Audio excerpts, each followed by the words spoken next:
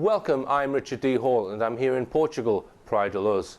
Now the reason why I've come here is because I'm making a series of documentaries about the Madeleine McCann case. Why am I making programs about that? Well, it's because I'm sick and tired of misleading media headlines about the incident. In these films, I will expose the hard facts about the incident and also what has happened since the incident. The documentaries clearly show the last place to get truthful information from is mainstream media, and I will also expose those who are controlling mainstream media.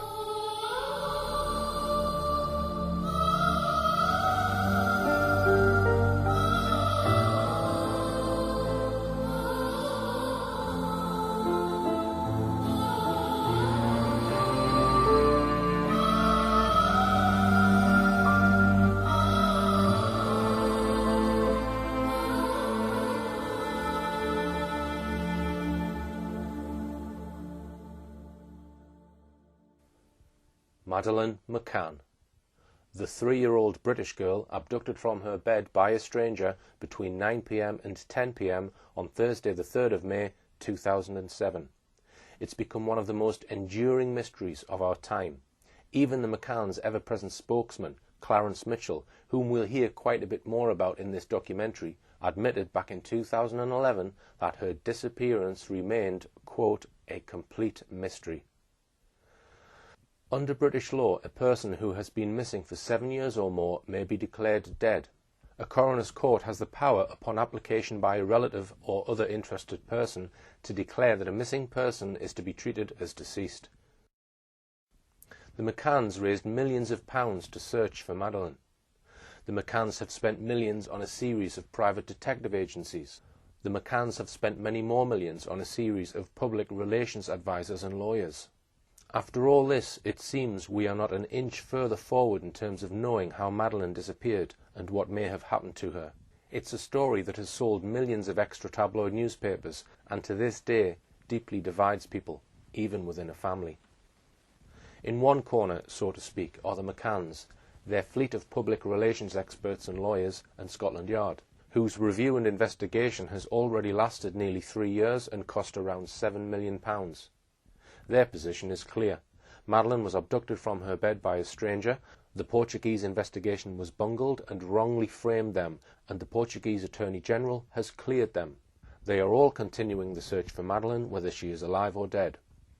But the McCanns face an array of opposition. The Portuguese detective who investigated Madeleine's disappearance pulled the McCanns in for questioning and made them suspects in their own daughter's disappearance. He wrote a book on the case, pointedly titled The Truth of the Lie. He claimed that the evidence suggested that Madeleine had died in her parents' apartment and that the McCanns arranged to hide her body and falsely claim that she was abducted. Many agree with him, not least former detective John Stoker, who led the inquiry into the Royal Ulster Constabulary's controversial shoot-to-kill policy. Way back in 2007 he declared, "The McCanns are hiding a big secret." One of my fascinations about this case is why the mainstream media are so reluctant to discuss the details. On TV, their account of events is rarely challenged in depth. They are, in effect, given a platform, despite the nagging questions that remain. In this series of documentaries, we'll be examining the facts in greater detail than has ever been done on film. The material will inevitably raise questions in your minds, and that's what it's meant to do. My purpose is to shed some penetrating light into dark, secretive areas that the mainstream media dare not touch. In part 1 and 2, we're going to examine the two main areas of evidence that led to the McCanns being pulled in for questioning. First of all, some of the changes of story and the contradictions. Secondly, the intelligence provided by 2 police dogs trained by world sniffer dog expert Mr. Martin Grime, who now works for the FBI. Next, we'll have a look at the controversial record of the detective agencies employed by the McCanns. And finally, we'll probe the extraordinary amount of top-level help the McCanns have had from the British government and its intelligence agencies. In part 2, we will pick up some of these issues in greater detail, focusing on the many changes of story and contradictions in the case, seeking to analyse and explain why there are so many. So let's start by a brief look at one key change of story over how the abductor is said to have gained access to the apartment, and one major contradiction, the conflicting accounts of a visit said to have been paid by the McCann's friend, Dr. David Payne, to Kate McCann around 6:30 p.m. on the day Madeleine was reported missing. So what was the original story that the McCanns gave to the press? Let's recall that it was an international story that developed with breakneck speed. According to the McCanns, Madeleine was first discovered missing around 10 p.m. on Thursday the 3rd of May 2007. Half an hour to an hour later, they reported this to the Ocean Club reception, who in turn called in the police.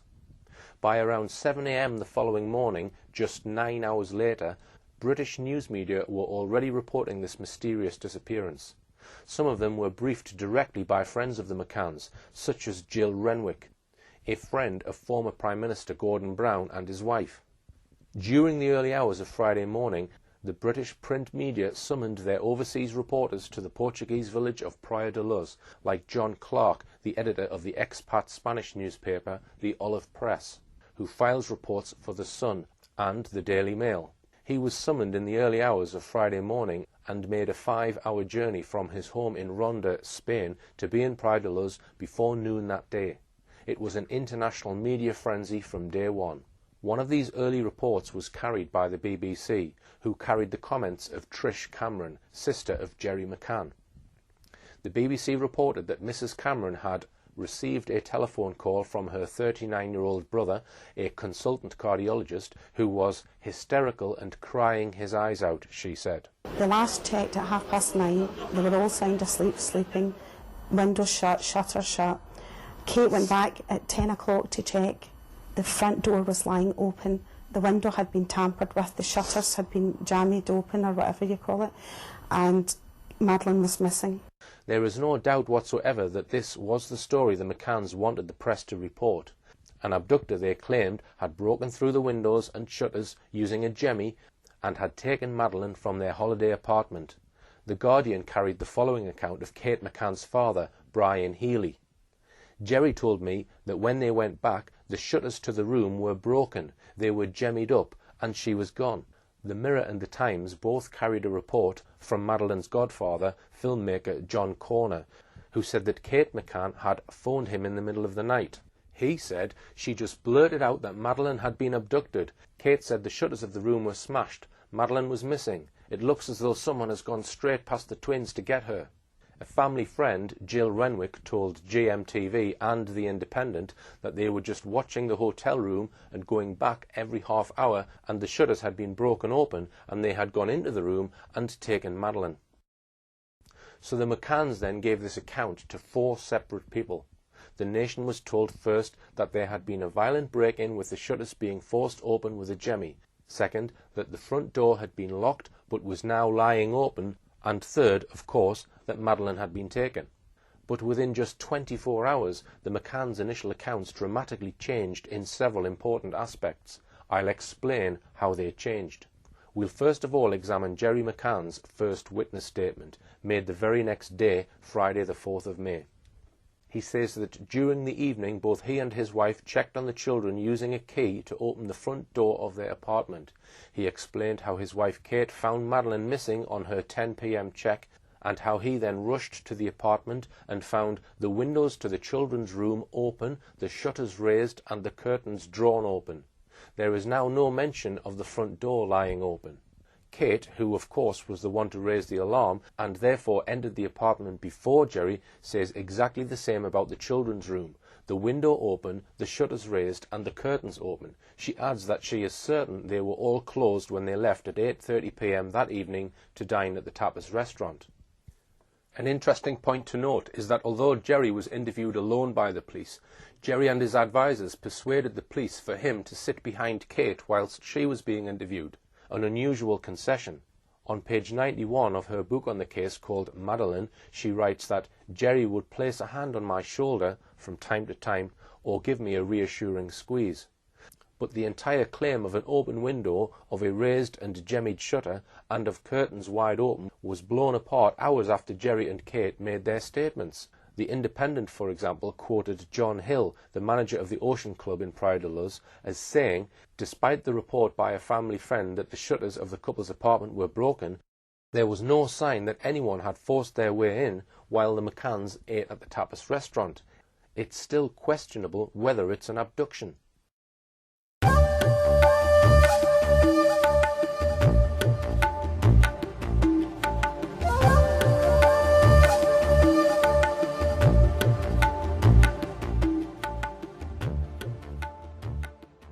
Later, Chief Inspector Olegario Sousa, the spokesman for the investigation, told British Police Officer Detective Inspector Kirby that the windows and the shutter had not been tampered with, adding that their mechanism makes them almost impossible to open from the outside. Later, pictures of the police examining the shutters were made available for the public to see. It was very clear that the shutters were not damaged. There was no support for the claims made by Jerry and Kate just hours after Madeleine was reported missing that the shutters had been jemmied open.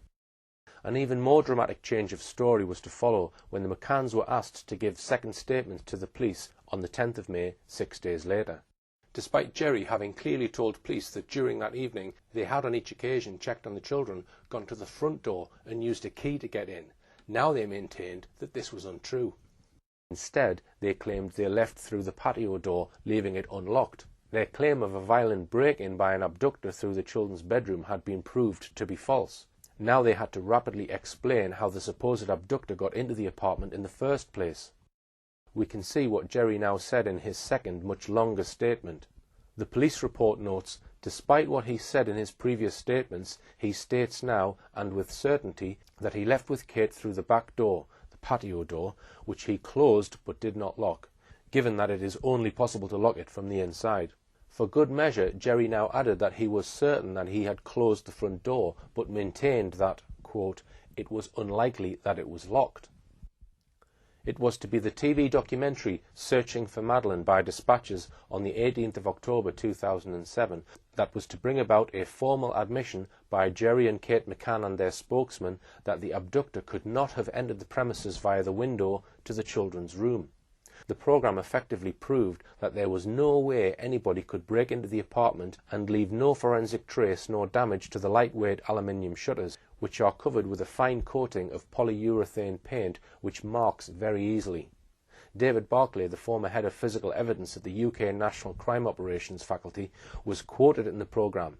He said, "We must be very careful that we're not saying this is actually staging, but it's difficult to see how anybody could have interfered with those shutters from outside without leaving some trace. In fact, having looked at them, I think it's almost impossible." Shortly after this programme, which was highly sceptical of the McCann's version of events, their spokesman Clarence Mitchell made a remarkable statement, which I'll reproduce in full below, exactly as quoted in The Independent. The Independent article told its readers, the spokesman for the family of Madeleine McCann has reversed a statement made in the early days of the search for the missing child. In the early part of the hunt, friends and family members told journalists that the shutters in the apartment where the McCanns were staying had been broken. Then they quoted Mitchell, "There was no evidence of a break-in. I'm not going into detail, but I can say that Kate and Jerry are firmly of the view that somebody got into the apartment and took Madeleine out of the window as their means of escape, and to do that they did not necessarily have to tamper with anything. They got out of the window fairly easily. The McCanns had already asked us to believe that they had made a genuine error when they initially told police that they were entering the apartment by the front door. Now they were making a claim that many people found difficult to swallow. They now boldly suggested, via their spokesman, that the mystery abductor had calmly walked through an unlocked patio door. He is then supposed to have picked up Madeleine from her bed and, as their spokesman said, taken her out of the window as his means of escape. On top of that, no one, apart from one of the McCanns' close friends who was with them on holiday, saw any abductor, nor heard any abductor. If there really had been an abductor taking a child through the children's window, he left no forensic trace behind. The window in the children's room was quite small, about 2'6" by 2'6". It is hard to see how an abductor could have got through the window with a child without waking that child up. More to the point, why would the mystery abductor choose to climb through the window when he already knew he could simply walk out of either the unlocked patio door or the unlocked front door? The McCanns now had a further problem. How could they explain an abductor freely entering their apartment through a door and then deciding to climb with the child through a small window? Eventually the McCanns found an explanation, though this latest explanation proved to be even more bizarre than previous ones. In 2010, the McCanns were involved in a 3-day libel trial in Portugal. This was a claim they had made against the author and publishers of a book about the case by Chief Detective Inspector Dr. Gonçalo Amaral, who coordinated the initial investigation into Madeleine's disappearance. Some evidence was given during that trial which seriously embarrassed them. Dealing with the opened window and shutters, Kate McCann told the media on the 14th of January, "As for the window, I described to the police officers exactly what I found that night as it was and is highly relevant. I knew that every little detail could be helpful in finding my daughter. The window, which is a ground floor window, was completely open and is large enough for a person to easily climb through it. Whether it had been opened for this purpose remains unknown. It could, of course, have been opened by the perpetrator when inside the apartment as a potential escape route or left open as a red herring." The McCanns seriously proposed that an abductor might have walked in through one of 2 unlocked doors in the property and either opened the windows and shutters of the children's room as a third potential escape route, or, even more bizarrely, opened them just to confuse any investigators. If anything, Kate's book Madeleine came up with an even more ridiculous scenario on page 131. She wrote, "Perhaps the abductor had either come in or gone out via the window, not both. Perhaps he hadn't been through it at all, but had opened it to prepare an emergency escape route if needed, or merely to throw investigators off the scent. He could have been in and out of the apartment more than once between our visits. What we do now believe is that the abductor had very probably been into the room before Jerry's check." All these scenarios are, to say the least, highly improbable. In a moment I'll finish off this section on the initial changes of story by having a detailed look at the claims made by Kate McCann about what she saw and did when she entered the apartment that night and says she found Madeleine gone. But first, I have mentioned the McCann's spokesman, Clarence Mitchell, once or twice. I hope to say much more about both him and the government's role in helping the McCanns on a future occasion, but for now, let me say a few pertinent things about him. At the time that Madeleine was reported missing, Mitchell was head of the Blair government's powerful media machine, the Media Monitoring Unit, inside the Central Office of Information, known by many as the Central Office for Disinformation. On a salary in today's terms of over £100,000, he headed up a 40-strong media manipulation department that was costing taxpayers several millions of pounds a year. After he had been working for the McCanns for a year, he boasted to a Portuguese newspaper, L'Expresso, that his job was to control what comes out in the media. Before becoming the McCann spokesman, he had worked for the BBC for many years on some of the top crime stories of the time: the murders by Fred and Rosemary West, the Soham murders of Jessica Chapman and Holly Wells, and Jill Dando's murder, to name but 3.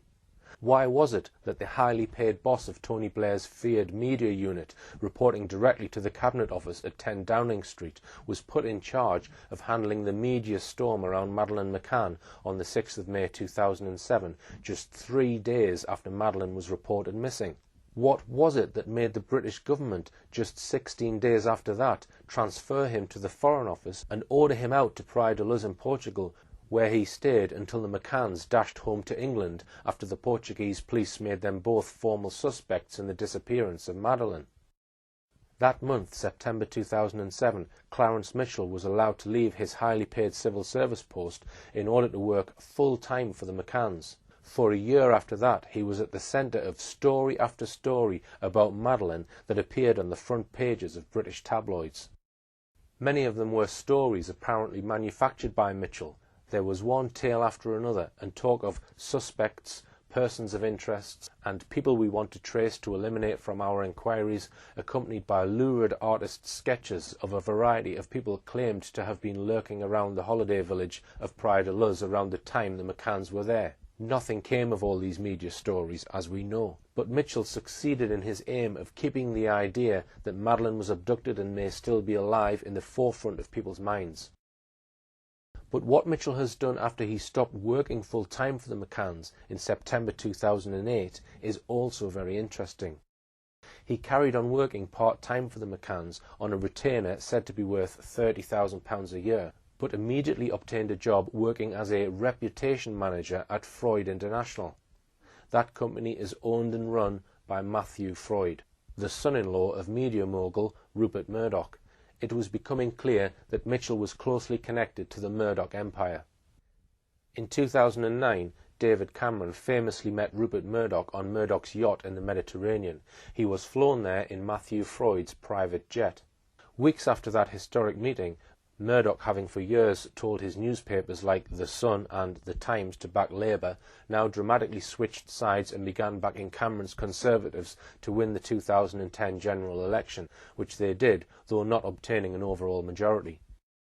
At around the same time, Cameron appointed Andy Coulson, former editor of the News of the World, another Murdoch newspaper, as his director of communications. Coulson, of course, has been embroiled in the long-running phone hacking trial at the Old Bailey, accused of illegally paying high-ranking police officers for juicy stories and illegally hacking people's phones. In March 2010, Cameron and Coulson appointed Mitchell as their Deputy Director of Communications to help master the control of the media to win the general election for the Conservatives. So there we had a team made up of Cameron, a close personal friend and neighbour of Rebekah Brooks, then the Chief Executive Officer of Murdoch's News International empire, Coulson, former editor of one of Murdoch's newspapers, and Clarence Mitchell, Chief Media Spinner for Blair and a recent highly paid public relations consultant to the company owned and run by Murdoch's son-in-law. Mitchell was a man, therefore, who moved in the very highest echelons of the British political and media establishment. Just why was it necessary for him to be given a full-time job as public relations officer for the McCanns just 3 days after Madeleine went missing?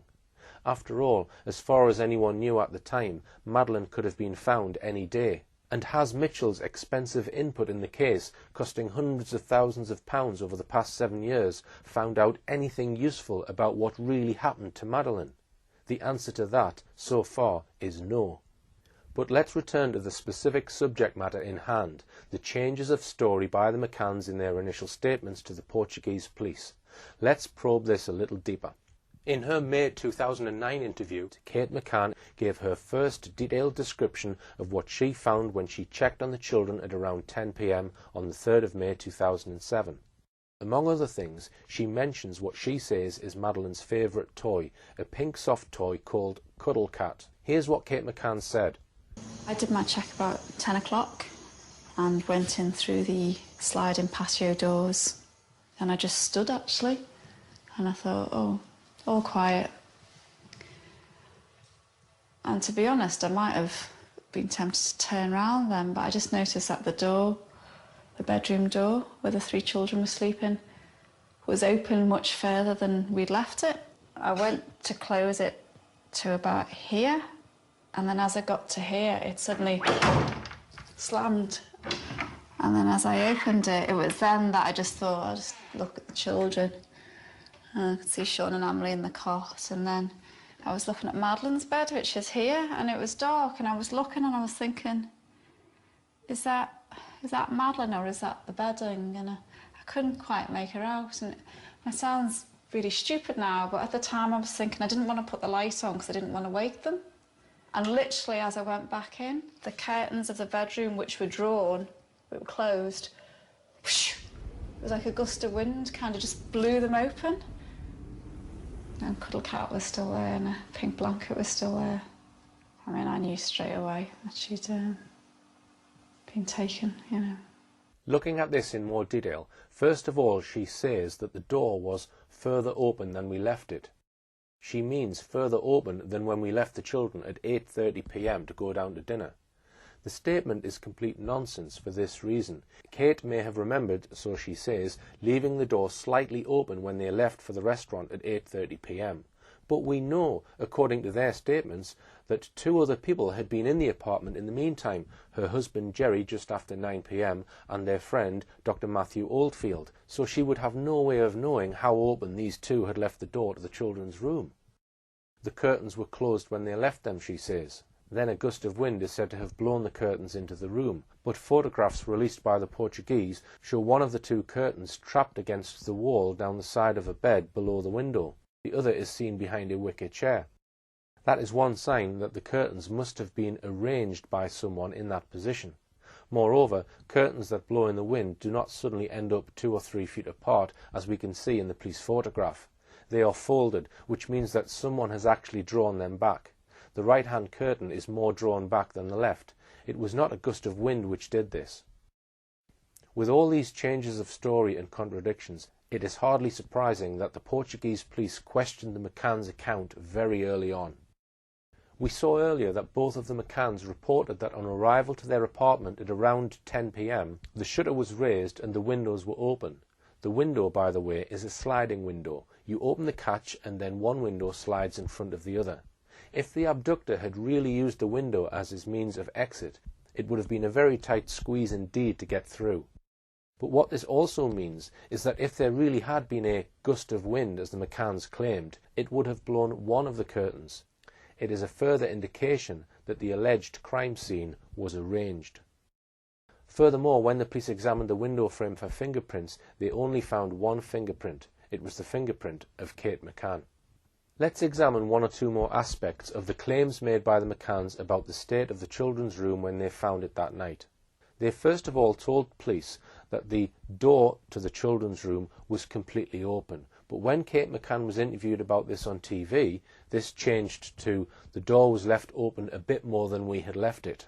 As we discussed above, this statement was nonsense, as 2 other people had allegedly checked on the children during the evening, so the McCanns wouldn't know how open the door had been left anyway. In her book on the case, Madeleine, Kate says the door was open quite wide. In her May 2009 interview, Kate McCann said this about the door allegedly slamming shut because of a gust of wind. The bedroom door where the 3 children were sleeping was open much further than we'd left it. I went to close it to about here, and then as I got to here, it suddenly slammed. And then as I opened it, it was then that I just thought, I'll just look at the children. This is how she told the story to CNN. I just noticed that the door to the children's bedroom was quite far open, and we always leave it just so it's slightly ajar, just to let a little bit of light in. And I thought to myself, did Matt leave the door open at 9:30? Because Matt checked on them at 9:30. And I thought that must be what happened. So I went to close over the children's door, and just as I was about to close it, it kind of slammed, as if like a gust of wind had shut it. The same story is in her book on page 71. Then I noticed that the door to the children's bedroom was open quite wide, not how we had left it. At first I assumed that Matt must have moved it. I walked over and gently began to pull it too. Suddenly it slammed shut as if caught by a draft. We notice here first a bit of clever backfitting. The nonsense about the door being open wider than when we left it is changed. Now, she states, at first I assumed that Matt, a doctor friend of theirs, had moved it. It has taken her 4 years to add this bit to her story. A vital point to notice here is that the claims about the gust of wind and the door slamming shut were never in any of the McCanns' original statements. These claims were added by them months later. This story of the alleged gust of wind, the curtains whooshing wide open and the door slamming shut, then featured heavily in a documentary shown by Channel 4 in May 2009 and in subsequent reconstructions, documentaries and TV interviews. The photographs taken by the Portuguese police show clearly that the curtains are hanging down and held firmly, one trapped down the side of the bed against the wall and the other behind the wicker chair. The folds in each curtain are clearly flattened against the wall of the furniture. This could not have happened due to an alleged gust of wind. The curtains have every appearance of having been deliberately arranged in that position. And that is exactly what the original Portuguese police investigators decided. They said the alleged crime scene had been faked.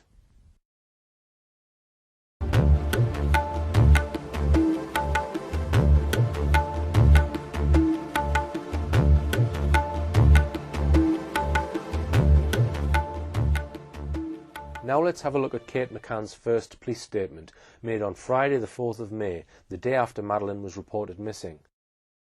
The police statement says that she went into the apartment by the side door, which was closed but unlocked, and immediately noticed that the door to her children's bedroom was completely open. The window was also open, the shutters raised, and the curtains open, while she was certain of having closed them all, as she always did. But the photos of the children's room taken when the police arrived show the windows closed. They are the type that lock together automatically when closed and need a finger inserted into the black mechanism in the centre to release the catch. They also show the shutters in the almost closed position. The photos also show the curtains half closed, the left curtain slightly more closed than the right one. We can immediately see how this conflicts with Kate's claims that the shutters, window and curtains were all completely open.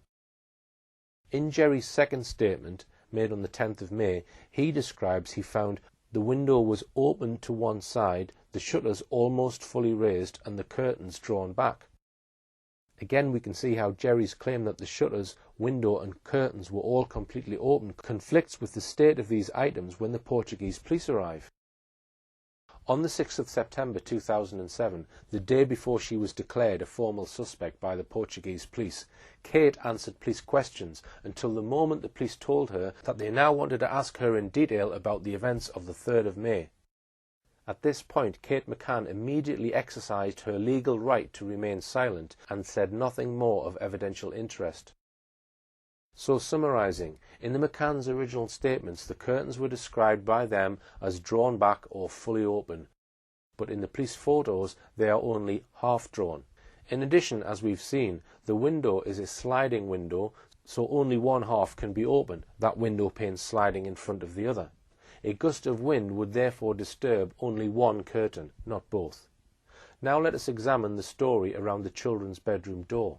In her police statement on the 4th of May, which was later confirmed by Jerry, Kate McCann says the children's bedroom door was completely open. But months later, they tell a very different story to journalists. Now it is, the door was open a bit more than we had left it. It's of interest to note that if we take these words at their face value, Kate is basically saying that she did not intend to look into the children's room until she says she noticed the door wider open than they'd left it. It is hardly surprising when we consider this scene that the original Portuguese investigating team thought there were obvious signs that the scene in the children's room had been faked. If we look at the police photos, we see first of all that the bed Madeleine is said to have slept in looks neat and tidy, with the corner neatly turned down. It does not immediately look like a bed that has been slept in or one from which a child has been suddenly snatched. If we look at the curtains, it looks as though someone has tucked the curtains back down the crack between the bed and the wall, having first moved out the bed, arranged the curtains in position, and then pushing the bed back against the curtain. Moreover, although Kate claims that the curtains whooshed open and were drawn back, in the photos they clearly are not. Neither the whooshing of the wind nor the slamming of the door was originally reported by either Kate or Jerry McCann. Why was it that these claims were only raised in 2009, nearly 2 years after Madeleine was reported missing? Finally, what was the weather like that night? Were there so-called gusts of wind, as Kate McCann claimed? It seems highly unlikely. We've had a look at the available weather records for that night. It was a cool night with a light breeze. At nearby Faro Airport, the maximum wind speed was a light force 3. At 10 p.m, Faro Airport recorded a wind speed of just 9 miles per hour. It hardly seems strong enough to cause a door to slam or to whoosh open a curtain which is found trapped behind a bed. There is one other very curious aspect about the weather that night. Several of the McCann's friends commented on how cool or cold it was. In fact, at about 9 p.m. to 10 p.m, when the supposed abduction is claimed to have happened, the outside temperature was around 13 degrees centigrade. That's 55 in Fahrenheit. You would need warm clothing when outside. One of their friends, Jane Tanner, specifically commented on how cold it was and how she needed to wear a coat when going out, so she said, to check on her 2 children. Yet bizarrely, Jerry McCann in his statements claims it was a hot night. In a moment we'll check on some statements made about the weather that night, but first let's examine yet another contradiction in this case, so full of changes of story and contradictions. In her book, Kate McCann describes how she and Jerry left the children when they sauntered down to the tapas bar to meet their friends. I took them all into their bedroom. Madeleine got into her bed, and then Emily, Sean and I settled ourselves on top of it, with our backs against the wall for our final story. Then we kissed the twins and kissed Madeleine, who was already snuggled down with her princess blanket and cuddle cat, a soft toy she'd been given soon after she was born and never went to bed without. Snuggles down clearly conjures up an image of a child tucked up under her sheets and blankets, feeling all warm and cosy. You snuggle into or under something. But just a page further on in the book, Kate writes, Jerry left to do the first check just before 9:05 by his watch. He found Madeleine lying there on her left-hand side, her legs under the covers, in exactly the same position as we'd left her. So when they left, Madeleine had already, quote, snuggled down. That is how they left her. Jerry now says he found her, quote, in exactly the same position as we'd left her. But what does Jerry say? Now Madeleine is reported to be on top of the bed, with only her legs covered up. Lying on top of the bed with her legs under the covers cannot possibly be described as snuggled down. Even more bizarrely, if we now return to Jerry McCann's second statement to the police, made on the 10th of May 2007, concerning the bed where his daughter was on the night she disappeared, he says that she slept uncovered, as usual when it was hot, with the bedclothes folded down. So even days after Madeleine was reported missing, he tells the Portuguese police that Madeleine slept on top of the bed because it was so hot, yet when Kate McCann published her book 4 years later, we are told that she was snuggled down in her bed when they left the children and headed out for their evening at the tapas bar. We've seen that the temperature around 8 to 9 p.m. that night was around 13 degrees centigrade. What other remarks did the McCanns and their friends make about the weather that night? On page 73 of her book, it was so cold and so windy. Now their friend Jane Tanner, referring to the person carrying a child she says she saw that night, I just thought, that child's not got any shoes on. You could see the feet, and it was quite a cold night in Portugal in May. It's not actually that warm. I know I'd got a big jumper on, and I remember thinking, oh, that parent's not a particularly good parent. They've not wrapped them up. It was actually quite cold. In April 2008, Jane Tanner was re-interviewed in England by Leicestershire police. In that interview, she was again asked about the weather that night.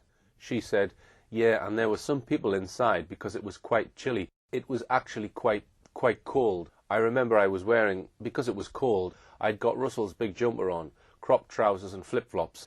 And yeah, it was quite, sort of cold. I thought that the child might be cold.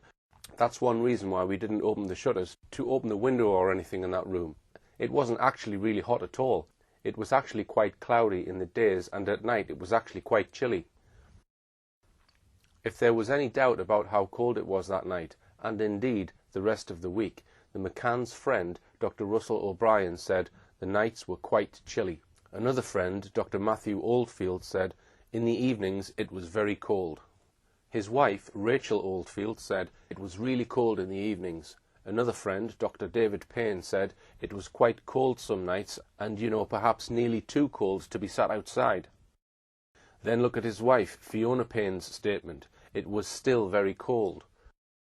Fiona Payne's mother, grandmother Diana Webster, also went on holiday with the tapas group and noted that when the children were brought up to our apartment, they would have to come out into the cold. So why, alone amongst his group of friends, does Jerry McCann insist it was so hot that Madeleine lay on top of her bedclothes that night? Could it be because the police photographs shows a bed which shows few signs of having been slept in during the evening of the 3rd of May? Is that something he was perhaps struggling to explain? When Kate McCann was pulled in for questioning on the 7th of September 2007, just 4 months after Madeleine had been reported missing, the first question she was asked was this. On the 3rd of May 2007, at around 10 p.m, when you entered the apartment, what did you see? What did you do? Where did you search? What did you handle? She had a golden opportunity to tell the police what she saw and what she did, but instead she exercised her right not to comment. She was asked 47 more questions. She answered no comment to every one.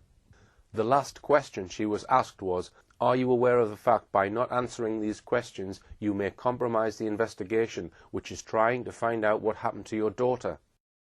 Kate McCann did answer that one. She replied, "Yes, if that is what the investigation thinks." After this unproductive interview, the Portuguese police made Kate an arguida, suspect in English. 3 days after that interview, Dr. Gonçalo Amaral's chief inspector, Tavares de Almeida, published a detailed interim report. It didn't pull any punches.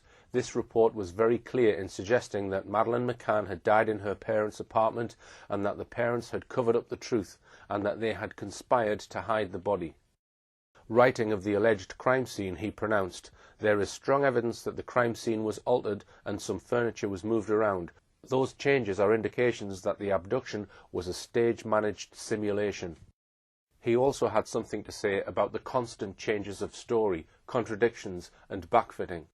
In a section headed, "The McCanns evolved their story to adapt to the police questions," he wrote, "The media attention that has been given to the case and the search for information by the said media has led to an evolution of Madeleine's parents' statements. All the information that has been made public has contributed to the McCanns rebuilding and adapting their story to fit the eventual police questions.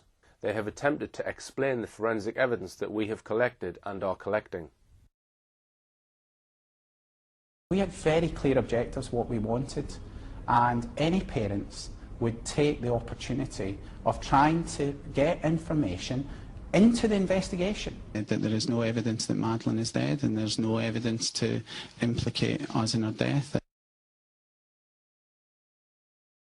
Everything we've done during the last 100 days is focused on the belief that Madeleine was alive when she was abducted.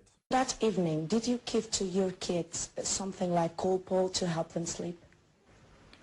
You know, we're not going to comment on anything, but, you know, there is absolutely no way we used any sedative drugs or anything like that. How do you feel now that Amaral's book is going to be out on the shelves here? Yeah, so, well, you know, as we've already alluded to, anyone who wants to convince people that Madeleine is dead without evidence to support it, their motives have to be questioned. Can you update people? Where are you now? Have you got any new news? What's happening with your investigation? Well, I mean, I'd like to say to you that we did have some hot leads, but I mean... Cuando vosotros os enteráis de eso, de que la policía ha descubierto sangre en el apartamento, ¿cómo reaccionáis? Do you know what? This is all investigation. And you need to speak to the police. You know, all your questions are about investigation. And we can't comment on them. Jerry? No. We can't answer questions about the police investigation. I asked about your reaction. In the next film, we will be looking at more contradictions and also the evidence of 2 sniffer dogs.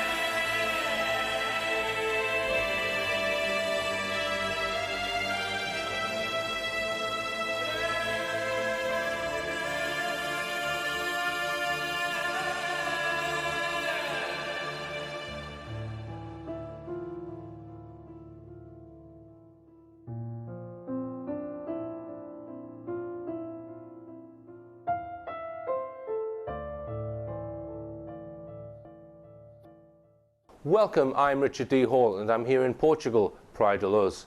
Now the reason why I've come here is because I'm making a series of documentaries about the Madeleine McCann case. Why am I making programs about that? Well, it's because I'm sick and tired of misleading media headlines about the incident. In these films, I will expose the hard facts about the incident and also what has happened since the incident. The documentaries clearly show the last place to get truthful information from is mainstream media, and I will also expose those who are controlling mainstream media.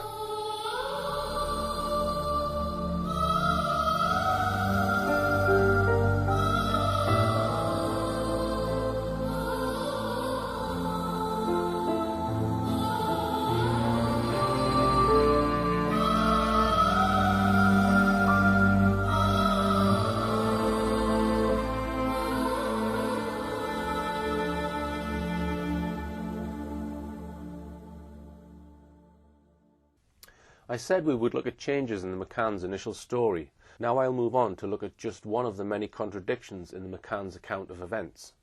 Again, it concerns the first day, the 3rd of May 2007, and it's a hugely significant contradiction because it concerns the last time that Madeleine was seen alive by anyone other than the McCanns.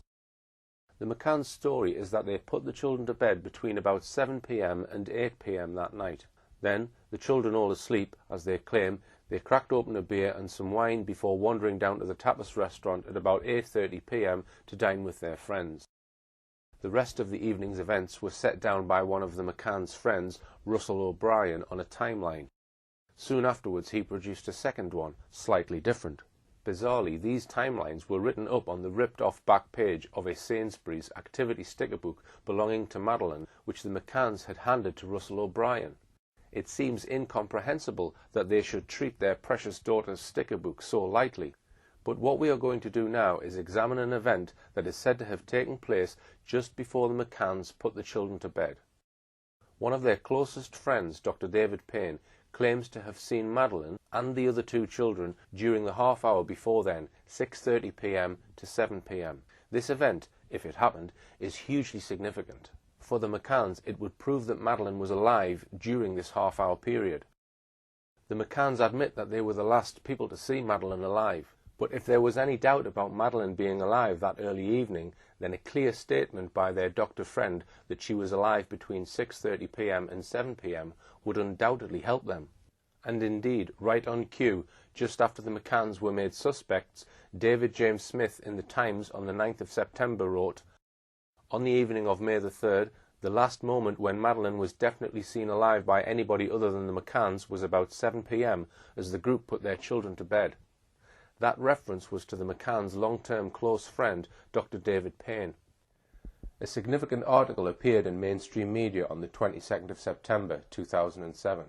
The Daily Mail ran a major article, "McCanns, What Really Happened in Madeleine's Missing 6 Hours," by their correspondents Sam Greenhill and Paul Harris, based in Praia de Luz, and Dan Newling. Leaks had emerged from the Portuguese police that there were major gaps in the McCanns' accounts of what happened during the afternoon and early evening of the 3rd of May, the day Madeleine was reported missing. The print media ran stories about the missing 6 hours. The Mail claimed it was the first full account of Kate and Jerry McCann's final day with their daughter, a poignant chronology of a summer day that turned to tragedy and grief. That claim was not true. It was neither a full account nor an accurate account. For a start, this so-called full account completely omitted any reference to Dr. Payne's alleged visit to the McCanns' apartment, said to have taken place between 5:50 p.m. and 6 p.m. that evening. The Mail's account said, "The McCanns played tennis in the afternoon while Madeleine went back to the creche. Madeleine had high tea at 5:30 p.m. with staff at the kids' club. She was picked up shortly before 6 p.m. by Kate and Jerry. After that, Kate and Jerry went home, got the kids ready for bed and got ready to go out for their meal." That account is significant. It does not mention any visit by David Payne to the McCanns' apartment. It does not say anything about Jerry McCann playing tennis at 6:30 p.m. as claimed elsewhere. The Mail article gives the impression that the McCann family went home at 6, put the kids to bed, got ready to go out, and then went out to dinner, which they say was about 8:30 p.m. If we also bring in the evidence of Fiona Payne, David Payne's wife, even more contradictions come to light. She maintains that she went to the McCann's apartment at 7 p.m. and that her husband, Dr. David Payne, joined her there 10 minutes later. There's no mention of this elsewhere. And besides that, Dr. Payne is adamant in his statements that his wife was not at the apartment, and moreover that he was playing tennis after 7 p.m. until 8 p.m.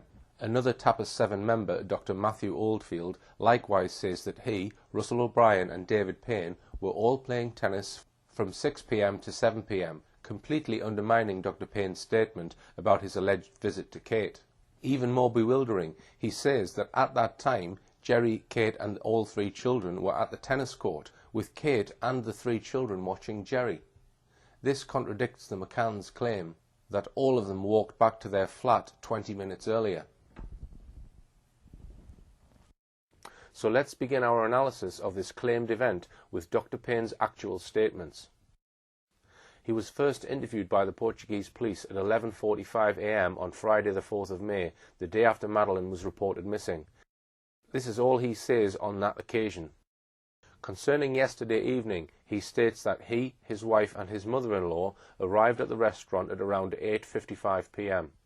According to what he remembers, when they arrived, all the members of the group were present apart from the children, who were in bed. During the evening, Jerry, Jane and Matthew went alternately to their children's bedrooms to check if they were sleeping. He thinks they physically went to the apartments. He no longer remembers in what order they went to see their children. So nothing whatsoever about seeing Madeleine alive between 6:30 p.m. and 7 p.m. It appears that David Payne may subsequently have made at least one, if not 2 or more, written statements to the police and been interviewed by Leicestershire police. None of these statements are anywhere to be found in the documents released in 2008 by the Portuguese police. The following crucial email was sent on the 24th of October 2007 by Detective Constable Mike Marshall of Leicestershire Police to Ricardo Paiva of the Portuguese police. It reads, "Ricardo, as requested, appended are the statements of Arul and Katharina Gaspar. I read carefully the written statements by David Payne, but was not able to extract any other information besides what is already known. He declares that he saw Madeleine for the last time at 1700 hours on the 3rd of the 5th '07 in the McCann's apartment. Also present were Kate and Jerry. He did not indicate the motive for being there or what he was doing. Similarly, he does not indicate for how long he stayed. When asked with whom he was on the afternoon of the 3rd of May, he declares that this information was already offered to the police and he cannot remember if anyone else was there. He does not remember what he was wearing that afternoon." So some very interesting statements here, from one police force to another. We'll see the significance of them as we probe this alleged visit further. Payne has told the police, 1. He saw Madeleine at around 5 p.m. 2. Both Kate and Jerry were present when he saw Madeleine. He completely changed that in later statements when he said it was at 6:30 and that Jerry was not there. In a very plain statement, DC Marshall also tells us that Payne didn't know why he had gone there, he had no idea what he was doing there, and he has no idea how long he stayed. Nearly a year after Madeleine's disappearance, however, Dr. Payne was again interviewed by Leicestershire Police. They carried out what is known as a rogatory interview. It was carried out by British police officers following what are called rogatory letters sent to the Home Office asking the British police to interrogate witnesses. Detective Constable Messiah carried out the interview at Leicestershire Police Headquarters, Enderby, on the 11th of April 2008. It began at 10:26 a.m. It begins with him describing meeting up with some of his friends for what he describes as an evening meal at the Paraiso restaurant. We know from a CCTV recording that this occurred around 5:30 p.m. to 6 p.m. Here is the relevant passage of his statement. It's taken directly from the police transcript of this interview. "I was down windsurfing. I must have been windsurfing for a couple of hours.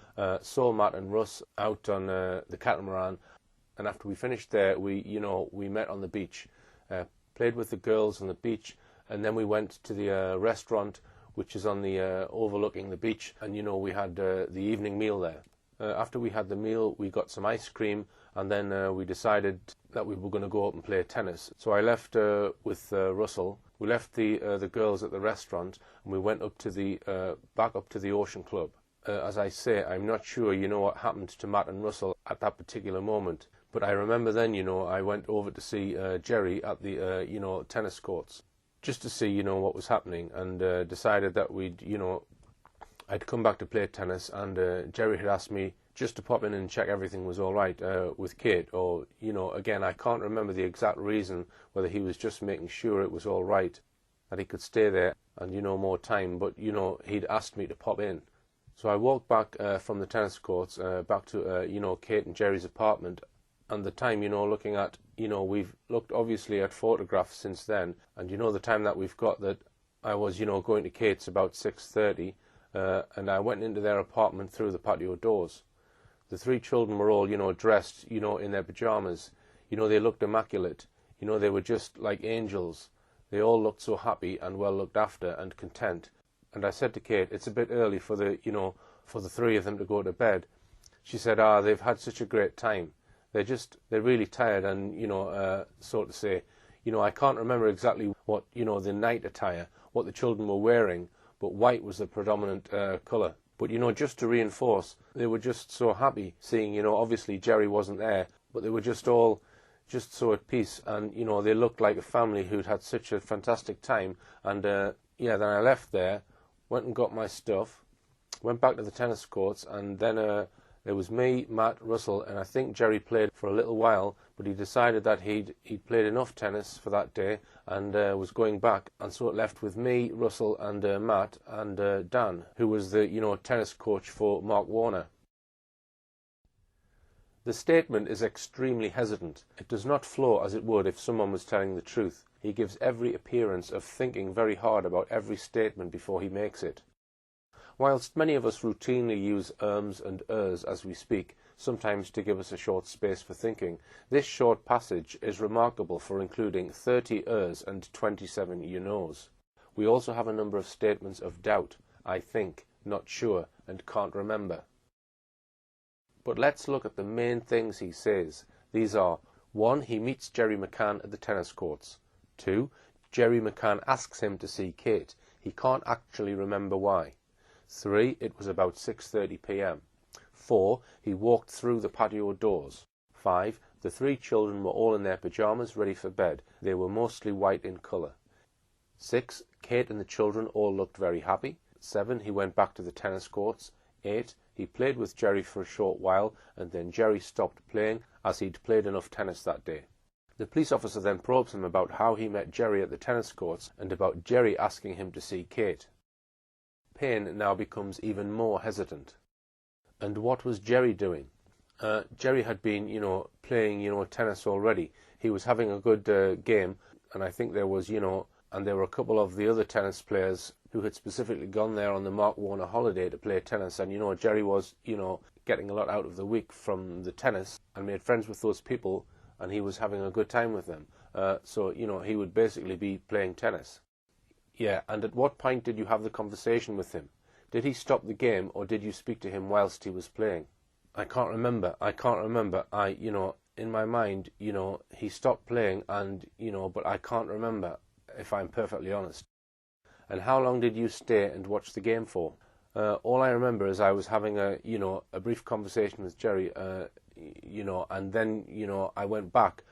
I didn't actually stay there for too long because of the time, it was ticking by. But again, these are, as we can see, he cannot remember exactly how this supposed conversation with Jerry McCann actually occurred, nor does he say who was actually playing tennis with Jerry at this time. The police officer presses him about the moment when Jerry is supposed to have asked Payne to go and see Kate. Okay, and it was at what point that Jerry said to you, go, and would you mind checking on Kate? Well, I mean, coming back from the beach, I'd got no equipment to play tennis, etc. So I had to go back to my room to, change into my stuff appropriate for playing tennis in.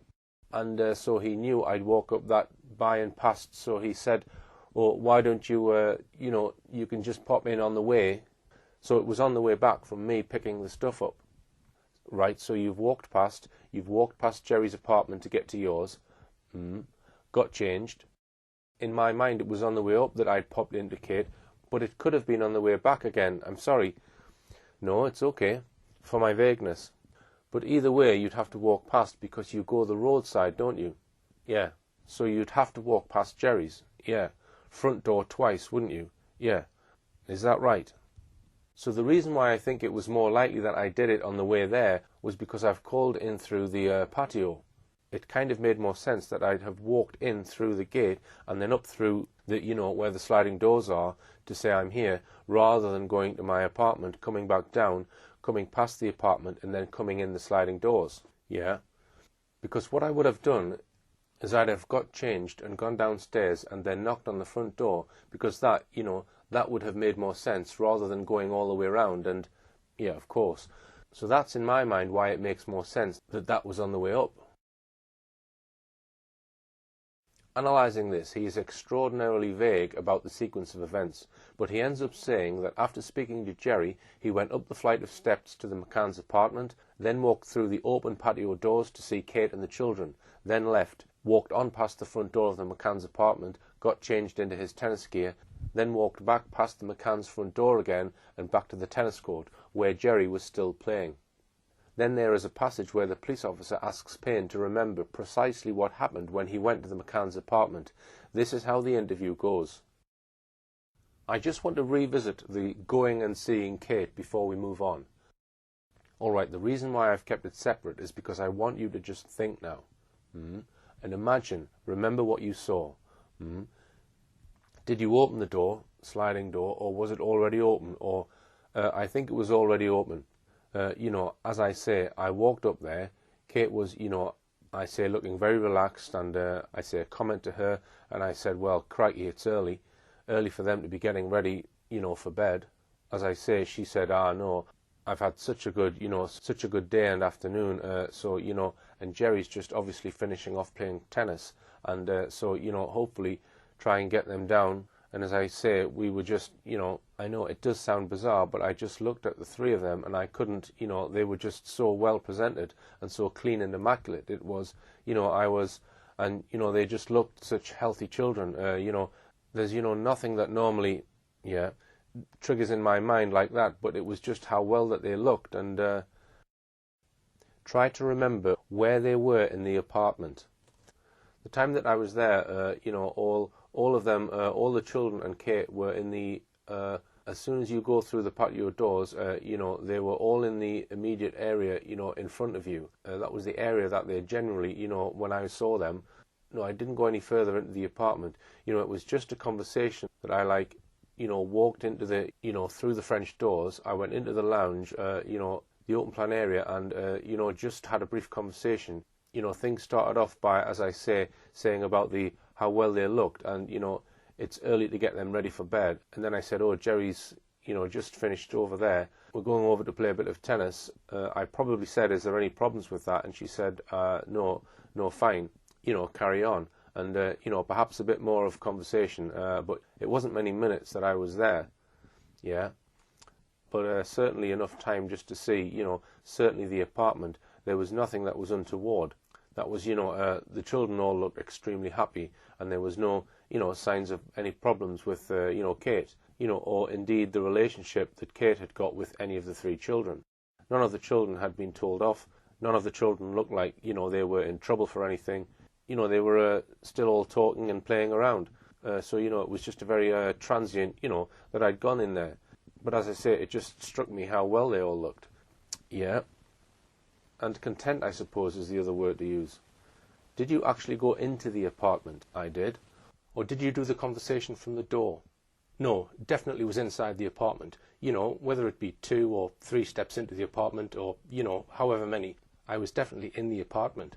Okay, so now what I'm going to ask you to try and recollect what everybody was wearing. I'm afraid that is, I cannot recall at all. You'd think that would be an obvious thing to remember. I cannot remember.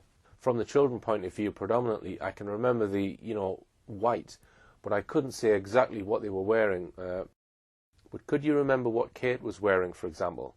I can't, no. And did you actually set eyes on each individual child? All 3 children I saw, yeah. And were they standing up, sitting down? They were generally standing up, yeah. Did they actually acknowledge you? Oh, yeah. I'm very sure that if you'd have asked them, that evening or the next day, they'd all say, yeah, I popped in. I did know the children very well. We'd all, met up many times before. Again, I'd be playing with Madeleine, in the play area, during that week, lifting her up, twizzling her around and everything. I knew her that well, to do that. And as I say, she definitely knew who I was, and certainly, as I say, just to reinforce, she looked very happy. Yeah, was that the last time you saw Madeleine? It was. How many minutes? You said as a matter of minutes, and then you went back, and then you played tennis. I'm going to pin you down and ask you how long you think you were in there for. I know you say minutes. In the apartment, I'd say 3 minutes, 5 maximum. 3 to 5. Yeah. So then you stepped back out. Did you leave the doors open or did you close them? I couldn't remember. Again, I've got in my mind that the patio doors were open when I went in, and I probably would have just walked out back that way. It's still relatively nice outside. It was light and everything, so, whether they kept the door open, it's just nice when it's in the end of the evening, the end of the afternoon. But if I'm perfectly honest, the answer to that question is, I can't remember. Okay, so when you went back and then you played a game for about an hour. Once again, he gives extraordinarily long, rambling answers to the simplest of questions, such as, where were the children in the apartment, and did they acknowledge you? Again, there are excessive ers, 35, and a remarkable 56 you knows in that short section of the interview, plus many as I says and I means. To a number of questions he answers, I can't remember or I can't recall. But we're now going to compare Payne's account of this alleged event with what Kate said on the record about it, just to remind ourselves. Payne has made these factual issues pretty clear. He entered via the patio door. It was probably open. He went into the apartment. He saw Kate and the 3 children. He stayed for 3 to 5 minutes. So what is Kate's version of this encounter? When interviewed on the 4th of May, the day after Madeleine's reported disappearance, she says this about the time between 5 p.m. and 8:30 p.m. Around 5 to 5:30 p.m., the children ate at a bar under the watchful eyes of the parents.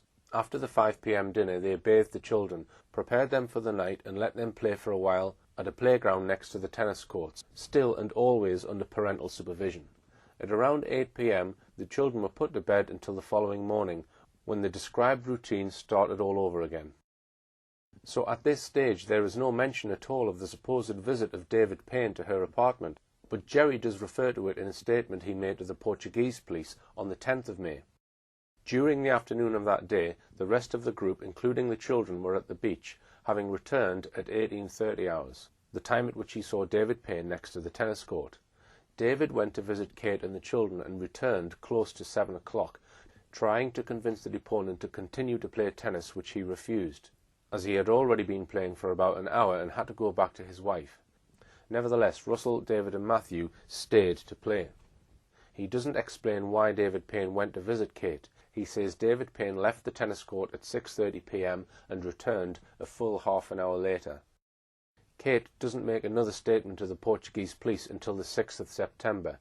Here is what she said on that occasion. While the children were eating and looking at some books, Kate had a shower which lasted around 5 minutes.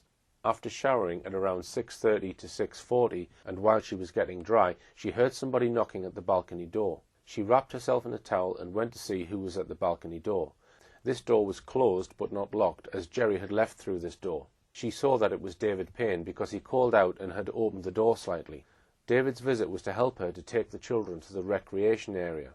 When David returned from the beach, he was with Jerry at the tennis courts, and it was Jerry who asked him to help Kate with taking the children to the recreation area, which had been arranged but did not take place. David was at the apartment for around 30 seconds. He didn't even actually enter the flat. He remained at the balcony door.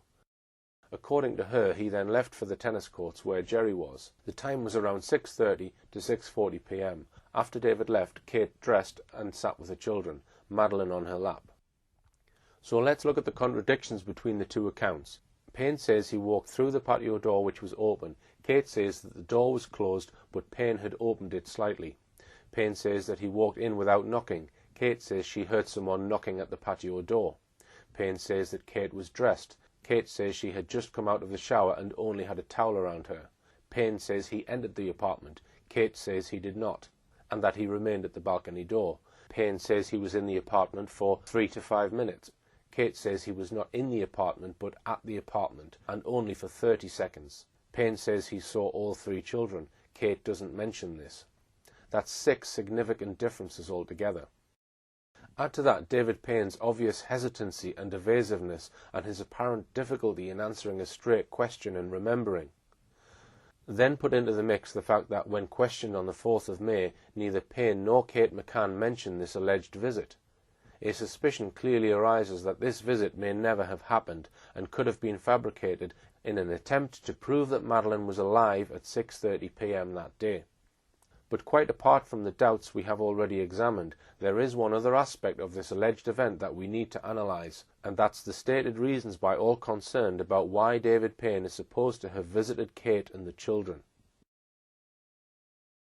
Let's begin with the statement that Jerry McCann gave to the police when he was made a suspect.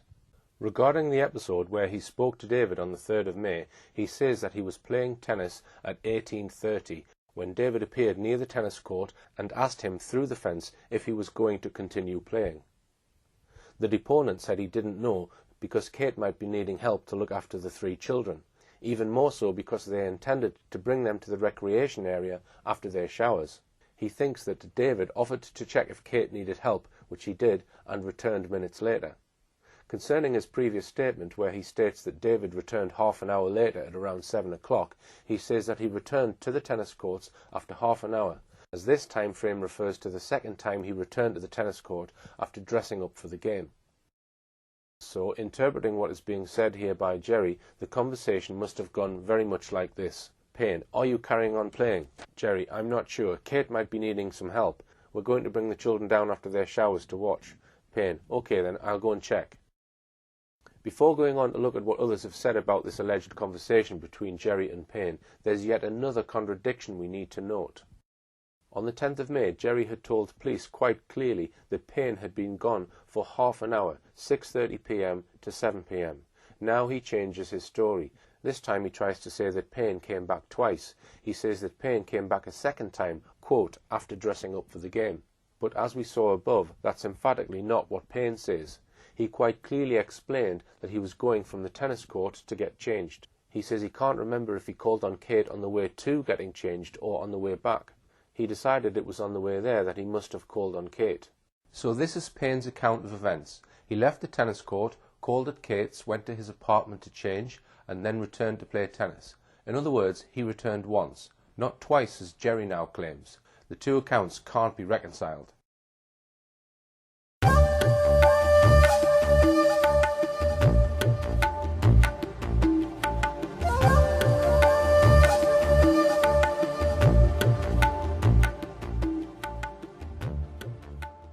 Before we leave this topic, even more contradictions arise when we examine what reasons have been given for Payne visiting Kate. The issue of this alleged visit of Payne to Kate McCann first arose in September 2007, 4 months after Madeleine's disappearance, when sections of the British press began referring to the missing 6 hours, a gap in the afternoon and early evening when it was unclear what the McCanns and their friends were doing.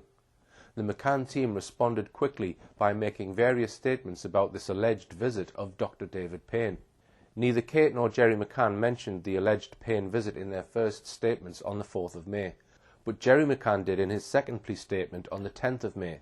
He simply said that David Payne went to visit Kate at 6:30 p.m, returned at 7 p.m. to the tennis court, and tried to convince Jerry to carry on playing tennis. Jerry says in his initial statement, "I'd been playing for about an hour. I had to go back to my wife."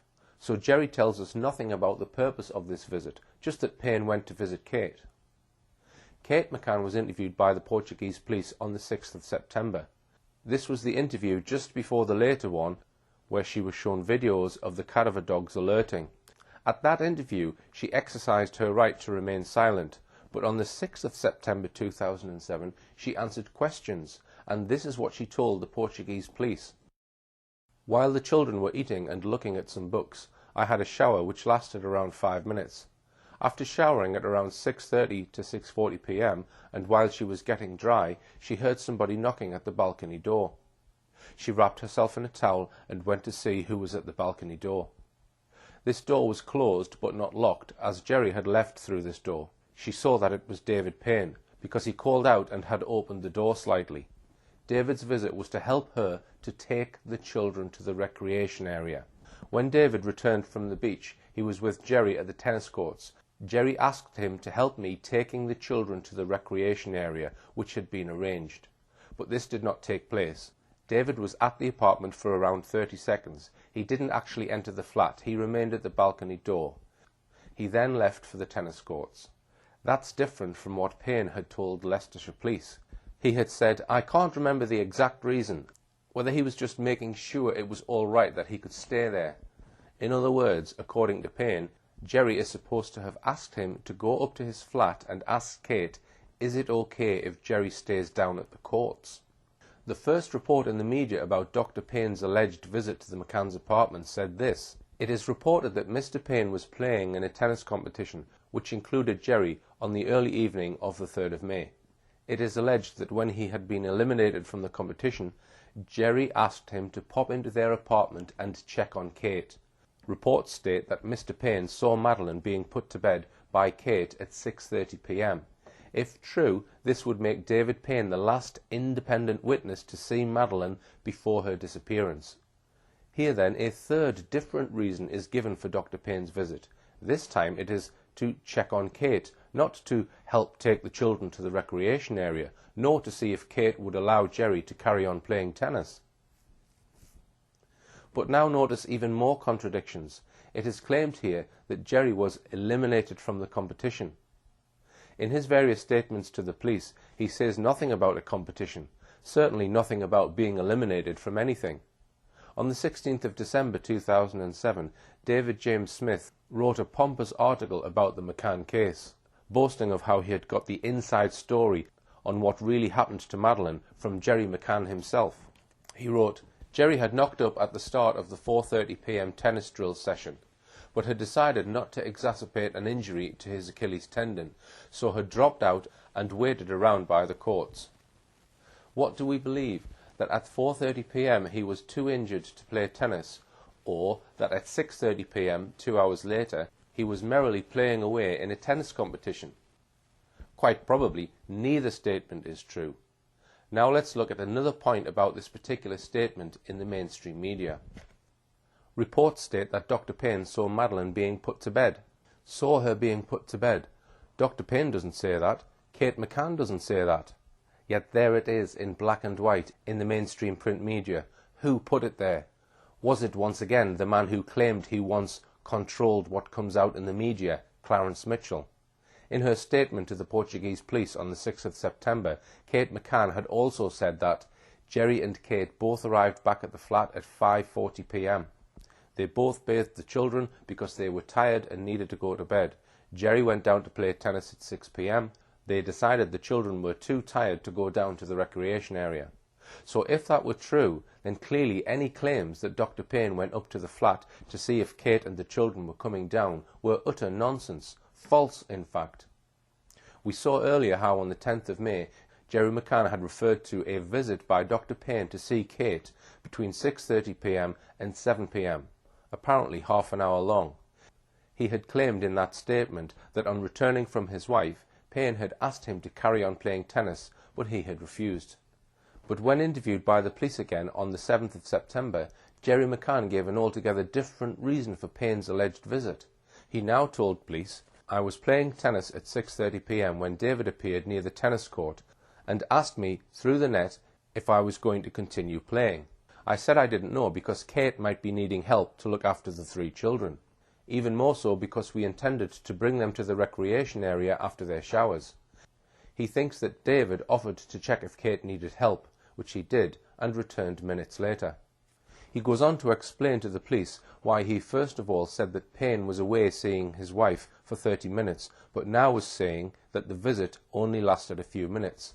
As we saw just now, he gets out of this by telling the police that David Payne returned twice, and the first time without his tennis gear, the second time with his tennis gear on. So if Dr. Payne really did visit Kate McCann around 6:30 p.m. on the night Madeleine disappeared, for which of the following reasons was it? All these have at various times been given by various witnesses.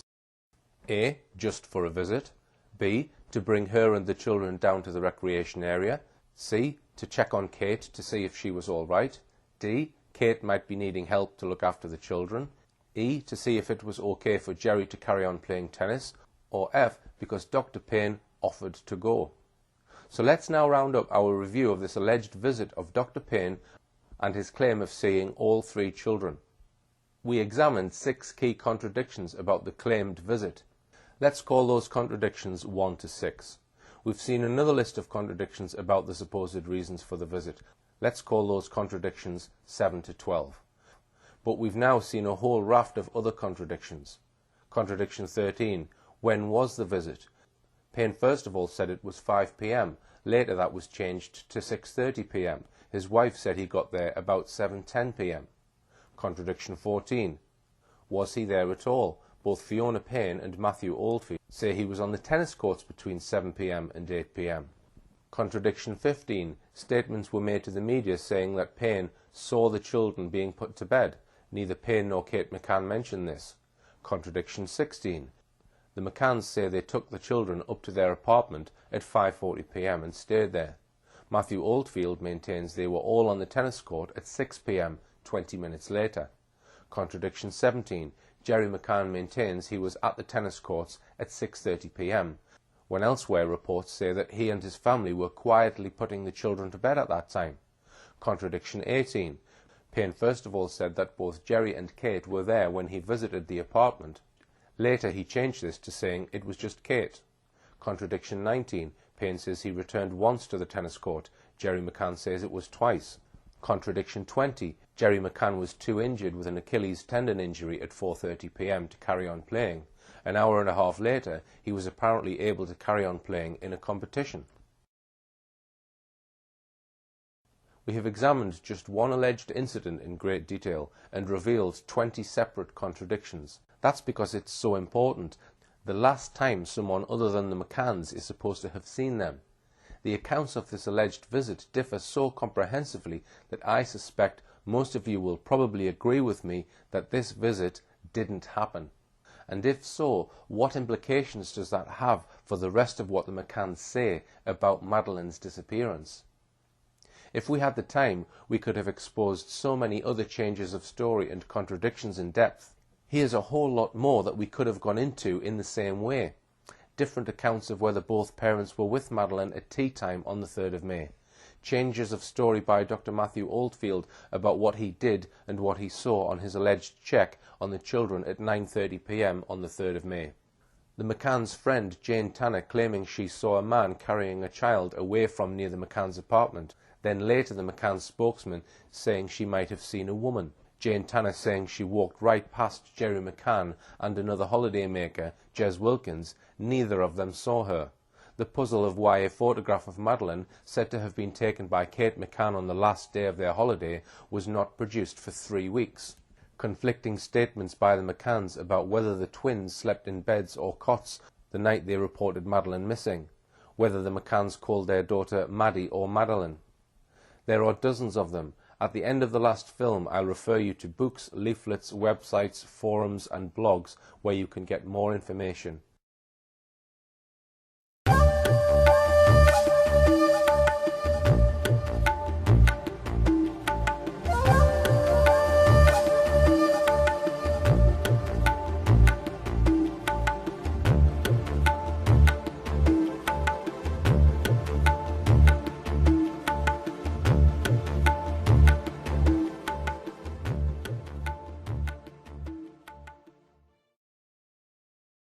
Before leaving the subject of David Payne's alleged visit to Kate McCann at 6:30 p.m. on the evening Madeleine was reported missing, we need to mention another issue which once again the mainstream media have avoided, despite the fact it is clearly part of the evidence in this case. This evidence comes from 2 respected general practitioners, Dr. Catherine Gasper and her husband, Dr. Savio Gasper.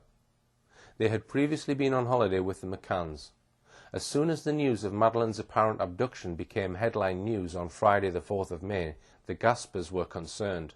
Their thoughts turned to 2 unseemly incidents that had occurred whilst they were quaffing wine at their holiday villa alongside the McCanns and Dr. David Payne and his wife. Let's go straight to their witness evidence and see what they told Leicestershire Police on the 16th of May 2007, just 13 days after Madeleine McCann had been reported missing. My husband Savio and I are general practitioners. My husband knows Kate as they both attended Dundee University between 1987 and 1992. We got to be close friends of Jerry and Kate.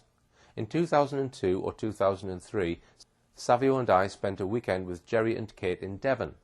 In September 2005, me and our first child, aged 18 months, holidayed in Mallorca with Kate, Jerry, Madeleine and their twins, Sean and Amelie, who were only a few months old. There were also other friends of Kate and Jerry there, including Dr. David Payne and his wife. They had a daughter around 1 year old. Dr. Payne organised the trip. Probably around the 4th or 5th day there was an incident that stuck in my mind. I have thought about this incident many times since then. One night when all the adults were sitting around on a patio outside the house where we were all staying, we had been eating and drinking Berbers. I sat between Jerry McCann and David, and I think both were talking about Madeleine. I remember Dave saying to Jerry something about she, meaning Madeleine, would do this. While he mentioned the word this, Dave was doing the action of sucking one of his fingers, pushing it in and out of his mouth, while with his other hand he was doing a circle around his nipple, with a circular movement around his clothes. This was done in a provocative way. There seemed to be an explicit insinuation about what he was saying and doing. I remember being shocked by that. I always felt it was something very weird and that it was not something anyone would say or do. I looked at Jerry and also at Dave to gauge their reactions. I looked around as if saying, "Did someone else hear that, or was it just me?" The conversation stopped for a moment, then we all began conversing again. Moreover, I remember Dave doing the same thing on another occasion. Again, it was during a conversation in which he was talking about an imaginary scenario, although I'm not sure. He again stuck one of his fingers in and out of his mouth, and with the other hand he once again drew a circle around his nipple in a provocative and sexual way. I think he was referring to the way she, his daughter Lily, would behave or what she would do. I remember thinking whether he would look at my daughter and other little girls in a different way than I or others do. I imagined that he had perhaps visited internet sites related to little children. In a word, I thought that he could be interested in child pornography on the web. During our holiday in Mallorca, each parent would bathe the children in turn. I was keen to stay near the bathroom if Dave was bathing the children, and told Savio to be careful and to be close by if Dave was helping to bathe the children, and my daughter in particular.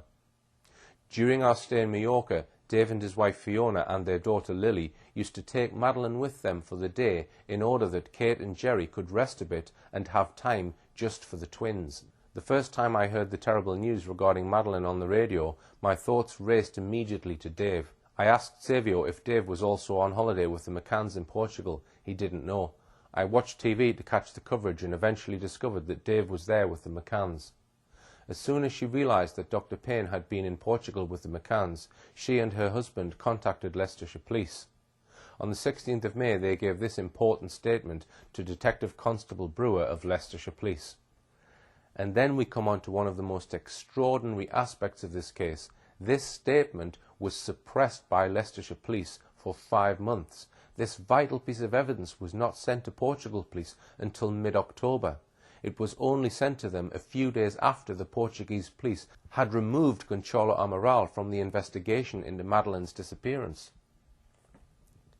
I'm sure I'm not alone in wondering why senior police officers in Leicestershire would suppress a report that contained the credible evidence from 2 respected doctors that someone who was with the McCanns in Portugal appeared to have an interest in child sexual abuse.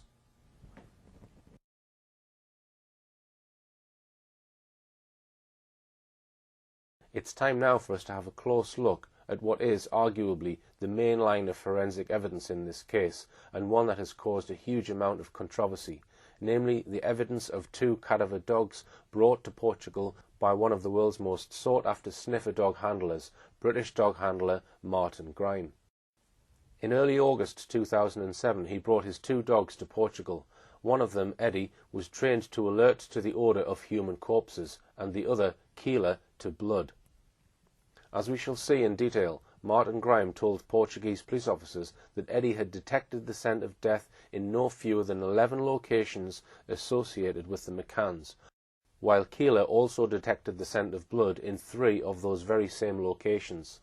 The dogs were deployed on different days, so they alerted to these locations independently of each other.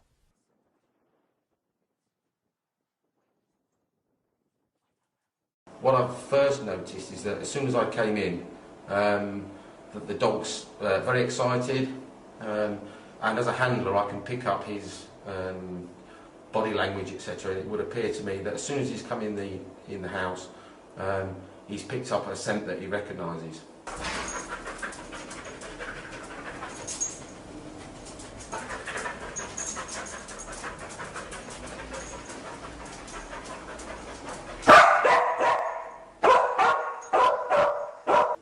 If there isn't a scent source in here, i.e. a physical article where the scent is emitting from, any scent residue will collect in a particular place due to the air movement of the flat, of the apartment. And what I would say in this case is that there's enough scent in that area there for him to give me a bark indication. But the source may not be in that cupboard. The source may well be in this room somewhere else, but the air is actually pushing it into that corner. But is a strong indication, and I would say it's positive for the things that he's trained to find. And he's decided, yes, that's what I'm looking for, and that's when he's given me the bark indication. What we should understand with this dog is that he only barks when he finds something. He won't bark at any other time. The only times I've ever known him bark since I've got him as a small puppy was A, for his dinner, and that's just excitement, and that's one of the training methods we use to teach him to bark when we wanted him to, and when he actually finds something. He won't bark at other dogs, he won't bark at strangers, he won't bark when somebody knocks on the door or anything like that. So again, I would say that's a positive indication. Okay. Let there be no doubt about what Martin Grime said his dogs were alerted to. He said, in effect, that his dogs were alerting to the past presence of a human corpse in those 11 locations. As we shall see in a moment, no other corpses had been present in those 11 locations. Therefore, if a corpse really had been in contact with those 11 locations, it could only have been that of Madeleine McCann.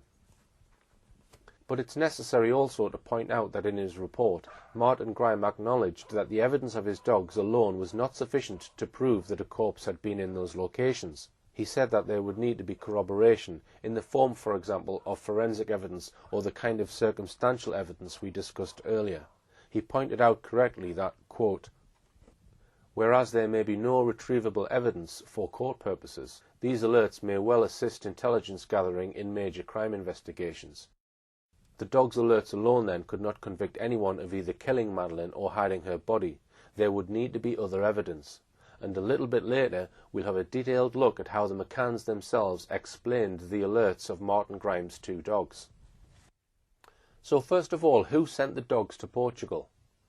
It was actually a combined operation by the Portuguese and British police.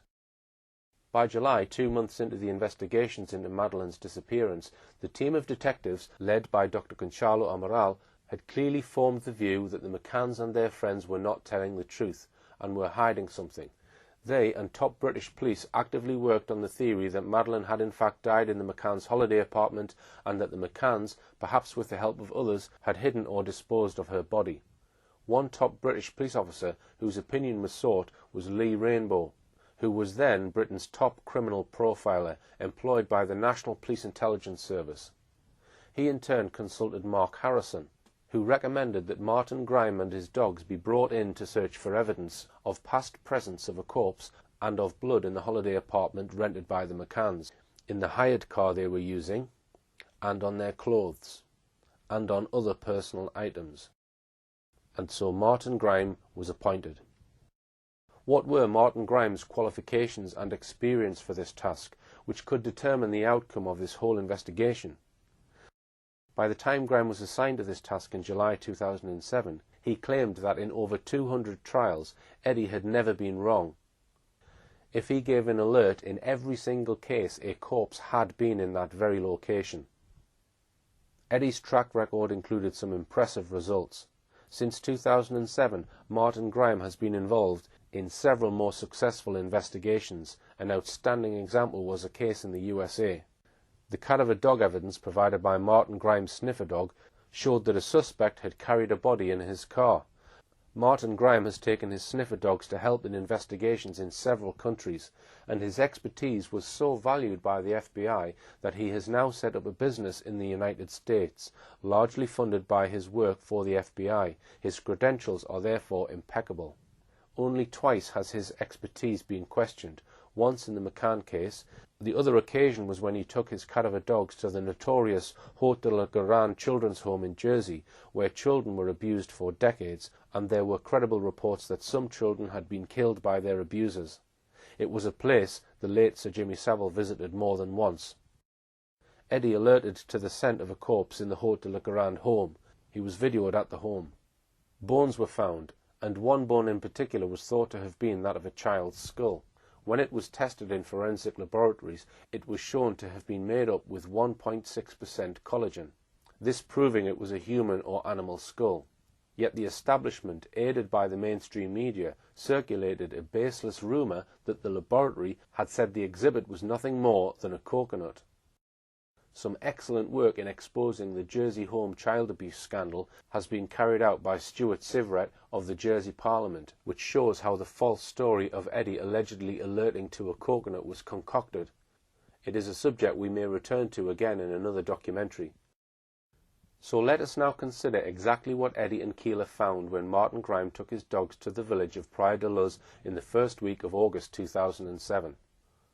I'll do so by quoting from a document that the McCanns themselves are very fond of relying on, and that's the final report of the regional Portuguese Attorney General Fernando José Pinto Monteiro in July 2008. Things were moving rapidly in the summer of 2008, as this extract from Wikipedia tells us. A judgment from Evora Supreme Court of Justice in Portimao was released on the 29th of May and revealed that Portuguese prosecutors were examining several charges, including A. Abandonment of a child, B. Abduction, C. Homicide, and D. Concealment of a corpse. 2 months later, on the 21st of July 2008, the Portuguese Attorney General announced that there was no evidence to link the McCanns or Robert Murat to the disappearance, that the case was closed, and that the aguido or suspect status of all three had been lifted. On the 4th of August, the Ministerio Público, the Portuguese Ministry of Justice, released 11,233 pages of the case file to the media on CD-ROMs. This was the final report that recommended that the investigation into Madeleine's disappearance be shelved because there was insufficient evidence with which to charge any individual with being responsible for Madeleine's disappearance. The investigation was filed under the headings of crime, hiding a body, or abduction, and the Portuguese police said they would only reinvestigate the matter if the Portuguese police received new and credible evidence that could lead to an arrest of the person or persons responsible. The release of 11,233 pages of witness statements, expert reports and evidential material to the public via a series of DVDs would never happen under British law. But in this unique case, it has provided the raw material for a legion of amateur sleuths in many countries to work on. So here's what Fernando José Pinto Monteiro's report told us. Under Section D of its report, headed Dog Searchers and the Constitution of Gerald McCann and Kate Healy as Arguidos, his report begins by noting that Mark Harrison, a national councillor from Britain for searches at the level of all police agencies in the United Kingdom concerning missing persons, abduction and homicide cases, had recommended that trained sniffer dogs be brought in which could, in his words, detect mortal victims by tracing very small samples of human remains, bodily fluids and blood in any environment or terrain. The findings of the dogs were recorded as follows. 1. Eddie signalled cadaver odour inside the couple's bedroom in apartment 5A in an area next to the wardrobe. 2. Eddie signalled cadaver odour in the same apartment in an area near the living room window, which has direct access to the street behind the sofa. 3. Eddie signalled cadaver odour at the same apartment in the garden area, in a square corner vertically below the balcony. 4. Eddie signalled cadaver odour in the Vista de Mar villa, that is, the house that was rented by the McCanns after leaving the Ocean Club, in the area of a wardrobe that contained inside it the soft toy cuddle cat that belonged to Madeleine McCann. 5. Eddie signalled cadaver odour on 2 items of clothing belonging to Kate McCann, which were examined in a pavilion in Lagos. 6. Eddie signalled cadaver odour on the door of the Renault Scenic, registration 59DA27, by the lower outside area next to the driver's door. 7. Eddie signalled cadaver odour on the key card of that vehicle when it was hidden under a fire prevention sandbox. Strangely, the Attorney General's report actually left out some of the alerts clearly mentioned by Martin Grime in his report. As for Keeler, the bloodhound dog, the Attorney General said this. 1. Keeler, the dog that detects the presence of human blood, signalled an area in the living room in apartment 5A, which had already been signalled by Eddie. 2. Keeler, the dog that detects the presence of human blood, signalled the same area again as where Eddie had signalled, in the living room of the apartment. 3. Keeler, the dog that detects the presence of human blood, signalled the lower part of the left-hand side curtain of the window in the same living room. 4. Keeler, the dog that detects the presence of human blood, signalled the right lower lateral part of the inside of the boot of vehicle 59DA27. 5. Keeler, the dog that detects the presence of human blood, signalled the storage compartment on the driver's door which held the vehicle's key card. 6. Keeler, the dog that detects the presence of human blood, also signalled the car's key card when the same was hidden under the fire service sandbox inside the parking lot. The Attorney General added for good measure, the viewing of these videos, whose contents is very impressive, becomes essential to understand the dog's action and signalling more than by any words. We know from the book written by Portuguese detective Gonçalo Amaral that the report of Martin Grime on his dogs was dynamite. The Portuguese police had been doubtful of the McCanns' version of events from day one. Their suspicions had led them to take advice from the British police. Top British police officers said it was reasonable to suspect that the parents had lied about what had happened to Madeleine and may have covered up her death, whether it was accidental death or otherwise. Now they had what to them seemed concrete confirmation of their hypothesis. At around the same time, they had preliminary forensic results back from samples of blood and blood fluids found in the living room of the McCann's apartment and in the Renault Scenic that they hired. These first results showed that the samples matched the DNA from Madeleine in 15 out of 19 indication, roughly, only a 1,000,000 to 1 chance that these samples were not from Madeleine. The police had got powerful indications from the alerts of the 2 Springer Spaniels. The DNA results were heading in the same direction, as we shall see in more detail in a later programme. Now, however, we will examine in detail how the McCanns reacted to the alerts of the cadaver dogs. It was perhaps inevitable that with the world's eyes on the investigation team in Portugal, and with the police now having the results from Martin Grime's cadaver dogs, that at least one police officer would leak this dramatic news to the media. And so it came to pass. It was Monday the 6th of August, barely 3 months after Madeleine had been reported missing, that a Portuguese newspaper, Jornal de Noticias, dramatically reported that British sniffer dogs had found traces of blood on a wall in the apartment where Madeleine went missing, below the window of the living room near the floor.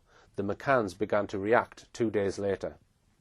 A person described as a friend of the McCanns, Rachel Oldfield, one of the so-called Tapas 7, was reported as saying she was disgusted at what appeared to be a deliberate smear campaign against them.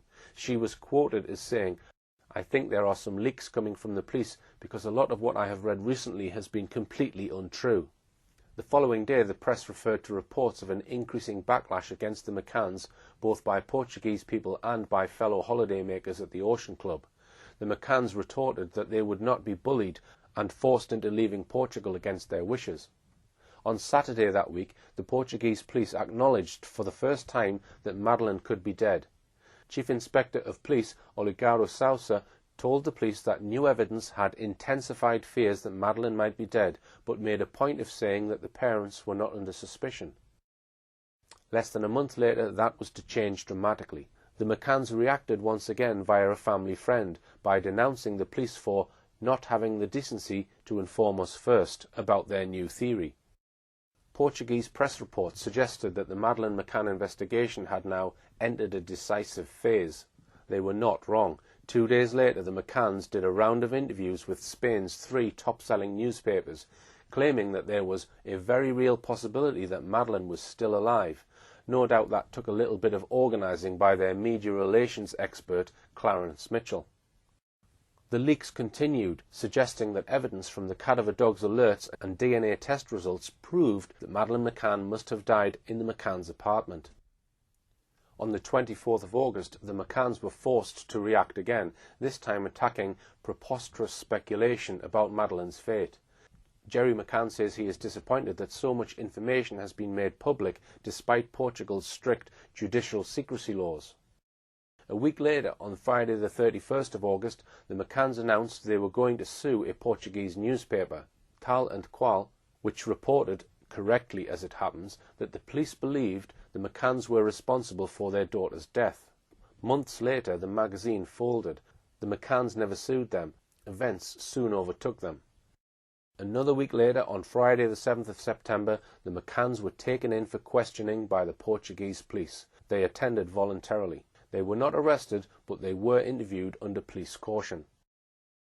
So let's now go to Kate McCann's account of her interview by Portuguese police, where she is shown a lengthy video of the cadaver dog Eddie alerting to the scent of a corpse in the McCann's holiday apartment. On page 248 of her book, Kate McCann writes, "Carlos, my solicitor, had advised me not to answer any questions put to me. He explained to me that this was my right as an arguida suspect, and it was the safest option. Any responses I gave might unintentionally implicate me in some way." On page 249, "If I'm honest, I'd been quite nervous about seeing the video of the dogs. I had no idea what to expect, although I was quite sure something couldn't be quite right about the results they had apparently produced. We knew from Bob Small, a Leicestershire police officer, that the responses of specialist dogs were intelligence, not evidence, but in my head I'd built up these film clips into the most damning evidence imaginable." Now Ricardo was giving me his spiel about the dogs. "These dogs have a 100% success rate," he said, waving an A4 document in front of me. 200 cases and they've never failed. We have gone to the best laboratory in the world using low-copy DNA techniques." I just stared at him, unable to hide my contempt. What did he know about low-copy DNA? These dogs had never been used in Portugal before. He knew little more about them than I did. Then Kate McCann describes the video she watched. The dogs went into our apartment, ran around the apartment, jumping over beds, into the wardrobe, and generally having a good sniff. She then describes this significant moment. At one point, the handler directed the dogs to a spot behind the couch in the sitting room close to the curtains. He called the dogs over to him to investigate this particular site. The dogs ultimately alerted. I felt myself starting to relax a little. This was not what I would call an exact science. At this point, we can begin to see how Kate McCann is trying to minimize the impact of Martin Grimes' report. Here, in a spot between the curtains, behind the sofa below the window, Eddie, the cadaver dog, alerted most excitedly. His nose was certain. There had been a corpse there. Later, Keeler the bloodhound located body fluids at precisely the same spot. Contrary to the impression given by Kate McCann in the above passage, the dogs were not together on the same day. They went on different days, so as to get 2 separate sets of indications from the 2 dogs. Kate McCann continues on page 250, to pour scorn on the dogs' alerts in the underground car park, where the McCann's car and 9 others were parked. She noted that her car had posters of Madeleine on it. And so the handler, Martin Grime, she says, would have noticed that. In one passage she writes, "The handler stopped next to our Renault and called the dog. It obeyed, returning to him, but then ran off. Staying by the car, PC Grime instructed the dog to come back several times and directed it to certain parts of the vehicle before it eventually supplied an alert by barking." Did you notice that word "eventually" again? It implies that the dogs only alert anywhere after the dog handler has directed them to spot where he wants them to alert. Continuing down page 250, Kate McCann describes how the Portuguese detective Ricardo Paiva shows her video excerpts of the dog's alerts and then adds that in certain places blood had been found which matched Madeleine's. Kate says, "I said I couldn't explain it, but neither could he." She continues, "I remember feeling such disdain for Ricardo at this point. What was he doing?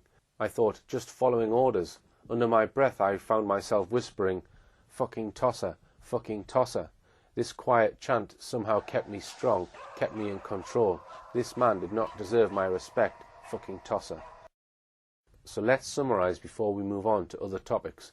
Kate McCann thinks one of the lead detectives on this case is a fucking tosser.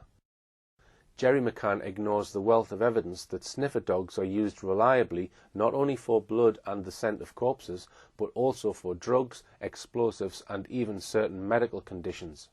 He pigeonholes them all as incredibly unreliable, and both of them maintain that the most respected and sought-after dog handler on the planet doesn't know what he is talking about, effectively accusing him of gross professional incompetence.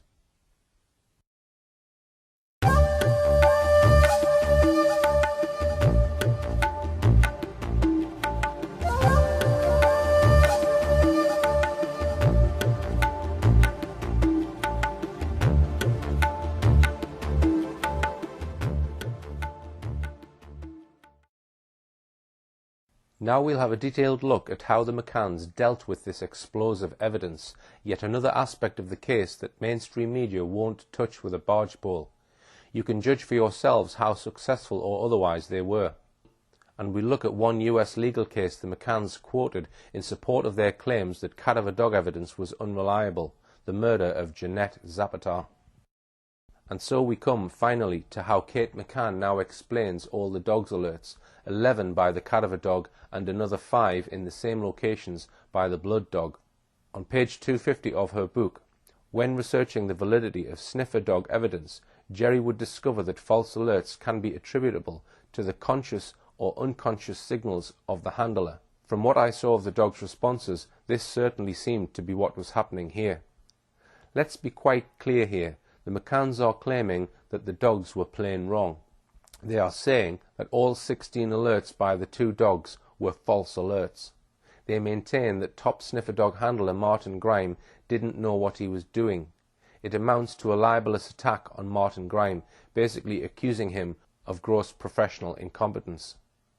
Now that was what the McCanns said about the dogs in a book first published in 2011, 4 years after Madeleine went missing.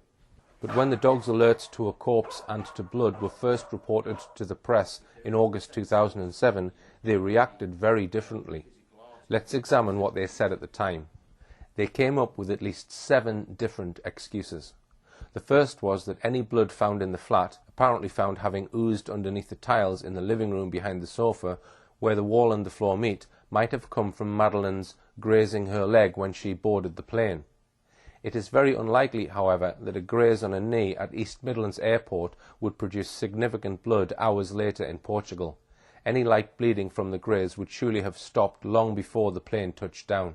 The second excuse was that any blood might have come from a nosebleed. It was said that Madeleine used to have frequent nosebleeds. Both of these explanations seem highly unlikely, given the amount of blood that would be needed for a small amount to seep through the tiles. In addition, it is hardly likely that blood from a graze on a knee or a nosebleed would be located at the edge of a room where the wall joins the floor. Nosebleeds usually leave only a few spots of blood, if any, on flooring, usually being contained by a tissue or handkerchief or clothing. It's highly unlikely that Madeleine would have sat still while copious quantities of blood poured from her nose or knee onto the tiled floor, right by the living room wall. One of the more entertaining reasons for blood spatters being found on the wall was given by Jerry McCann's sister, Philomena McCann, a teacher at Ullapool High School. She claimed that they could have come from mosquitoes crashing into the walls. Funny though that they only crashed into the area below the window in the sitting room and not anywhere else in the apartment. That became the third excuse. Now we move on to reasons given for the scent of a human corpse having been found in the McCann's hired car. The fourth excuse was that the dogs had alerted to the smell of the twins' dirty nappies being carried in the back of the Renault Scenic. That amounted to a suggestion that Martin Grimes' cadaver dogs could not distinguish between the smell of a toddler's feces and the scent of the past presence of a human corpse. The fifth excuse was that the dogs got confused with the scent of rotting meat. But these excuses failed to explain that as well as Eddie the cadaver dog alerting to the smell of death, Keela the blood dog had also alerted to the presence of blood and other body fluids. An ingenious sixth reason was put forward, this time by Kate McCann's mother, Mrs. Susan Healy.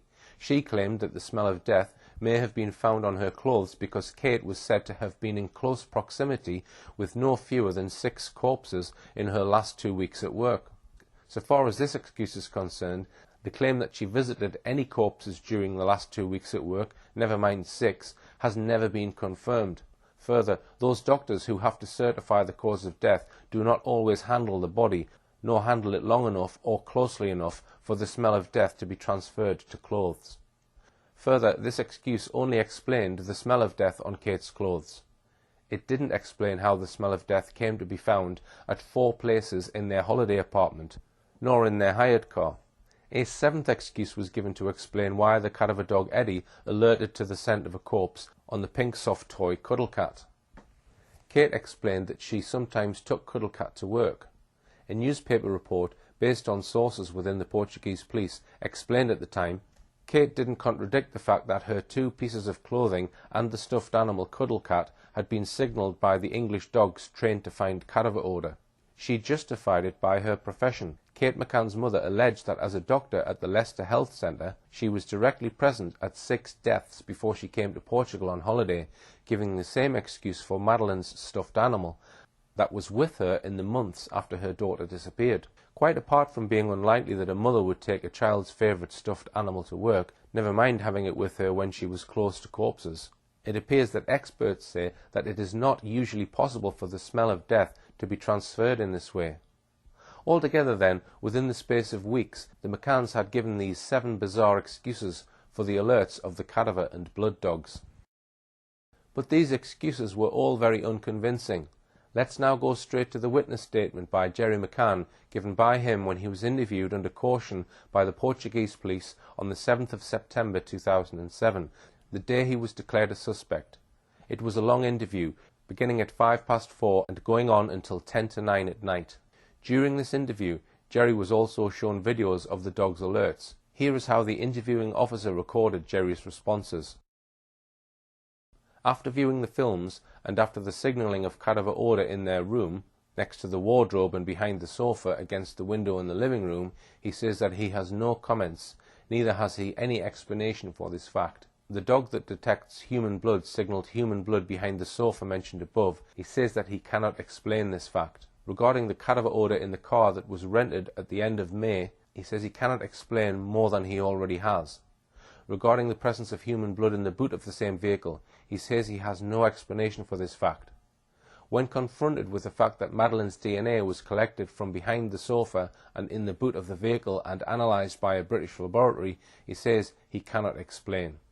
When asked if on any occasion Madeleine was injured, he says that he has no comments.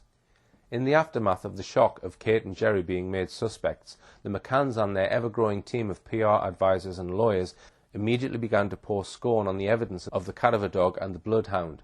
They quickly cited, for example, an Irish court case where the judge would not accept the cadaver dog evidence alone because it was not corroborated. They claimed there were Irish and American lawyers who had been able to cast doubt on cadaver dog evidence, pointing to a US study which allegedly showed that cadaver dogs could be fallible.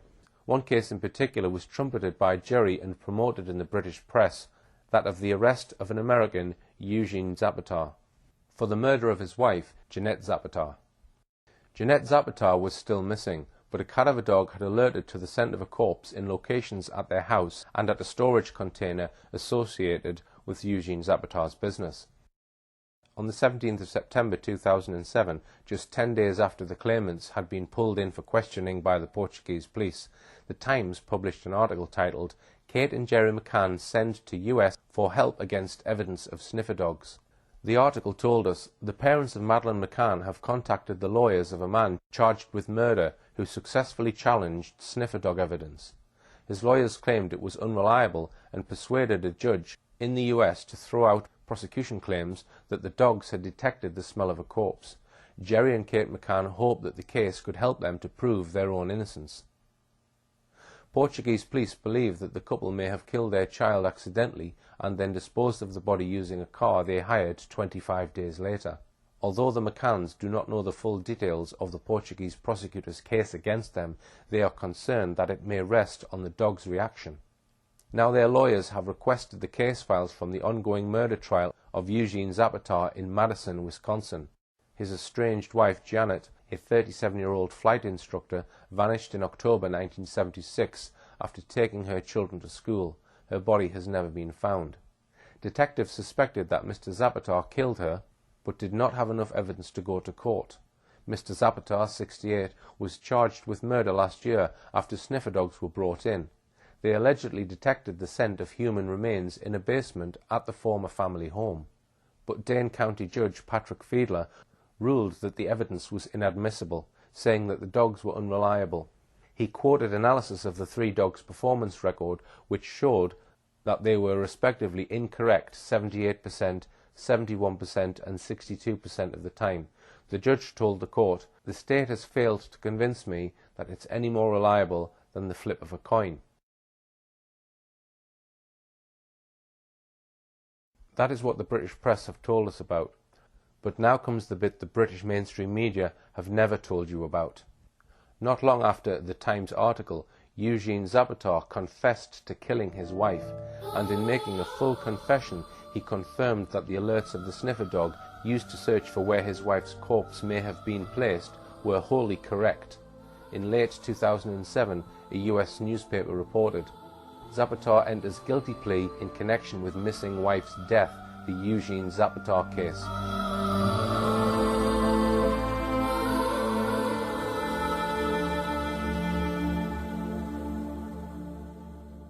During the past 2 decades, the ability of sniffer dogs to reliably detect an increasing number of substances has expanded greatly.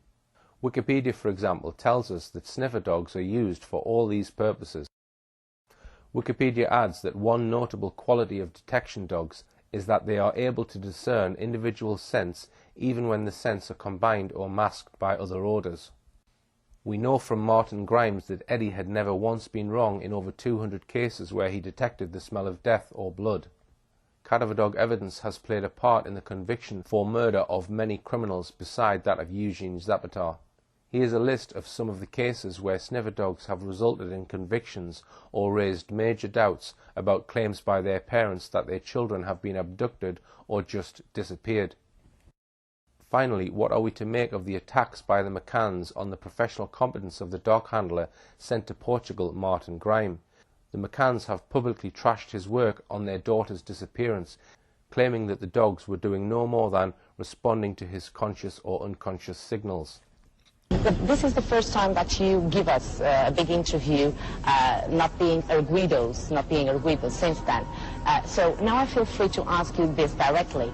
How can you explain the coincidence of the scent of the cadaver felt by British and not Portuguese dogs? Sandra, maybe you should be asking the judiciary because they've examined all this. But don't you have an explanation we're for obviously that? Madeleine's mum and dad, and we're desperate for people to help us find Madeleine, which is why we're here today. The majority of people are inherently good, and I believe the majority of people in Portugal are inherently good people, and we're asking them if they'll help us spread this message to that person or people. So you don't have any explanation for that? Ask the dogs, Sandra. Ask the dogs, no, Jerry. Now I think that I feel free to ask you. Don't you feel free to answer me? I can tell you that we've obviously looked at evidence about cadaver dogs, and they're incredibly unreliable. Unreliable? Cadaver dogs, yes.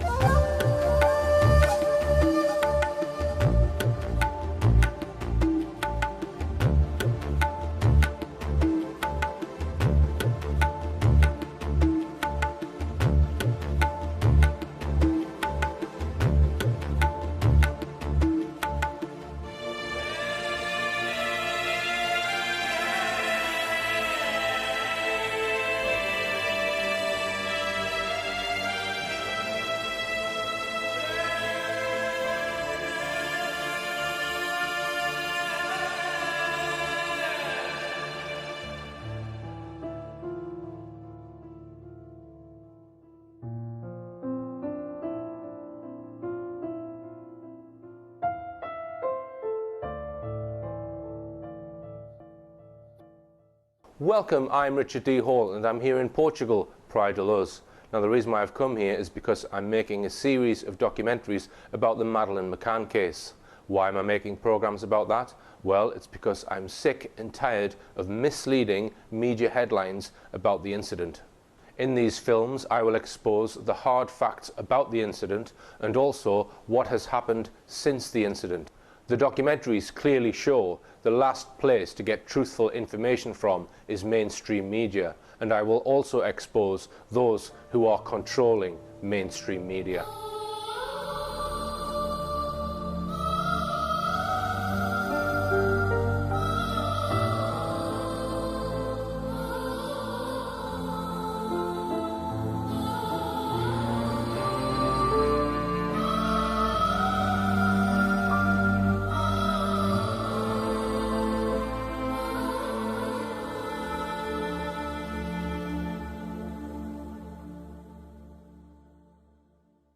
In our first two shows, we've examined some of the key statements made by the McCanns and their friends about what they insist was the abduction of Madeleine.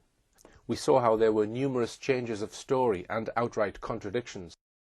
And we saw how the stories surrounding what was supposed to be the last time Madeleine was seen by anyone other than the McCanns, namely their close friend David Payne, was riddled with a series of clear contradictions. The accounts of this supposed visit, when Dr. Payne claimed to have seen all three children dressed in white pyjamas and looking angelic, were so at odds with each other that anyone would have had good reason to doubt whether this visit ever took place at all. We referred to the report of Police Inspector Tavares de Almeida, who at the time the McCanns were pulled in for questioning filed a detailed report giving numerous reasons why the police were sure that Madeleine had died in the McCanns' apartment and that therefore they must have hidden her body. And then finally we examined the convincing evidence provided by one of the world's top dog handlers, Martin Grime, and his two cadaver dogs, Eddie and Keeler, who alerted to the scent of a corpse in 11 places and to blood at some of those locations. We then saw how the McCanns struggled in all sorts of convoluted ways to try and explain why the dogs alerted to the smell of human cadaver and blood. Now it's time to throw light on a matter that's never been covered before on any film, TV documentary or YouTube video, nor in any newspaper articles, for the simple reason that this subject is too hot for others to handle. For the first time on film, we're going to take you right behind the scenes and expose what has really gone on in the private investigations mounted by the McCanns. You'll be able to judge for yourselves whether this much trumpeted and expensive private investigation was ever about a wholehearted search for Madeleine, or whether this operation might have had a wholly different purpose. But before we go to the extraordinary details of what the McCanns' private investigators were really doing, how was it all funded? Most of it, from what we have been told, was in fact funded by you, the great British public. Just 13 days after Madeleine was reported missing, and at a time when she could have been found at any time, the McCanns launched a fund, which was officially called Madeleine's Fund, leaving no stone unturned. Let's now take a little look at how and why this fund was set up in the first place. Exactly when it was that the McCanns thought of setting up a fund to find Madeleine is not really certain. In her book, Madeleine, Kate McCann explains it like this. On page 120, she says, Jerry had set himself the challenge to leave no stone unturned. There were so many people who desperately wanted to help. Jerry's call to arms spurred them into action.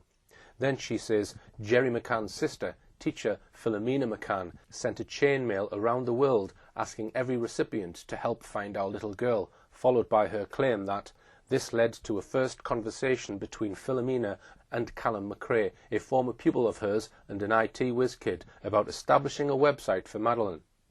4 pages on in her book, Kate introduces the shadowy group called the International Family Law Group. They appeared to consist of just a barrister who didn't give his name to the McCanns and a paralegal. Later, a third shadowy figure joined them from an organisation called Control Risks Group, who said, "Just call me Hugh." The barrister had apparently offered the McCanns help immediately he heard the news about Madeleine going missing.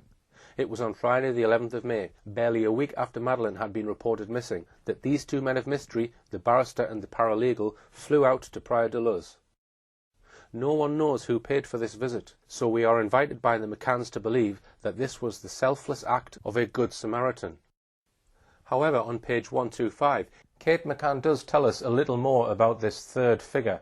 It transpired that he was a former intelligence officer, now a kidnap negotiator and counsellor.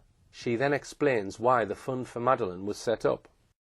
We had discussed the offers of help that were pouring in, including many financial pledges. One of Jerry's colleagues said his staff want to make a donation, but didn't know how or where to deposit it. The IFLG told us we needed to set up a fighting fund. They would devise the objectives of the fund and instruct a leading charity law firm, Bates, Wells and Braithwaite, to draw up articles of association. According to this account then, this Fund for Madeleine was all somebody else's idea and recommendation. And so it was that just days later the organisation Madeleine's Fund, Leaving No Stone Unturned, was founded, and the McCanns began collecting what turned out to be millions of pounds, donated mostly by the ever-willing and generous great British public. In a moment we are going to examine how all that money has been spent, or perhaps, as I'll show, frittered away. It's important to emphasise that Madeleine's Fund is not a charity, although many people think that it is. It is in fact a private company, set up as a trust. And importantly, it is controlled by the McCanns and members of their family. The current directors of Madeleine's Fund are Jerry McCann, Kate McCann, Brian Kennedy, uncle of Kate McCann, Edward Smethurst, the McCanns' coordinating lawyer and a top Freemason, John Corner, close family friend of the McCanns and Madeleine's godfather, and Michael Linnett, family friend and accountant, member of a secretive Catholic Masonic society, the Catenians. What was the original purpose of this fund, though? The honest answer is that it was intended to be a fighting fund to meet legal expenses. In other words, from the get-go it was intended to provide funds for the defence of the McCanns. Just 10 days after Madeleine had been allegedly abducted, and could still have been found alive, why would the McCanns be thinking of needing a legal fighting fund? It was a relative of theirs in the same village, Kate McCann's uncle, Brian Kennedy, who gave the game away in a TV interview in the village. But I'm joined now by Madeleine's great-uncle, Brian Kennedy, and he's going to tell us about the Fighting Fund. What's been the public's response to it, Brian? Well, it's been very good so far, but a lot of people have said they're not quite sure how they can give money, so may I tell them? Yes, very briefly. Right, very briefly. You can go into any branch of the NatWest or the Royal Bank of Scotland and just say that you would like to make a contribution to the Madeleine Fund. But tell me, Brian, about all the people that have been coming up to you today, just literally stuffing money in your hand. Yes, they have. It's very touching, very touching. I would just say this is not an appeal. The family haven't made an appeal. We've just set up a mechanism for people who said they wanted to do something and contribute, so that the money can be used for all sorts of reasons, but probably mainly for legal expenditure. That was an honest answer. The McCanns already knew or sensed that they would be needing top-line solicitors and barristers. And indeed, over the past 7 years, the McCanns have had legal help worth an estimated £4 million or more. Here's a list. They have spent 5 years trying to claim £1 million damages from Dr. Conchalo Amaral, the coordinator of the initial investigation into Madeleine's disappearance, and attempting to ban his book, The Truth About a Lie. They spent nearly £400,000 silencing retired solicitor Tony Bennett with a libel action after he wrote 2 books on the case. And they've spent a small fortune on legal advice from a series of top solicitors and barristers who have advised them in relation to their having formally been declared suspects in the disappearance of their own daughter and the risks of being extradited to Portugal to face charges. But very soon the message was changed. The fund was not to be used for legal expenses, apparently. Instead it was to be used to find Madeleine, and they launched a major Look for Madeleine campaign. How much the McCanns have raised in the way of donations and other contributions to their fund is shrouded in mystery. Equally unclear is exactly how all the money has been spent. Although the Madeleine's Fund directors have produced annual reports, as required by company law, these are very opaque. Dublin-based accountant Enid O'Dowd has written a major analysis of the fund, titled Madeleine's Fund, Review and Investigation of Accounts. Enid O'Dowd's report shows that the company only complies to the bare minimum with legal requirements and does not show a detailed breakdown of where the income has come from and on what it's been spent. and this despite the McCanns' claim that they wanted their fund to be transparent. But we don't have time to dwell on the operation of the fund. What we do know is that a significant portion of the fund has been spent on a series of detective agencies and investigators. I'm now going to put them under the microscope. But first, let me explain how the McCanns' private investigation operation has been directed and by whom. The first thing to say is that the McCanns have always maintained that decisions about the private investigation have been made by the directors of Madeleine's fund, whose names I have mentioned, but the real controller of the McCanns' private investigation all along has been a Cheshire businessman by the name of Brian Kennedy. This is not Kate's uncle, Brian Kennedy, who lives in Rothley. This Brian Kennedy is a major multimillionaire businessman. He lives in a palatial mansion in the Cheshire countryside. He has a large business empire which includes his Latium Group, based in Wilmslow, Cheshire, and double glazing companies such as Weatherseal. His companies have a number of times come under scrutiny for what we might call sharp business practice.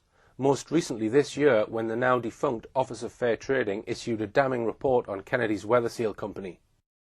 He is perhaps most well known beyond the world of business as the chairman of successful rugby club Sale Sharks, who are also based in Cheshire, and for his bold but unsuccessful attempt to take over Rangers Football Club.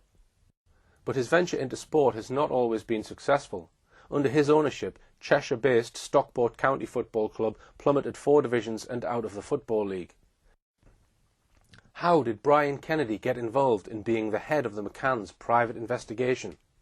In her book, Kate McCann gives this account.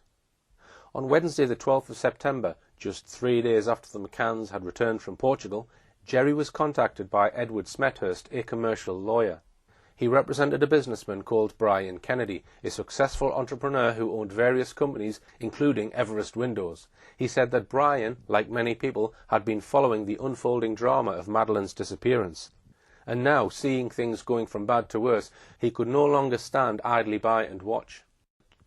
And so it was that just 2 days later, a top London lawyer, Angus McBride, from city firm Kingsley Napley, drove all the way up from the south to Rothley to pick up the McCanns and drive them to a meeting in London where they met with Kennedy for the first time, and a battery of top lawyers. The McCanns claim that it was only after this meeting that Brian Kennedy devised his campaign to run a private investigation to find Madeleine. Kennedy promptly bought a house in Knutsford, again in Cheshire, as the base for his investigation. He and the McCann team have been very secretive about this base, but clips of it were shown in a Channel 4 documentary on the case, shown in May 2009. Kennedy made 2 swift decisions. He appointed an expert in money laundering, Gary Hagland, as his British-based lieutenant, whilst at the same time making the seemingly bizarre decision to appoint a highly controversial Barcelona-based detective agency, Metodo 3, translated as the Third Method, to try and locate Madeleine. So let's take a look at Gary Hagland and what we know about him and his work for Brian Kennedy and the McCann team. Here's a summary of what we know about his personal history. He was born in 1954 and is now 60. He appears to be unmarried. We know that he worked in a branch of the security services in the Criminal Intelligence Department of Hong Kong Royal Police from 1979 to 1985, when he appears to have returned to England and settled in a comfortable apartment in Nottingham. What he did for the next 6 years is a mystery, but in 1991, at the age of 37, we find him employed as an Associate Director of Compliance at accountancy firm Albert E. Sharp & Co. Compliance is an area of practice which deals with complying with ever stricter financial regulations. For him to have become a compliance director, Hagland would have had to have been familiar with all the up-to-date financing and banking regulations, including knowing all about the various scams and schemes associated with money laundering, a major part of the modus operandi of drug lords and other major criminals. In 1993, he published an article also covering money laundering in the Journal of Financial Regulation and Compliance, titled Effective Compliance versus Regulatory Gestation. Clearly, he was very much an acknowledged expert in money laundering by this time. During the 1990s, he suddenly becomes the director of a number of companies whose precise purpose is obscure. And then in 1999, we find an article about him in a journal called Money Laundering Bulletin. 2 years later, in 2001, we find an article about him in the Financial Times Director magazine, where he is described as follows. Gary Hagland is a consultant with law firm Rag & Co, advising clients on the active management of compliance risks, including money laundering. Mr. Hagland paints a broad picture of the type of non-financial services businesses that may well be targets for the money launderer. According to Mr. Hagland, a problem for companies in complying with anti-money laundering activities is that their prevailing culture and ethos does not lend itself readily to accommodate scepticism about prospective customers. Rather, the opposite is likely to be the case. To tackle the possible threat of being unwitting accomplices to a money laundering scheme, the challenge for non-financial businesses is to change their mindset, their core attitudes. The reputational focus of most businesses is clearly not on money laundering, says Mr. Hagland. The risks associated with money laundering are clear enough. Money laundering is a criminal offence. Any individual caught helping to process the proceeds of crime faces a lengthy sentence. Companies which stand accused of assisting with money laundering operations also risk substantial damage to their reputations. But how can you tell a money launderer? Money launderers are extremely well funded, well advised, and make use of technically elaborate and sophisticated schemes to cover their tracks. We are left in no doubt at all. Gary Hagland is a sought-after man because of his experience in one thing in particular: money laundering.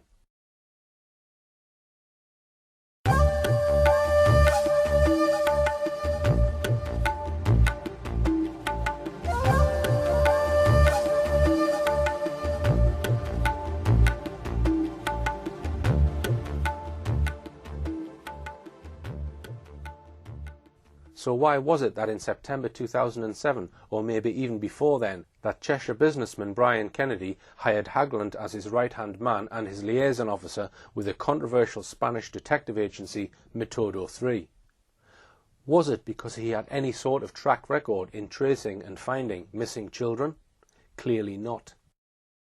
Why hire a man who is an acknowledged expert in financial compliance to look for a missing child? Hagland was to carry on working for Brian Kennedy and the McCanns, meeting with investigators from Metodo 3, both in their Spanish headquarters in Barcelona and in Brian Kennedy's headquarters in Knutsford. It's time now then to take a very close look at this Spanish detective agency, Metodo 3.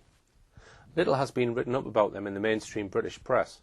The tabloids would merely recycle claims by the McCann's public relations officer, Clarence Mitchell, about what a great detective agency it was, explaining that the Spanish agency was carefully chosen for its reputation and its position close to Portugal.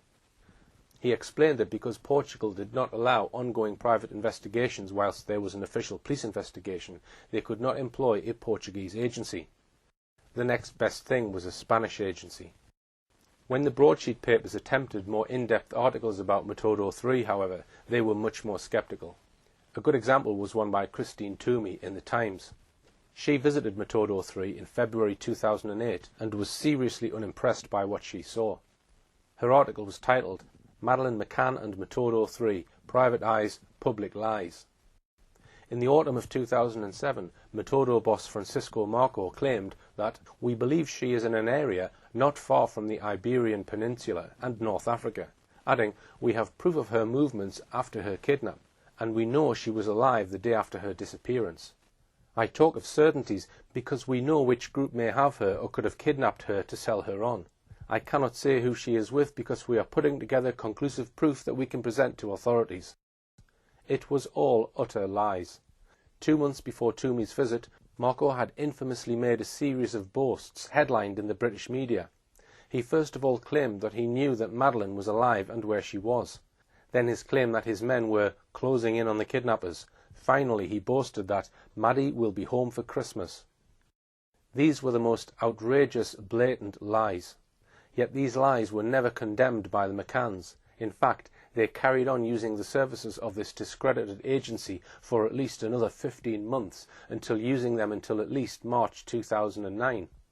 In her article, Christine Toomey noted that on the very day Mr. Marco bragged about Madeleine McCann being home by Christmas, Metodo 3 moved from a cramped premises above a grocer's shop specialising in sausages in Barcelona's commercial district to a multi-million-pound suite of offices in a grand villa on one of the city's most prestigious boulevards. At the time, Metodo 3 were 4 months into a contract with the McCanns, worth a reported £600,000 in total. How much did the McCann team pay Metodo 3 for their services? On the 29th of November 2007, Jerry McCann on his personal blog wrote that the Find Madeleine Trust was paying the £50,000 a month fees. It was then mostly the generous British public with their generous donations which was funding this detective agency.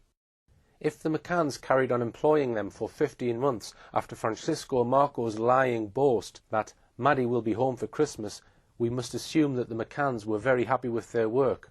We will examine more of that work in a moment. Back to Christine Toomey's article in The Times. She made some acid comments on what she found in her visit.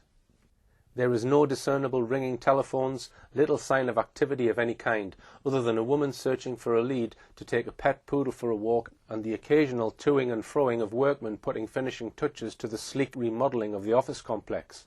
Opposite the boardroom is an open-plan area of around half a dozen cubicles, equipped with banks of phones and computers. Most are empty when I arrive.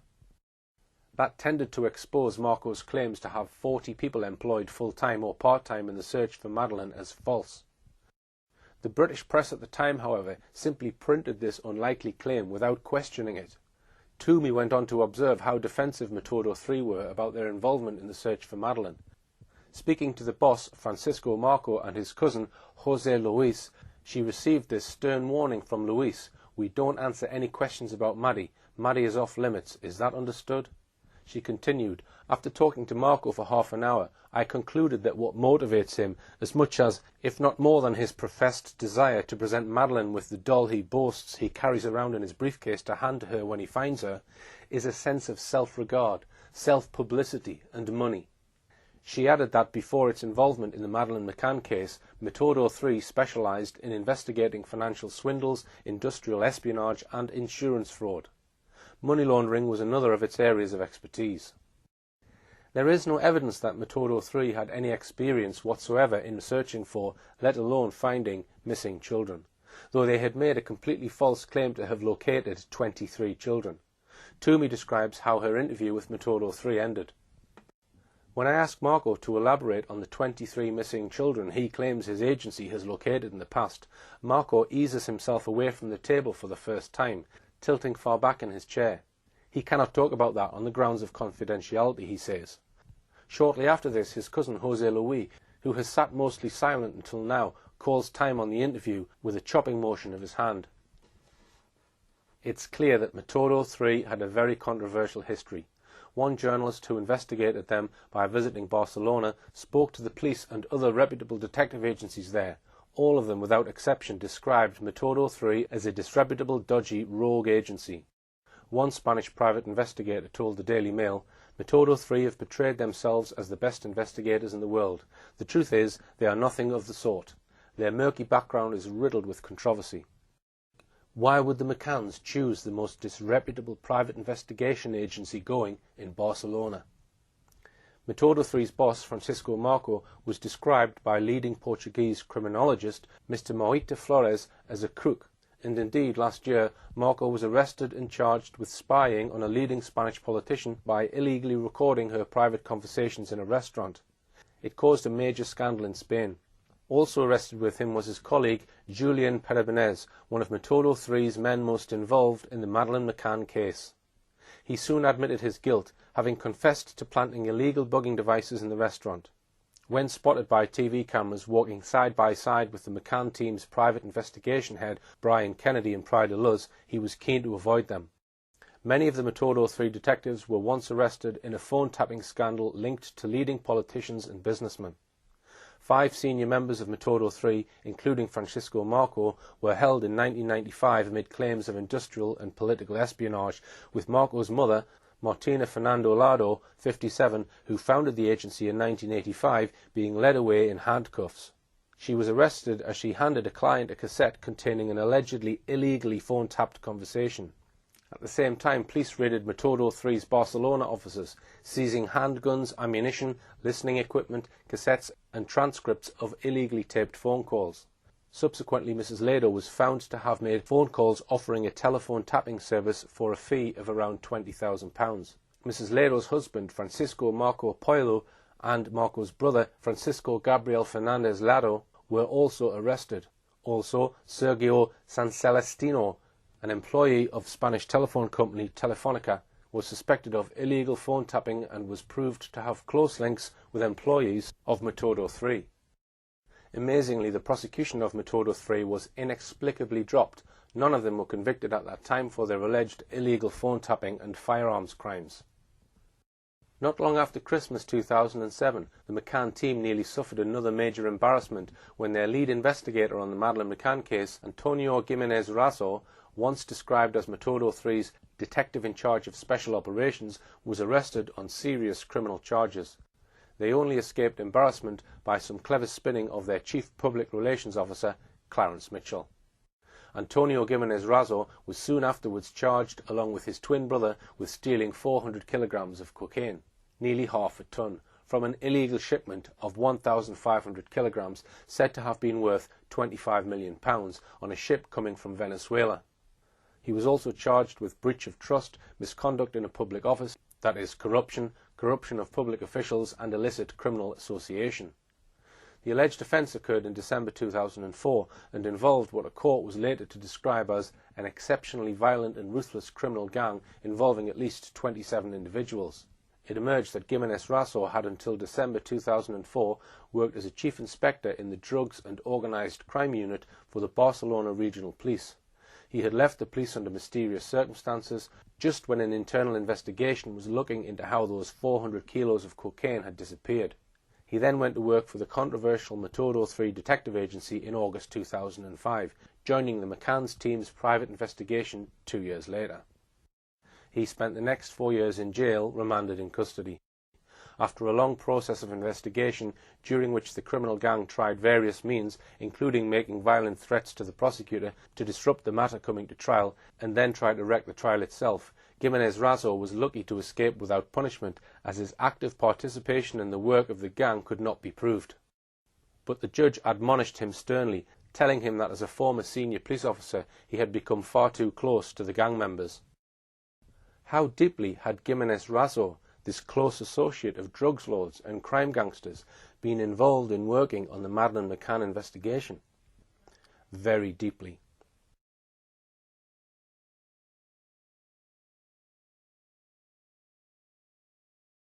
It has now become clear that an early suggestion of the McCanns was to suggest to the world that Madeleine had been stolen to order by a wealthy North African family and was probably in Morocco.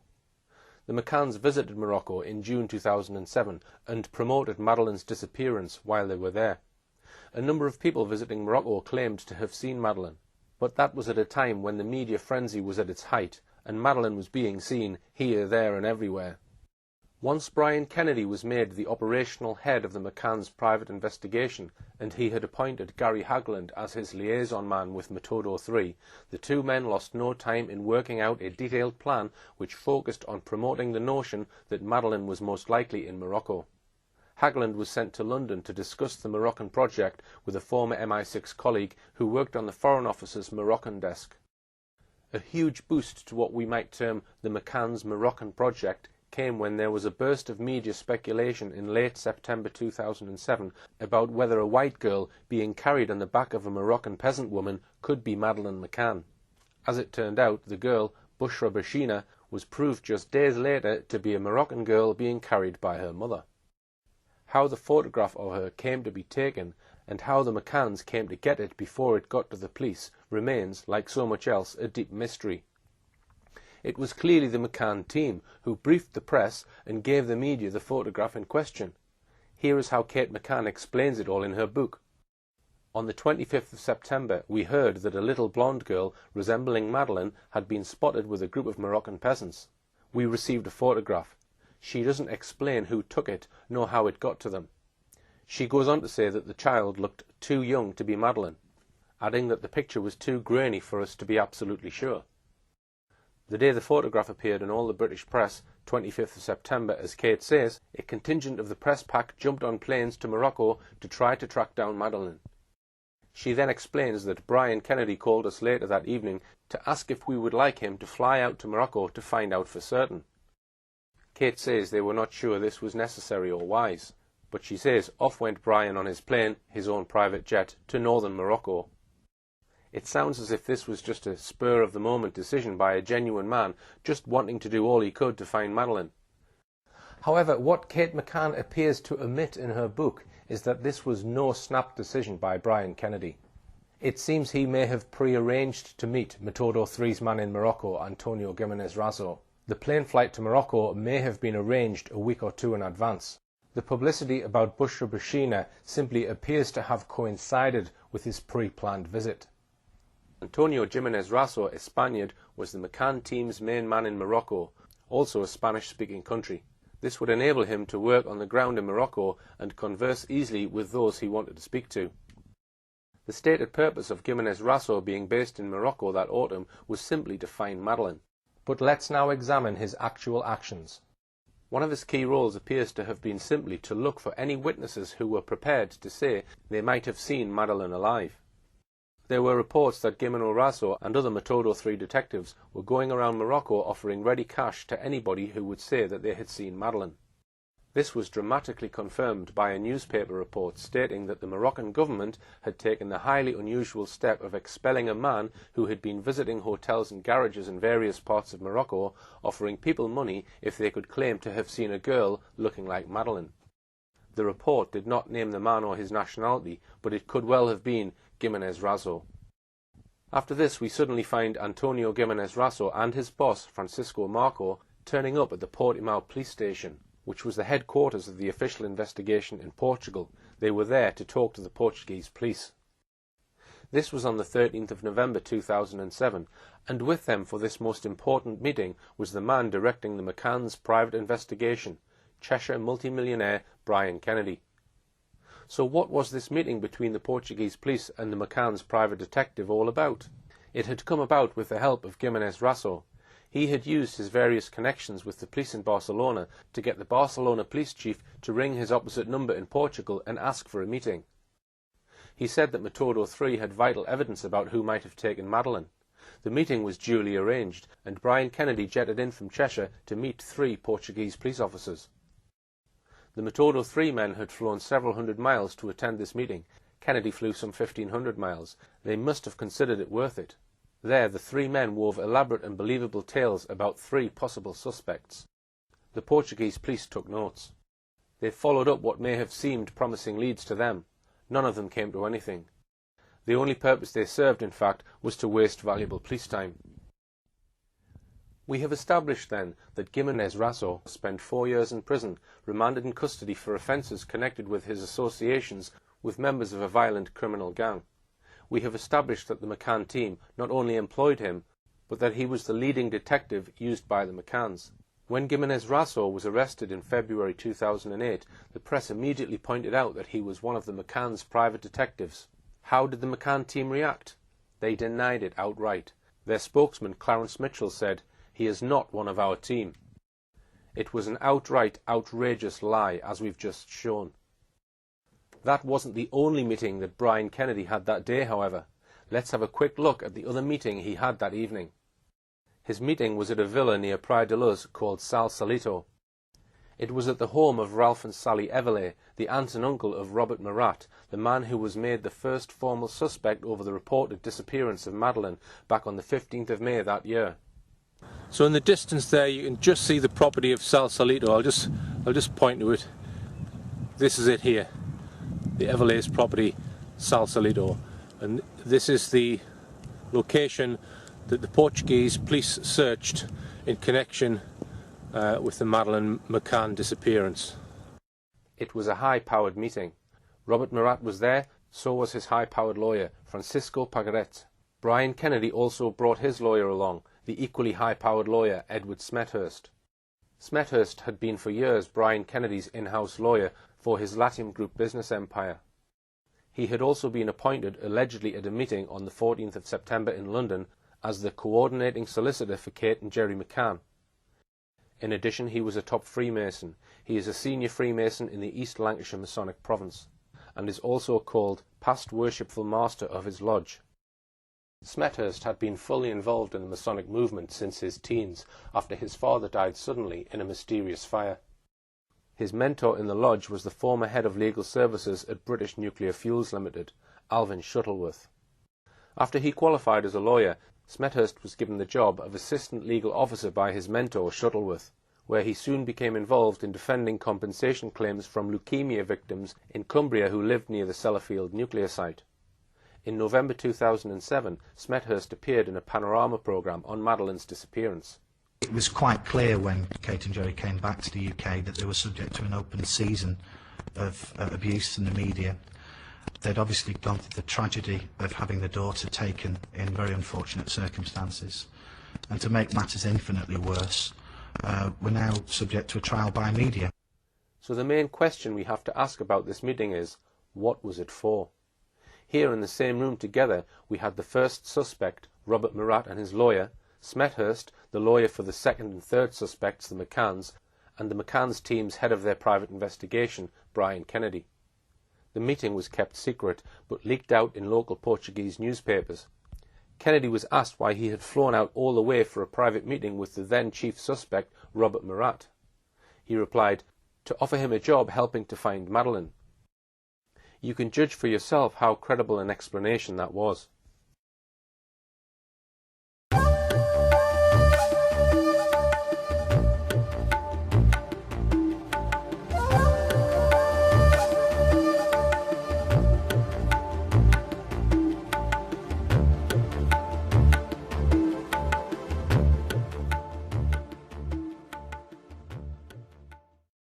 But we must now move on to examine the role of Antonio Gimenez Raso and his boss, Francisco Marco, in another very bizarre and disturbing set of events.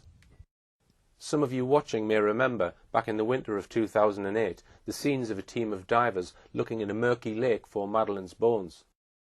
At the very centre of this search for bones was another man we must now introduce. Also part of the Metodo 3 setup, a lawyer called Marcos Aragao Correa. He was a young lawyer in his early 30s who hailed from the island of Madeira. When the story first broke in late 2008, he presented himself as a good Samaritan-type bloke who dipped into his own pocket to fund this search, based, he said, on information received. So what was this information received? He told an extraordinary story. Days after Madeleine was reported missing, he said, what he referred to darkly as underworld sources had told him that Madeleine had been abducted, then raped, then killed, and then her body had been thrown in a murky lake. He said he had told Portuguese police about his information, but they had ignored him. He had then set about working out where this murky lake was, and, using clues received in a vision or a dream, he had got out some maps, toured the area, visited several lakes, and decided that Madeleine's body must be in the Arada Dam. There was a tower by the side of the lake. He had reasoned that if, as he had been told, Madeleine had been thrown in the lake, she must have been thrown in from the tower.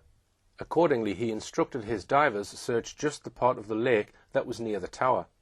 He, or others, had made sure the media and press were there to record the event, and Britain's mainstream media, as usual, lapped up and uncritically recycled the story as gospel.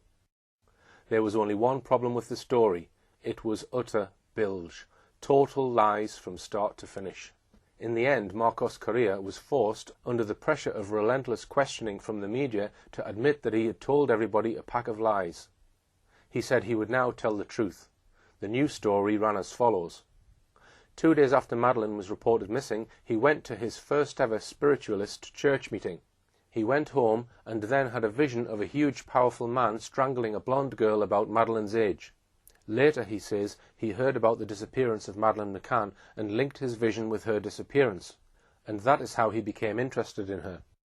Later, another vision of a murky lake came to him, and that, again with the aid of maps, led him to the search of the Arada Dam. Unfortunately for Marcos Correa's credibility, that story also crumbled under pressure, and he had to admit that that one was false as well. To return to the searches of the dam, there were two, one in late January and early February, and another week-long search in March. In each case, a team of British divers was used. Once again, Marcos Correa, under pressure, admitted that another part of his original story was also a lie. He was not in fact a good Samaritan after all. He had been paid by Metodo 3 to carry out these searches of the dam. And of course Metodo 3 was being employed by Brian Kennedy on behalf of the McCann team. So in searching this dam, who was this man really working for? Quite plainly, he was working for the McCanns. And as most of the money for employing Metodo 3 was coming from the generosity of the British public, it was our donations that were funding this search. He first of all said that he had paid for these searches of the dam out of his own pocket. In the event there was much media coverage of both the searches.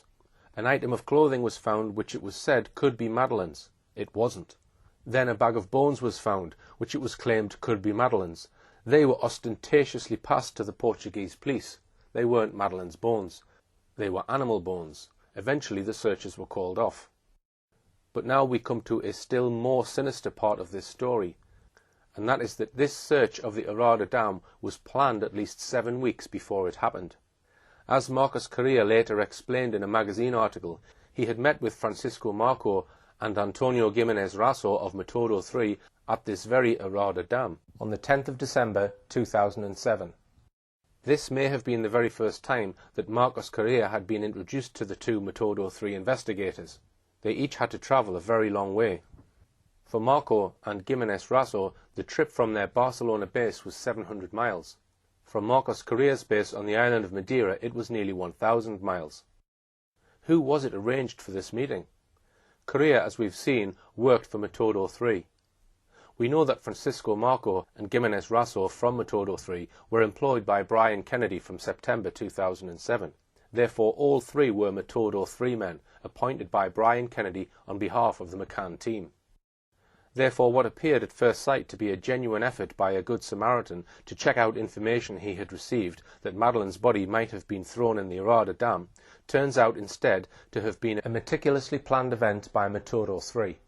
And in funding this search, with the help of donations from the British public, they were relying, we now find out, on a man who lied through his teeth not once, but twice, about how he came to be interested in what really happened to Madeleine. The more you peer into the events and people behind this search for bones in the Arada Dam, the more it has every appearance of being just a plain stunt designed to grab front-page coverage in the British press. We have to ask, why did the McCanns do this? What was the whole purpose of this exercise? Why did three people employed by the McCanns travel a total of thousands of miles to meet at the dam in December 2007? And why, when news of the search broke in late January, were the British public not informed about the lead-up to this search? Before we leave the subject of Metodo 3, I should just mention that its boss, Francisco Marco, was also involved at the same time as he had the Madeleine McCann contract in a major agricultural scam. This was exposed on the 2nd of February 2009.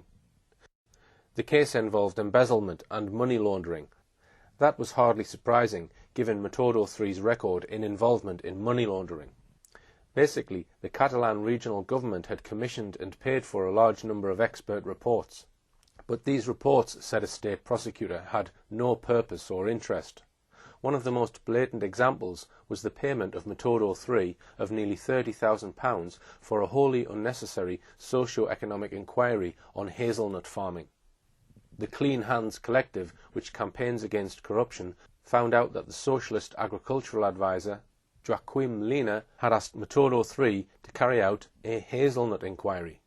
But Metodo 3's report was found to be merely a cut-and-paste job from an internet report on the hazelnut industry in a regional magazine, El Confidencial. In other words, Metodo 3 had got £30,000 for doing nothing of real value. In March 2008, the McCanns ceased using Metodo 3 full-time, but retained their services on a part-time basis. It's time now to look at the extraordinary person the McCanns and Brian Kennedy now put in charge of their search for missing Madeleine. It was a company with the grand title of Oakley International. When news that Metodo 3 had been replaced leaked out in the press, the McCann spokesman Clarence Mitchell described them as the big boys of international private investigation. Once again, the British mainstream press simply reproduced this claim without bothering to look behind it. In fact, Oakley International was basically a one-man band run by an Irish fraudster and conman, Kevin Halligan. Also involved with him was ex-MI5 friend Henry Exton. We would know very little about Halligan but for a penetrating article published on the 24th of August 2009 by security expert and writer Mark Hollingsworth in the Evening Standard. These were the main facts that he revealed. Brian Kennedy and the men he employed, such as Metodo 3 employees we've looked at, scared off witnesses, talking to them so aggressively that some of them later refused to talk to the police, wasted funds and raised false hopes. Brian Kennedy and his son Patrick had to be questioned by Portuguese police after attempting a rash 24-hour stakeout of a house where they thought Madeleine was being held. She wasn't being held there. The relationship between Metodo 3 and the Portuguese police then completely broke down. Kennedy's investigators had little experience of the required painstaking forensic detective work. In his article, Hollingsworth noted that Exton had once worked for MI5 but was sacked after being arrested, caught leaving a tax-free shopping area at Manchester Airport with a bottle of perfume he had not paid for. He accepted an official police caution. As for Kevin Halligan, Hollingsworth was damning. Halligan used a variety of names. Indeed, when he met the McCanns, he told them his name was Richard Halligan. He falsely claimed to have worked for GCHQ and made other false claims and extravagant claims about himself. In 2006, the year before Madeleine went missing, he secured a contract with Dutch firm Trafigura. They had dumped toxic waste in a landfill site near Abidjan, the main city in Ivory Coast, causing severe physical illness to hundreds of people living nearby. The government had imprisoned some of Trafigura's executives. Trafigura appointed Halligan on a lucrative contract to help with negotiations to release its executives. He failed, meaning that Trafigura had to pay the eye-watering sum of around £125 million to secure the release of its executives. As Hollingsworth pointed out, Halligan made a fortune from Trafigura and was suddenly flying everywhere first class, staying at the Lansborough and Stafford hotels in London and the Willard Hotel in Washington, D.C. for months at a time. He then went on to describe what Halligan was doing when he was supposed to be working for the McCanns. He actually only worked for them for 4 months, as his 6-month contract was terminated early. During this time he was paid the sum of £500,000 plus expenses. It was a daily rate of about £6,000 a day. On top of that, his first month's expenses claim was nearly £50,000. Yet he had absolutely no experience in tracing and finding missing people. During the Madeleine investigation, says Hollingsworth, Halligan spent vast amounts of time in the Hey Joe bar in the basement of the Abracadabra Club near his Jermyn Street office. Armed with a clutch of unregistered mobile phones and a BlackBerry, the bar was in effect his office. He was there virtually the whole day. He had an amazing tolerance for alcohol. When not imbibing in St. James's, Halligan was in the United States. On the 15th of August 2008, at the height of the McCann investigation crisis, he persuaded Andrea Hollis, a former US Drug Enforcement Agency official, to write out an $80,000 check to Oakley in return for a 10% shareholding. The money was then transferred into the private accounts of Halligan and his girlfriend, Shirin Trakitis, to finance a holiday in Italy. Halligan later faced a $6 million lawsuit in Virginia concerning an allegation that he repeatedly and systematically depleted funds from Oakley's bank accounts for inappropriate personal expenses. He faced a further £1.4 million damages claim from Mark Aspinall, a lawyer who had worked closely with him. He had invested £500,000 with Halligan's Oakley International Company and lost the lot. Hollingsworth added that numerous employees, specialist consultants and contractors hired by Halligan had not been paid, adding that some of them now face financial ruin. Hollingsworth concluded his article by telling us that Halligan was now on the run from his numerous creditors and various law enforcers. It was in October 2009 that a sharp-eyed lady recognised Halligan's face from a photograph in the press. He had been spotted staying at the £700 a night Oxford Hotel with his then-girlfriend. The police bundled him into a van and put him in Belmarsh top security prison. He fought extradition for 3 years, finally being removed to the US, where he pleaded guilty to serious fraud offences. He served a total of 4 years in prison. Once again, we must ask, why did the McCann team turn to an out-and-out fraudster like Kevin Halligan, who had no ability or experience in tracing missing people? The McCann team had on board the McCanns themselves, both doctors, one of the country's most experienced PR experts, Clarence Mitchell, Brian Kennedy, a multi-millionaire businessman, and his commercial lawyer, top Freemason Edward Smethurst. How could the McCanns spend well over £500,000 raised from the caring British public on this man? As one might expect, Kate McCann in her book glosses over this appalling episode, portraying themselves as naive. She wrote, "The first and second phases of the contract, April to July, ran fairly smoothly.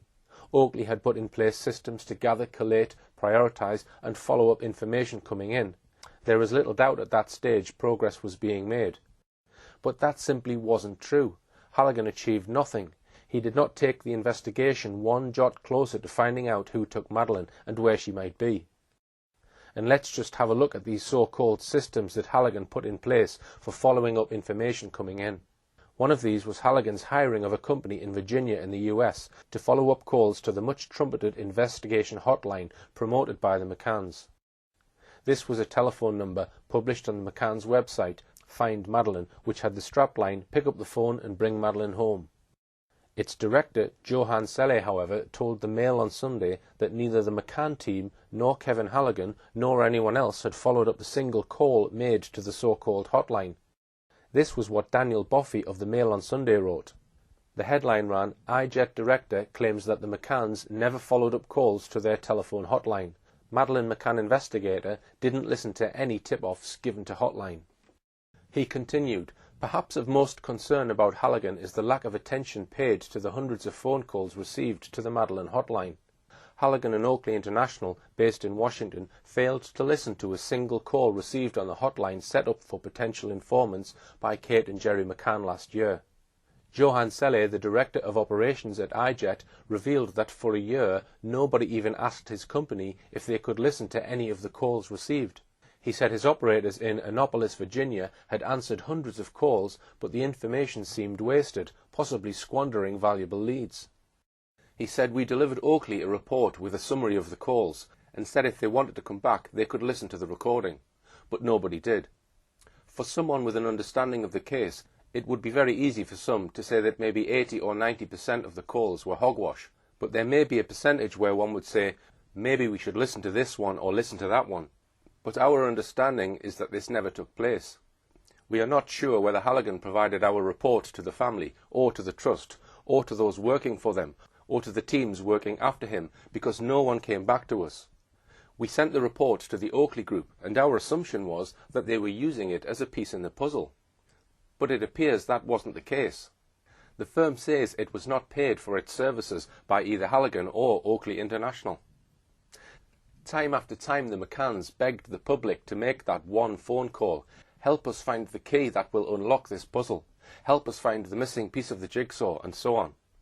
It seems from what Selle told the Mail on Sunday that the hotline was bogus. All you could ever do on the McCanns' investigation line was leave a message. Nobody ever got an answer.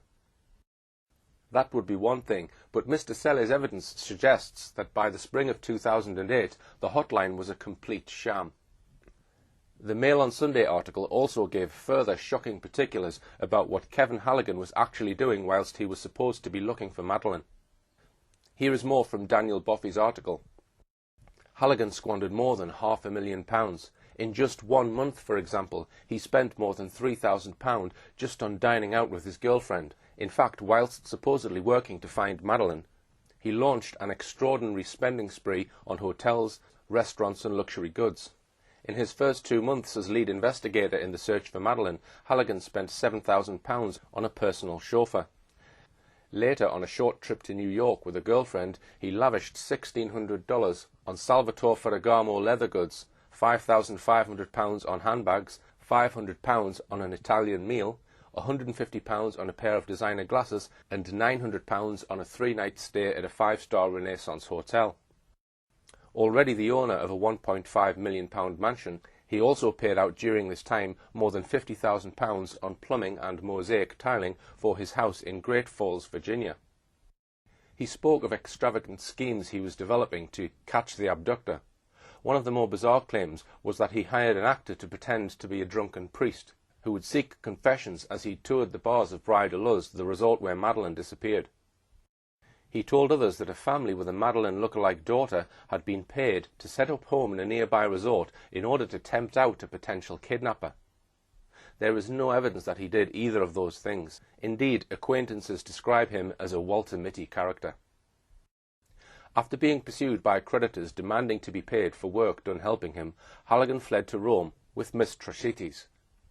Almost immediately after arriving in Rome on their first-class Lufthansa tickets, Halligan withdrew hundreds of thousands of pounds more from Oakley International's bank accounts, was seen drinking and spending prodigiously at the Hilton Cavalieri and Excelsior hotels in Rome, before quietly slinking back to the UK a few months later. Halligan was a fraudster, conman and thief. He served 4 years for some of his frauds. The McCanns, Clarence Mitchell, Brian Kennedy and Edward Smethurst are all top-notch professional and business people. How can we possibly explain this high-powered group of professional people employing such a low-life fraudster for the task of looking for Madeleine and the person who allegedly abducted her? It's a question which cries for a clear answer, but the McCanns have never given us that clear answer. We must therefore use our own gifts of inference to try and work out what was the real reason they employed him. We've looked so far at the first two phases of the McCanns' private investigation. Phase 1, the employment of the most disreputable detective agency in Barcelona, Metodo 3, together with the employment in England of expert in money laundering and financial compliance, Gary Hagland. And Phase 2, their employment of Kevin Halligan, a serial conman and convicted fraudster. In Part 4, we'll conclude our probe into what really went on in the McCanns' private investigations, and conclude our series of films with an examination of the British government in assisting at every opportunity the McCanns to maintain their claim that Madeleine was abducted.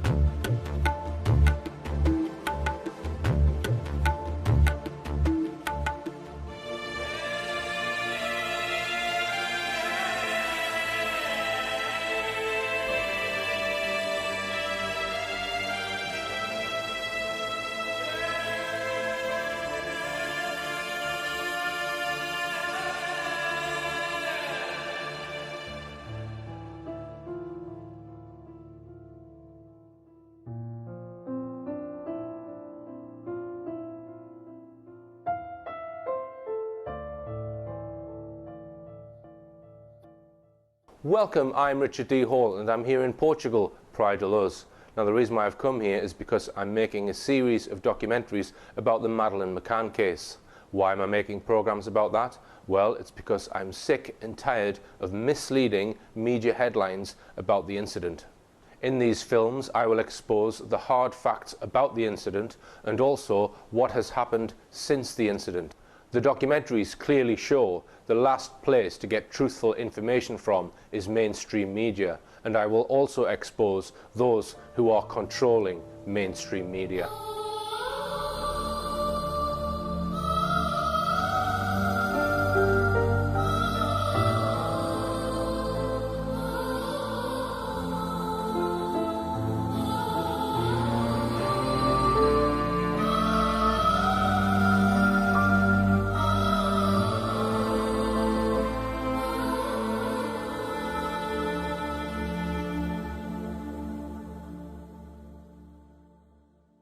To sum up, we have looked at 3 sets of investigators who were employed by the McCanns to search for Madeleine for the year from September 2007 to September 2008.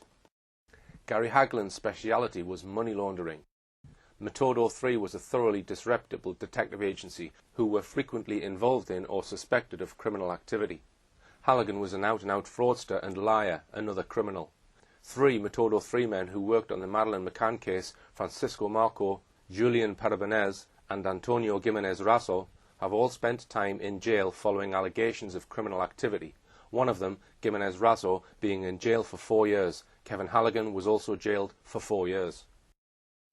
None of these agencies or individuals unearthed one single usable fact about who might have taken Madeleine or where she was. Between them, the McCanns probably paid them a total of well over £1.5 million, with absolutely no result. Where is the mainstream media's coverage of these extraordinary facts? Nowhere. This brings us back to the reason why Clarence Mitchell, the head of Tony Blair's media monitoring unit, was appointed to the job of being the head of PR for the McCanns. He once boasted to a Spanish magazine, L'Espresso, "I was the head of the 40-strong Central Office of Information Media Monitoring Unit. My job there was to control what comes out in the media." Enough said, I think. After the McCann team sacked Halligan in August or September 2009, Brian Kennedy turned to 2 local contacts to head up the McCann team's investigation. One was former Detective Inspector Dave Edgar, who lives in Crewe, just a few miles from Brian Kennedy's mansion. The other was another retired police officer, Arthur Cowley, who lived in a hilltop cottage on Holcombe Mountain, in Flintshire, North Wales. Their main activity over the next 3 years seemed to have been to promote a series of unlikely stories about who might have abducted Madeleine, which I'll look at in a moment.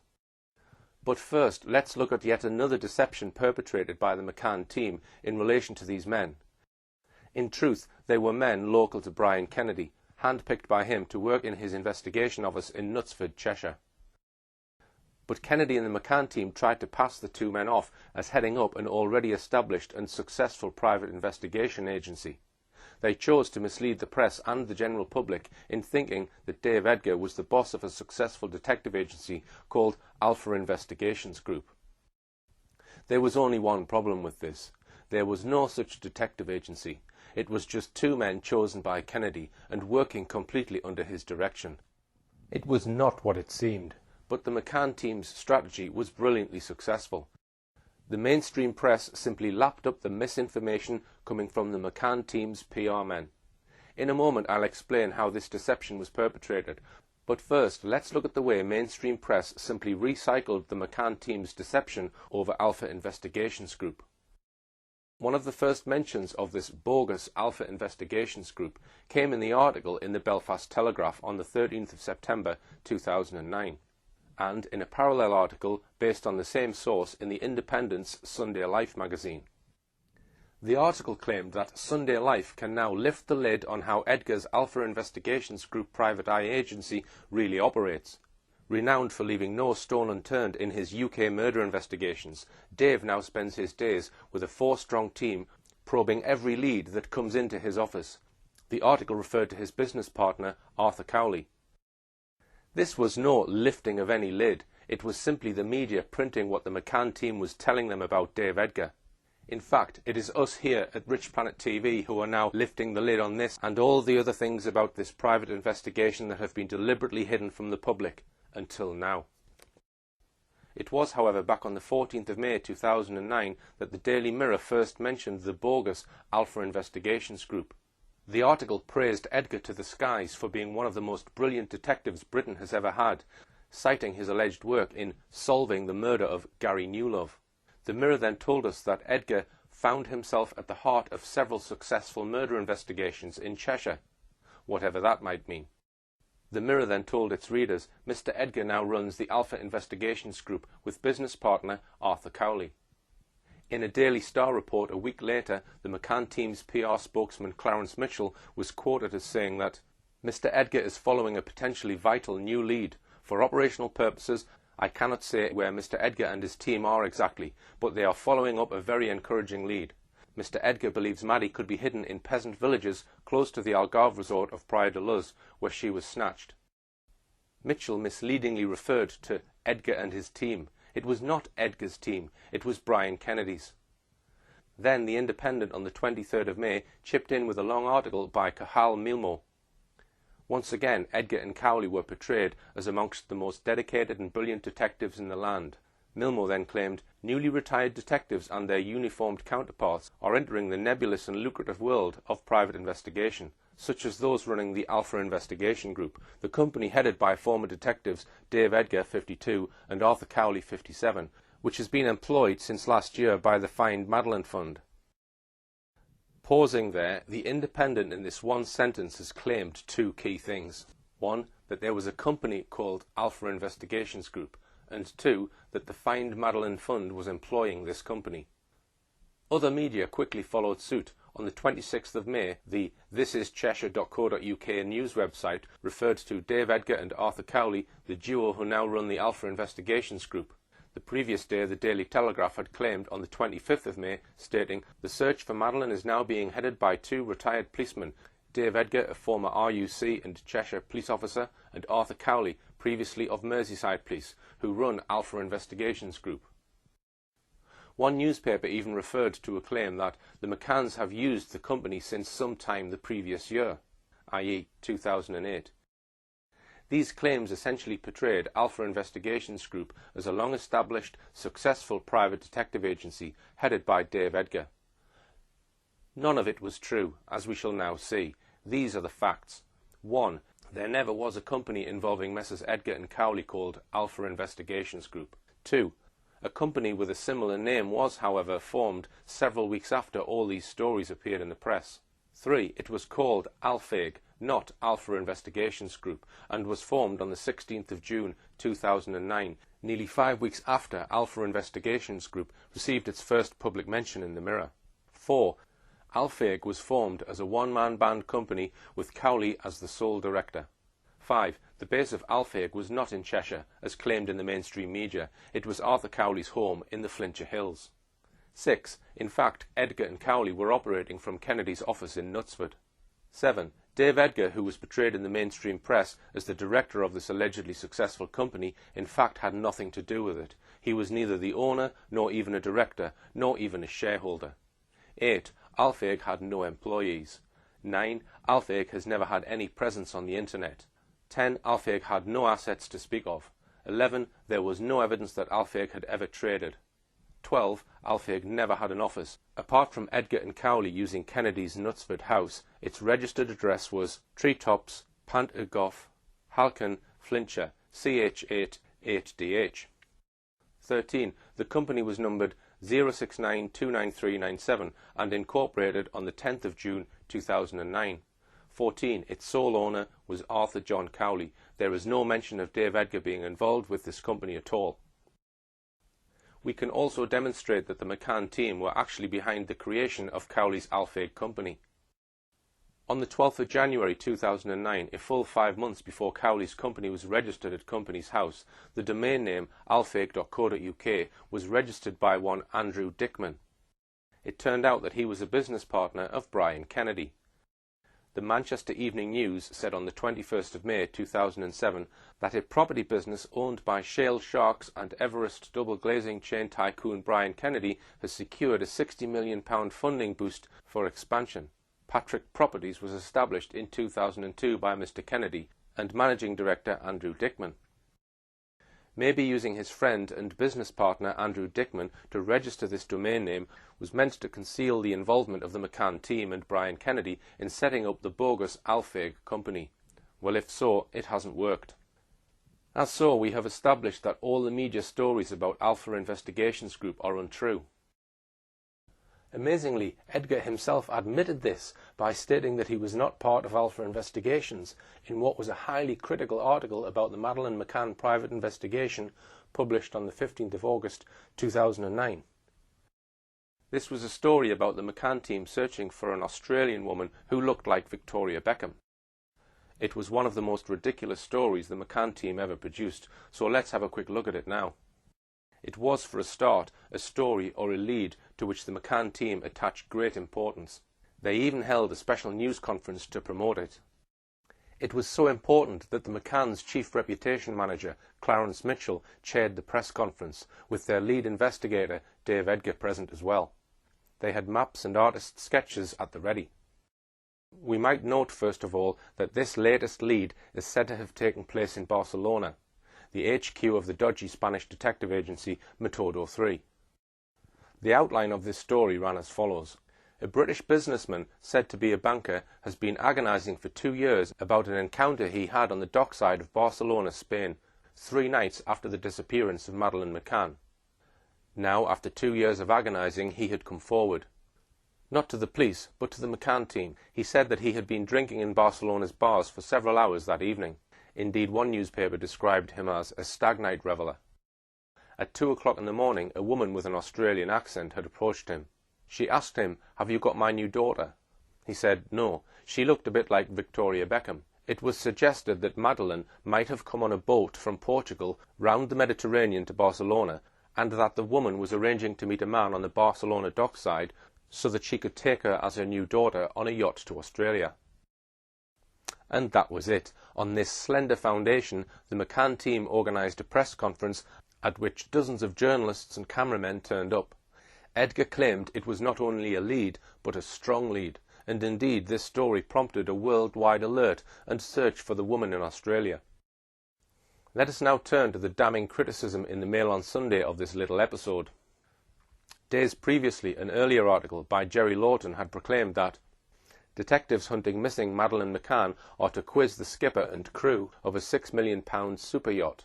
The move came after its millionaire owner, Rhonda Wiley, 52, and daughter Melissa Carlson, 31, vowed to do all they could to help. The 105-foot yacht was spotted in a Barcelona marina 3 days after Madeleine disappeared in 2007. The vessel, flying an Australian flag, was moored close to where the Aussie Posh Spice lookalike approached a Brit stag night reveller and muttered, "Are you here to deliver my daughter?" But Tom Warden, Martin Delgado and Andrew Chapman in the Mail on Sunday took apart this so-called strong lead. They said private detectives leading the hunt for Madeleine McCann faced questions last night after a Mail on Sunday investigation revealed shortcomings in chasing a strong lead. Edgar's Detectives 1 failed to make even rudimentary inquiries before announcing a significant development in the worldwide search for the 6-year-old. 2. Failed to speak to anyone working at the seafood restaurant near where the alleged agitated woman was seen at 2 a.m.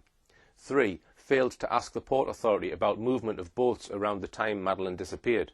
4. Failed to ask if the mystery woman had been filmed on CCTV. 5. Knew nothing about the arrival of an Australian luxury yacht just after Madeleine vanished until told by British journalists who gave them the captain's mobile number. 6. Failed to interview anyone at a nearby dockside bar where, according to Mr. Edgar, the mystery woman was later seen drinking. And 7. Failed to ask British diplomats in Spain for advice before or during the visit. Also, Spanish police could not confirm that they had ever been contacted by the British investigators.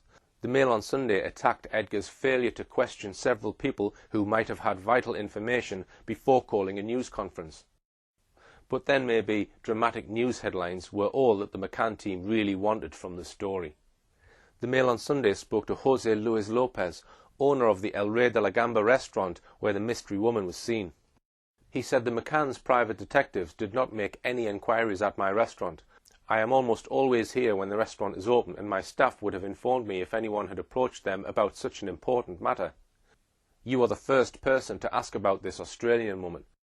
The manager of the bar next door, Kennedy's Irish Sailing Bar, said the same. The Barcelona port director, Juan Guitar, asked about it. He said, "Nobody has been here asking questions about Madeleine for this Australian woman. This is the first I have heard about any possible link to the port." A senior Port Authority worker added, "There are several security cameras monitoring the port, but we have not been approached about footage from the night in question. I would have expected anyone carrying out the investigation to at least have asked about it." A source at the British Embassy in Madrid said, "The detectives didn't inform us or the consulate in Barcelona that they were coming to Spain, nor ask any help in their investigation." A highly experienced private detective with over 20 years' work tracing missing people added, "I can't understand why the Madeleine detectives would have released this story and leave it to the public without first making their own investigations in the port. It beggars belief that they did not speak to the owner of the restaurant or the port authorities." The McCann detectives had not even checked port records for the dates of the 6th and 7th of May, the days the British banker was in Barcelona. The Mail on Sunday, however, managed to see them and traced 9 boats that arrived in the port, one of which was unfamiliar. It was a £6 million Sunseeker powerboat, Willpower, owned by an Australian multimillionairess, Rhonda Wiley. The Mail on Sunday interviewed the captain. They commented, "Mr. Edgar's team are in the embarrassing position of having to explain why it was left to reporters to discover the boat's presence in Barcelona and trace its former captain."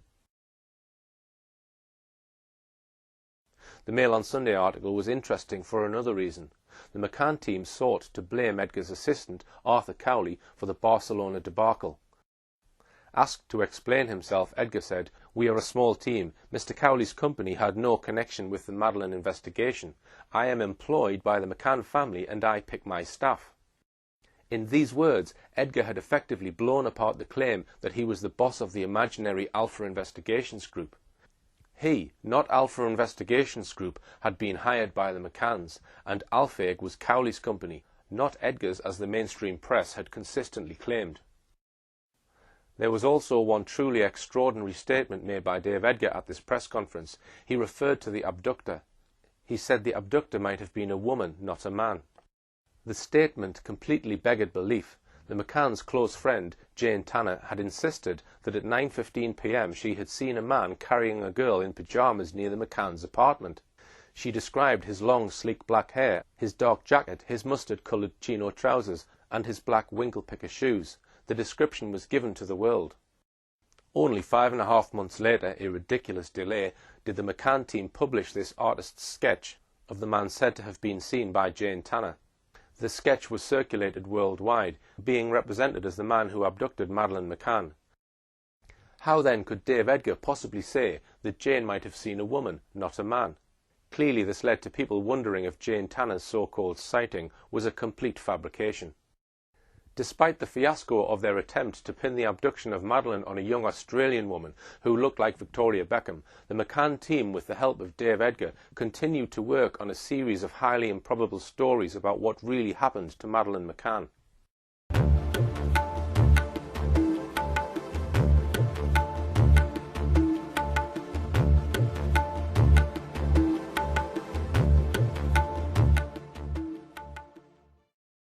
Let's move on to look at just one or two of the unbelievable stories developed by Dave Edgar. One of the angles the McCann team and Dave Edgar focused on was the possibility that Madeleine might be being held in an underground prison lair. This followed some well-publicised, appalling stories of how girls had been kidnapped and held for years before finally gaining freedom. There was the case of Natasha Kampusch, abducted by Wolfgang Pricklepil when 10 years old and held for 8 years before gaining her freedom. Then there was J.C. Lee Dugard, kidnapped by sex offender Philip Craig Garrido when aged 11 and held for 18 years before being freed. Then there was the evil Joseph Fritzl, who had held his daughter Elizabeth captive for 24 years and fathered 7 children by her. More recently, there was the case of the 3 teenage girls held captive in Arizona for 2 years. Although the circumstances of what happened to these girls was very different from what the McCanns say happened to Madeleine, this did not stop Dave Edgar strongly promoting what he said was his sincere conviction that Madeleine was being held in a prison lair in the so-called lawless hills that surrounded the village of Praia de Luz, the village where she was reported missing. Despite these repeated claims, the McCann team never devoted any of the millions of pounds donated by the generous British public to make a single inquiry in the area. One storyline developed by the McCann team was to try to suggest that Madeleine was abducted by a notorious British paedophile then living in Germany, Raymond Hewlett. He had, it is true, been staying in a camper van in Portugal, about 30 miles from Praia de Luz, at the time Madeleine disappeared, but at the time he was in his late 50s and looked nothing like the man said to have been seen by Jane Tanner, and there were other indications that he could not have carried out the abduction. Hewlett died in December 2009, but that did not stop another attempt in which the McCann team were clearly deeply involved to bring his name into the search for Madeleine. Other newspapers quickly recycled the story on their front pages. "I know who took Madeleine McCann, deathbed letter from paedophile suspect makes abduction clue claim." A paedophile suspected of being involved in the disappearance of Madeleine McCann confessed to knowing what happened to the little girl on his deathbed, it has been claimed. Raymond Hewlett wrote to his estranged son denying he played a part in the 3-year-old's abduction, but claimed he knew she had been stolen to order by a gypsy gang. Cancer sufferer Hewlett, who has a record of raping and abducting children, had previously claimed to have seen the missing toddler twice before she vanished in 2007. The story was literally incredible. It featured Wayne Hewlett, a builder from Telford, the long-time estranged son of Raymond Hewlett. Raymond Hewlett had been convicted of a string of sex offences, and his son Wayne had disowned him over 20 years previously. But the son solemnly told us in an exclusive Hewlett, whilst dying on his deathbed in a hospital in Aachen, Germany, had written his son a letter giving information about what really happened to Madeleine McCann. Hewlett told the son that a mystery man had brought this letter all the way from Germany. No one has yet volunteered who this so-called mystery man might be. The letter, so it is claimed, said the man years ago, Wayne's father, had been sitting around a gypsy campfire drinking with a gypsy gang leader. The letter gave the name of the gypsy gang leader, and said that the gang leader had admitted to Hewlett that members of his gang had stolen Madeleine to order on behalf of a wealthy North African family who wanted a young white girl in their family. One would think that any responsible person would have immediately contacted their local police station and handed them the letter allegedly containing the name of this gypsy gang leader. Instead, Wayne said that he had become emotional about it and burnt it. Having burnt it, he later decided to tell the McCann team, or the son, about the story. We can't be sure which came first, but what we can be sure about is that the McCann team and the son cooperated once again to put this story on their front page on the 1st of September 2010.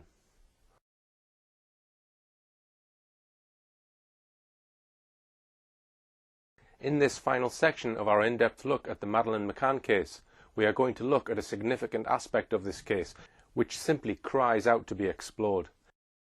And that is the quite remarkable extent to which the British government and other political, media and establishment figures at the very highest level have been involved in actively assisting the McCanns and in promoting their claim that Madeleine had been abducted right from the very first day Madeleine was reported missing. So let's begin right away by introducing all the top-level people who rushed out to Praia de Luz in the first week after Madeleine's parents first alerted the authorities that Madeleine was missing. In doing so, let us bear in mind that it was always possible that Madeleine might have wandered off, or that she could have been recovered from wherever she had been taken. One presumes that all those who rushed out to Praia de Luz were doing so in a bid somehow to find out what happened to Madeleine McCann and hopefully find her alive.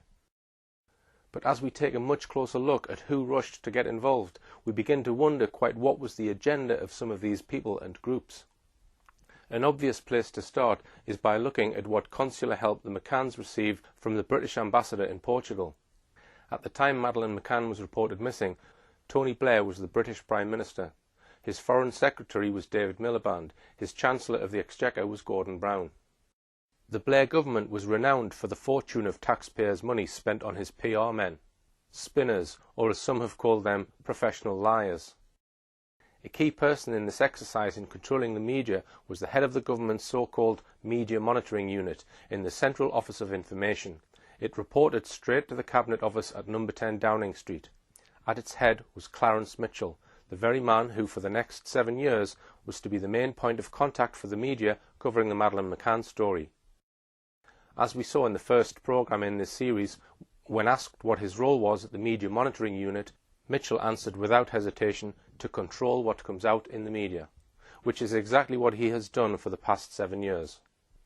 And we know from a Freedom of Information request that Clarence Mitchell was formally appointed to head up the Madeleine McCann PR campaign on Sunday the 6th of May, barely 48 hours after Madeleine had been reported missing. What was it, we might well ask, which was so important about this story that the head of the government's main media unit needed to be sent out to Portugal full-time to cover this story? What exactly was the government's interest? What could a PR man do to help find out what happened to Madeleine McCann? Another leading civil servant sent out to Praia de Luz was Sherry Dodd, a left-wing journalist who worked for the Daily Mirror before Tony Blair appointed her his Special Foreign Office Ambassador to the McCanns the very next day after Madeleine's disappearance. That now makes 2 very high-up civil servants dispatched to Portugal within 48 hours. It was described in some media as unprecedented. Dodd had been a long-serving senior spokeswoman for the government. The Foreign and Commonwealth Office announced that she was being deployed as the press officer responsible to act as media liaison officer for the McCann family. She flew out immediately to be at the McCann's side for press conferences and to attend police interviews. Her instructions, so far as the public were concerned, were to offer every possible consular assistance to the McCanns. But it seems clear that right from the start her instructions were to do a lot more than that. Because of an international British government letter leaked to a Belgian newspaper, Le Dernier Heure, this is what the Belgian newspaper informed its readers. 1. An unnamed diplomat warned the government in a letter of inconsistencies in the witness statements testimonies by Madeleine's parents and their friends about the night she was reported missing, adding people were not where they claimed to be. 2.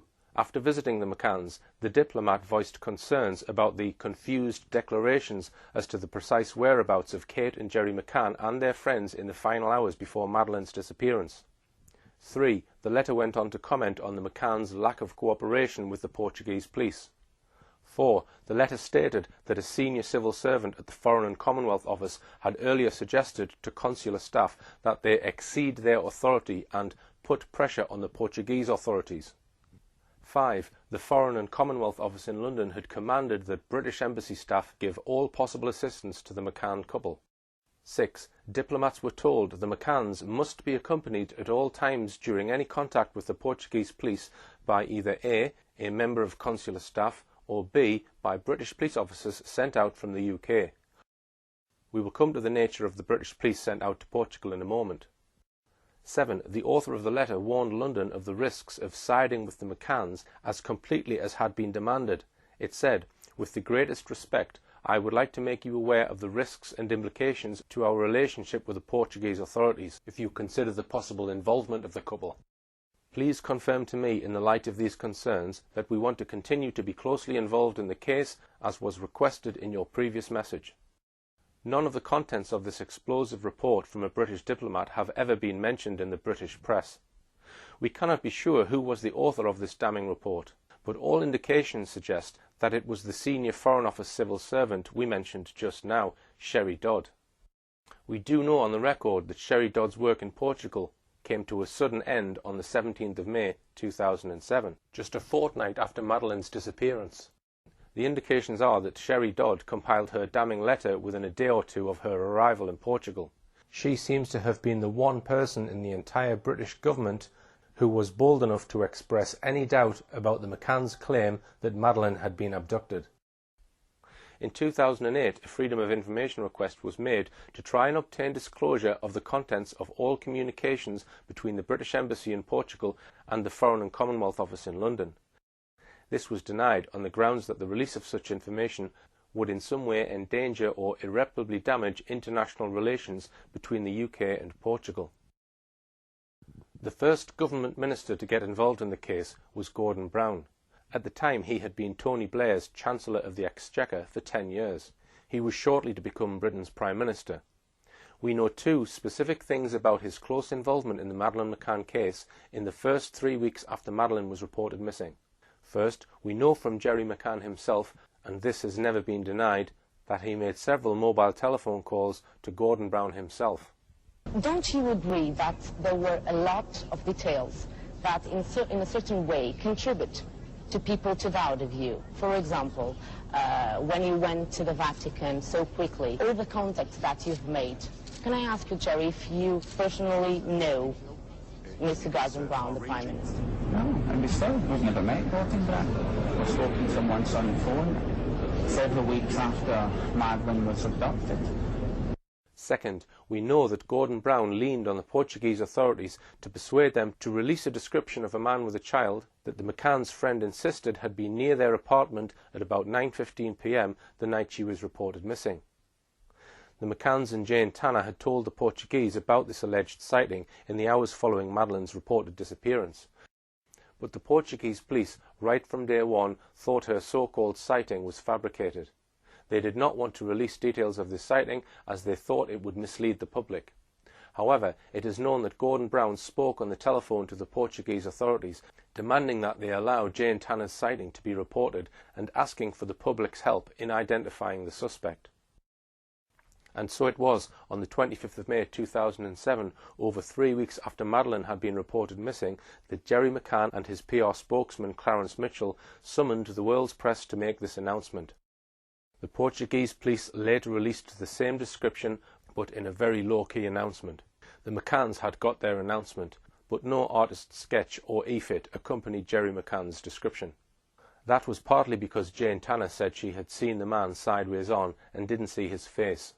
It was also dark at that time, 9:15 p.m. It was an almost unbelievable 5.5 months later that the McCann team did produce an artist's sketch, and this was it. It was hard to know what good this would do so long after the event, and without a face. When the sketch was eventually released, the British press obligingly and uncritically published it on all the front pages.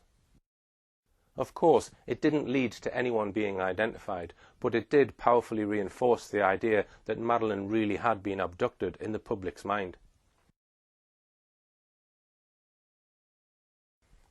But why was Gordon Brown so much involved in this? He was not the Foreign Secretary, David Miliband was. And why was the government so much involved as to seek to force an obviously very reluctant Portuguese police force to allow a description of a man which had every appearance of being fabricated released to the world? Why would Gordon Brown not allow the Portuguese police to get on with their investigation unhampered?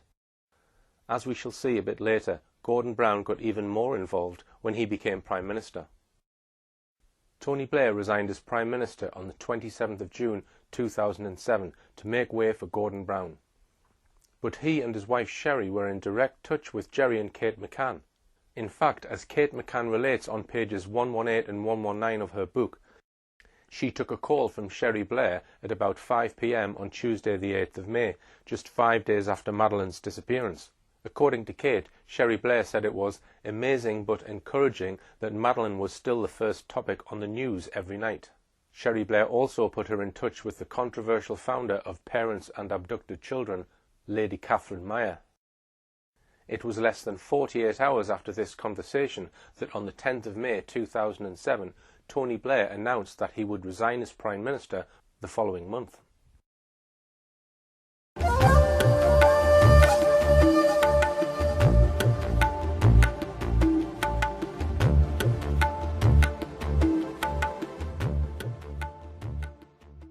Let me now switch the focus to the holiday company used by the McCanns and their friends, Mark Warner. There was no obvious reason why Mark Warner should pull in some of the biggest guns available in the world of PR, but they certainly did. Mark Warner retained the controversial PR firm Bell Pottinger. Controversial, among other reasons, because they were hired at a fee of tens of millions of pounds to provide PR for the highly undemocratic Democratic Republic of Congo. Their support for this repressive regime recently brought protesters outside Bell Pottinger's Fleet Street offices, campaigning against Bell Pottinger's involvement in supporting the odious regime. Bell Pottinger is also paid tens of millions of pounds by other badly run African states. If Madeleine McCann had been abducted, it was not from a property owned by Mark Warner. Moreover, the McCanns had refused to employ evening childcare facilities laid on by Mark Warner at the Ocean Club premises where they were staying. They used neither the evening creche nor the baby listening service. Alex Woolfall, the head of crisis management at Bell Pottinger, one of the most senior men there, was dispatched immediately, arriving the following day on the 4th of May. Yet, as we've been pointing out, as far as anyone knew at that stage, Madeleine could have been found any day. How exactly the presence of the head of crisis management at Bell Pottinger could help in the police search for Madeleine is not clear at all. One of the strangest things about this involvement is that no sooner had he arrived in Praia de Luz than he got hold of the McCann's cameras and began an immediate search for what was on them. He did so together with the McCann's relative from Skipton, Michael Wright. Quite why he did that is uncertain.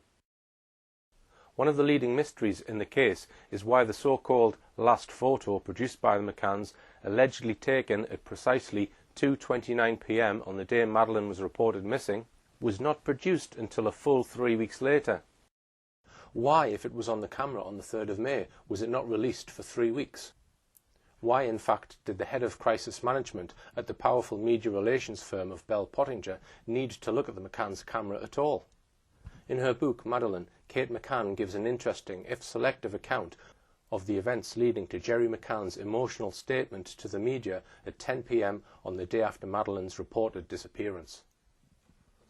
What is interesting is the sheer volume of important people milling around the McCanns by 5 p.m. on the 4th of May, just 19 hours after the McCanns had first reported her missing, and just 8 to 9 hours after the first news reports went out on Sky News, the BBC and ITV.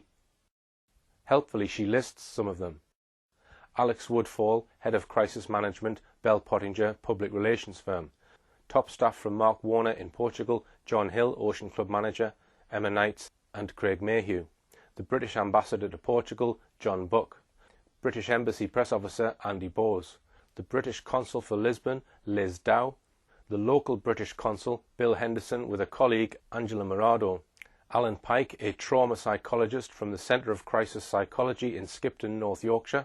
Some of the McCann's relatives had already arrived, Kate's mother and father and her aunt Nora, who had cancelled a flight back to Canada where she lived so as to be able to fly out to Portugal. So far as support from the British Embassy was concerned, the support and level of backup in respect of a child who had been reported missing just a few hours ago was totally unprecedented. Why did so many of them need to be there? In addition to all the many people we've already mentioned, we need to look at the involvement of the British security services, an aspect which has rarely been mentioned in the British mainstream press, about which the government has been singularly evasive.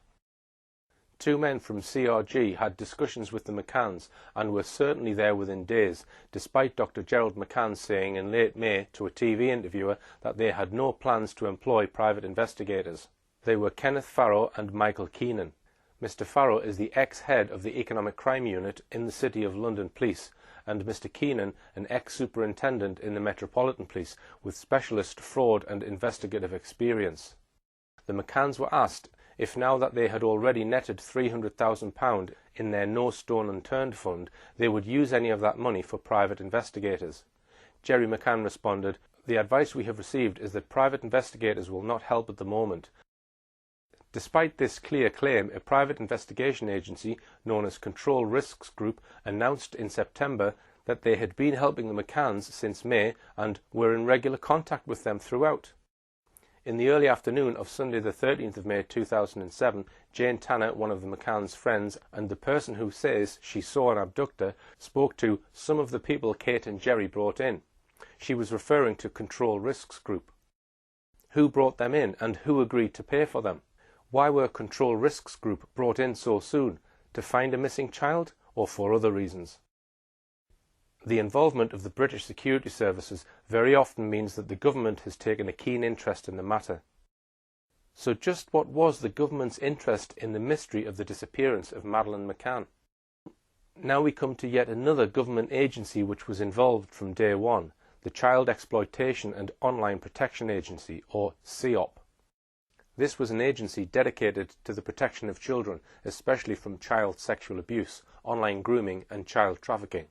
It was absorbed into the National Crime Agency by the coalition government 2 years ago and no longer exists in a separate entity. At the time of Madeleine's disappearance, its head was the controversial figure of Jim Gamble. I say controversial because Gamble will forever be associated with Operation O, the investigation into those allegedly accessing images of child sexual abuse on a website. You could only access this website by paying by credit card online.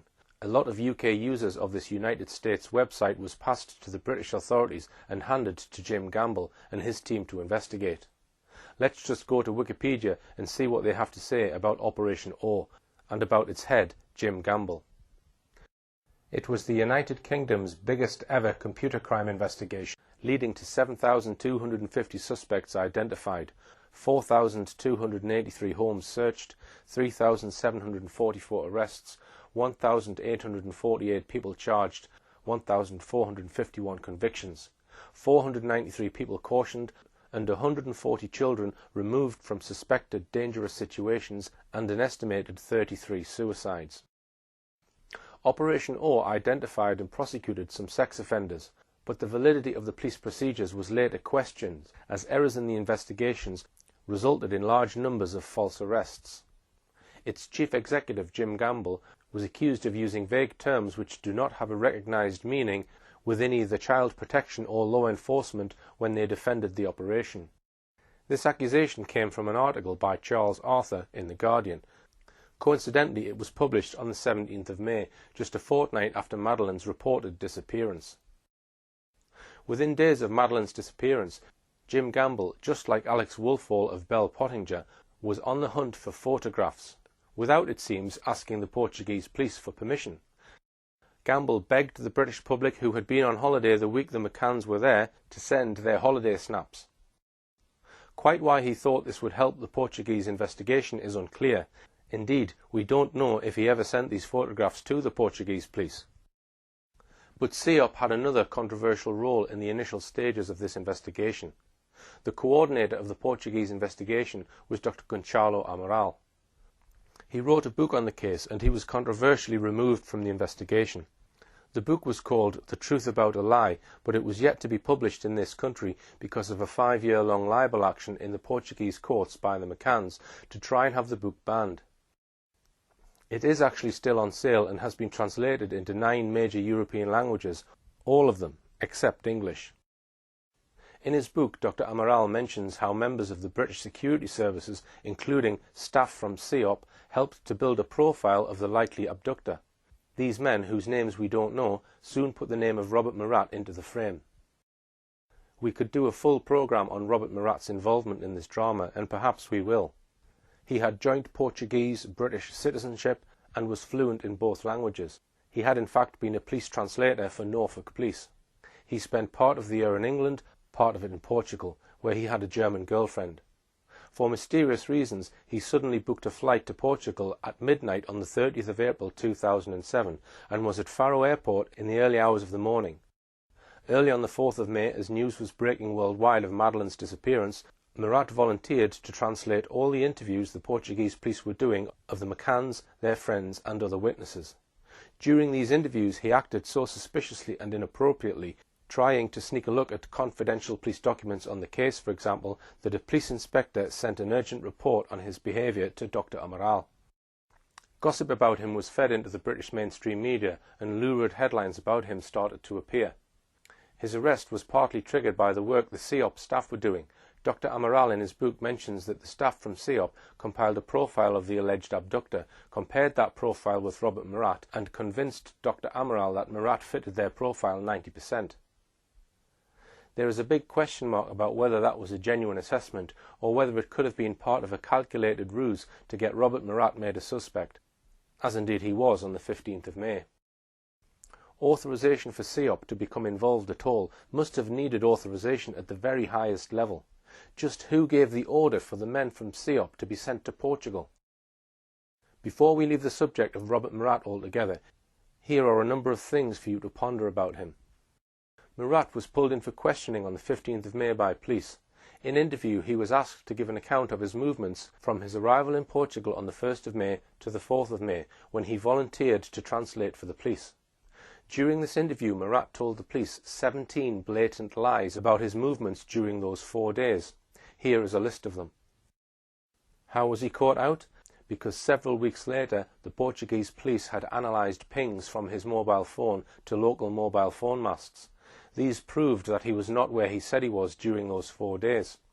When these were put to him in a second interview on the 10th of July, he asked for a break in the interview. After the break, he came back and told an entirely different story. He told the police that on the 15th of May, he had been too tired to tell the truth. One of those 17 lies was not to admit that he was in fact at the Palmeiras Golf Club near Lagos on the afternoon of the 3rd of May, about 7 hours before Madeleine was reported missing. Now, I've just pulled up at the Palmeiras Golf Club, which is a few miles east of Lagos, maybe 7 or 8 miles east of Praia de Luz. The significance of this increases when we consider 2 other points. First, the mobile phone records of both Robert Murat and Gerry McCann show a most remarkable coincidence. At about 3 p.m. on Wednesday the 2nd of May, both men suddenly switched off their mobile phones within 6 minutes of each other. Their mobiles then each remained switched off for a further 32 hours, until both men switched on their phones again at around 11 p.m. in the evening on the 3rd of May, an hour after Madeleine was reported missing. Again, they did so within 6 minutes of each other. That raises the question of whether the 2 men were already known to each other. Now, it is alleged that Gerry McCann met with Robert Murat at this golf club sometime before Madeleine went missing. So I'm just going to go in, take some footage of the outside and of the inside. Second, on this clip we see Gerry McCann, the day Robert Murat was made a suspect, asked a simple question. Do you already know Robert Murat? But did you know Robert Murat? I'm not going to comment on that. He doesn't answer the question. He could easily have said no if the answer was no. What does his body language suggest? In addition, he looks evasive. The question clearly troubles him. He looks away from the interviewer and hurriedly terminates the interview. If we knew more about the nature of any relationship between Gerry McCann and Robert Murat, we would surely be able to understand a whole lot more about what really happened to Madeleine McCann. But let us now return to the subject of involvement of government and other political, media and establishment figures in actively assisting the McCanns. Let's look next at the involvement from the outset of Leicestershire Police. It is far from obvious why the police force in the parents' home county in England should get involved immediately in searching for their missing child in a foreign country, yet this is precisely what happened in this case. Superintendent Bob Small and at least 2 other officers from Leicestershire Constabulary were dispatched immediately to Praia de Luz. Bob Small was to play a highly crucial role in the decision by the Portuguese police to pull in Robert Murat for questioning. He was directly involved in the events leading up to the controversial event.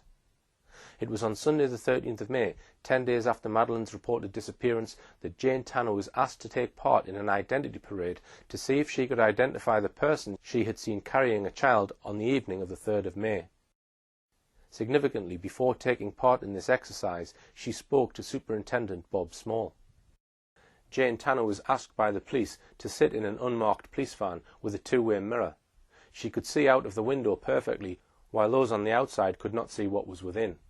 It was arranged for a number of people to walk past the van, including Robert Murat, who now was at least a potential suspect. As Robert Murat walked past the unmarked police van, Jane Tanner became adamant to the police that he was the very man she'd seen walking near the McCann's apartment 10 days ago. Within 48 hours of Murat being made a suspect, 3 of the McCann's tapas 7 friends visited the Portuguese police, saying they were sure they had seen him hanging around the Ocean Club around 11 p.m. on the day Madeleine was reported missing.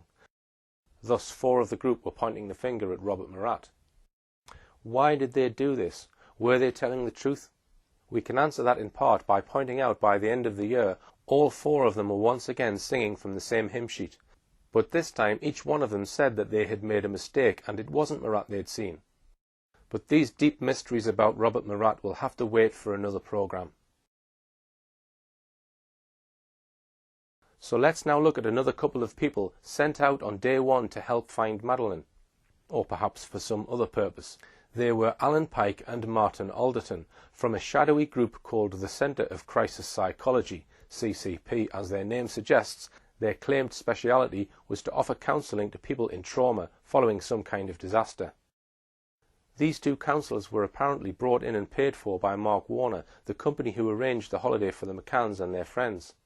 A Yorkshire newspaper, the Craven Herald, reported on Monday the 14th of May as follows.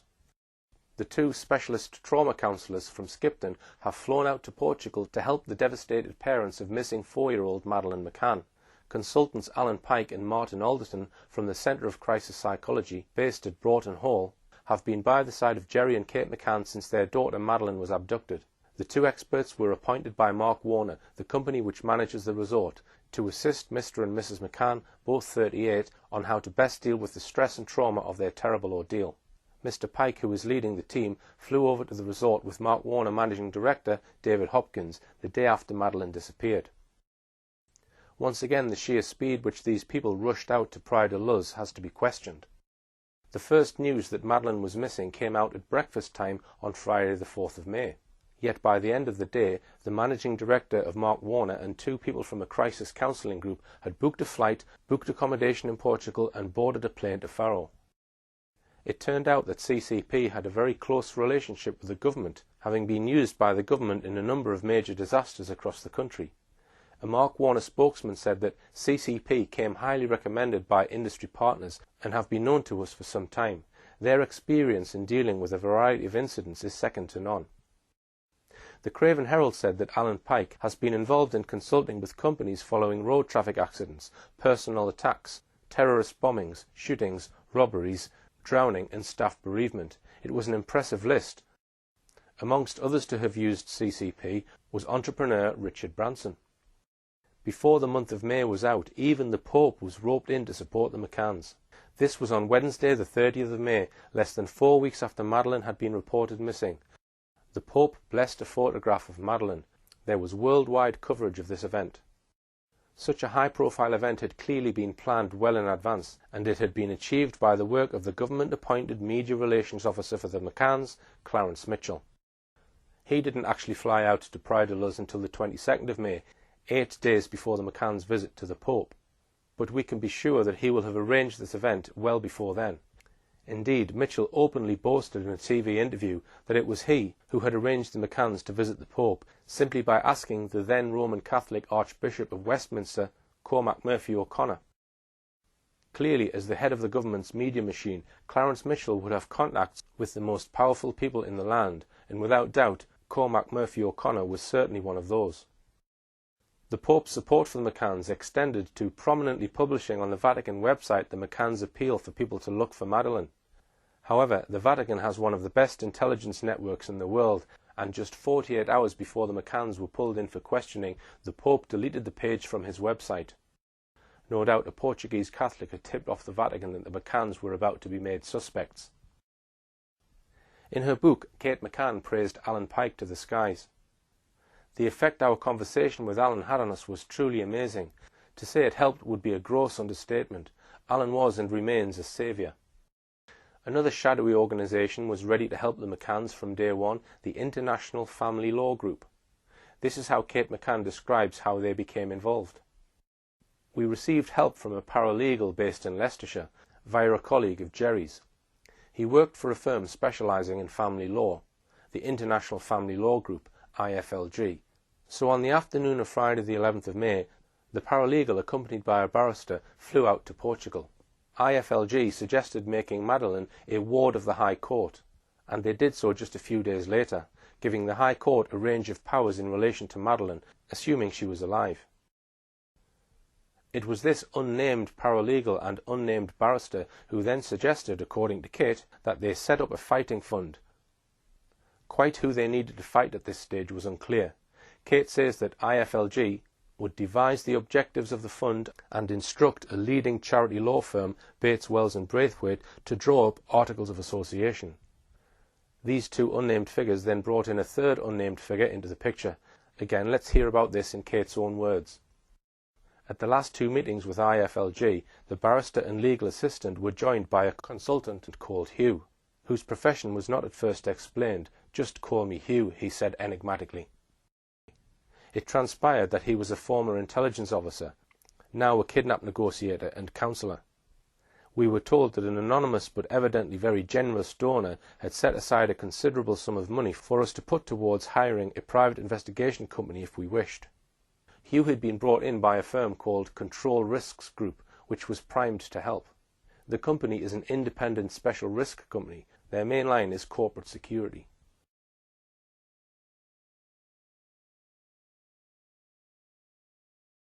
The involvement of government and their agents is unprecedented in this case. But I'm going to go back and consider this alleged abductor. We have the evidence of Jerry and Kate McCann. Jerry says he saw Madeleine alive when he did his check on the children at around 9:05 to 9:10 p.m. that evening. Then, so it is claimed, Kate McCann discovered Madeleine missing from her bed when she did her check at around 10 p.m. She maintained many times that she knew instantly that Madeleine had been abducted. We know that the McCann's friends, the so-called Tapas 7, generally back up the McCann's story of an abductor. But apart from them, what actual independent or forensic evidence do we have of an abductor? Is there any forensic evidence? Footprints, fingerprints, hairs, clothing fibres, DNA, anything in fact? Absolutely none. The only fingerprint found on the window was actually that of Kate McCann, suggesting that she was the last person to handle the window, sometime shortly before the police were called. So did anyone hear this mystery abductor, maybe lifting shutters, entering or fleeing the building, the noise of a child, anything at all in fact? Again, absolutely nothing. Did anyone see someone who could have been an abductor? Yes is the answer to that one. 2 sightings of a man carrying a child were reported. One was by the McCann's close friend, Jane Tanner, who says she saw a man carrying a child close to the McCann's apartment at around 9:15 p.m. that evening. The other one was a claim by members of an Irish family that they saw a man carrying a child in a different part of the village at about 10 p.m. There are serious question marks over both of these alleged sightings. Firstly, it is possible that Jane Tanner fabricated her sighting in order to help her friends, the McCanns. There is also some doubt over the Smith sighting. This is because they did not report it until a full 12 days after Madeleine had been reported missing. This 12-day period might be significant when one considers that Martin Smith, who reported the sighting, was friends with Robert Murat. The sighting was reported shortly after Robert Murat was arrested, 12 days after the disappearance. We could add a lot more detail on these 2 sightings and why there are serious question marks over them. But we'll leave that for another show. There are many more aspects to this case that we haven't covered, but hopefully we've given you a broad understanding of the facts behind this case.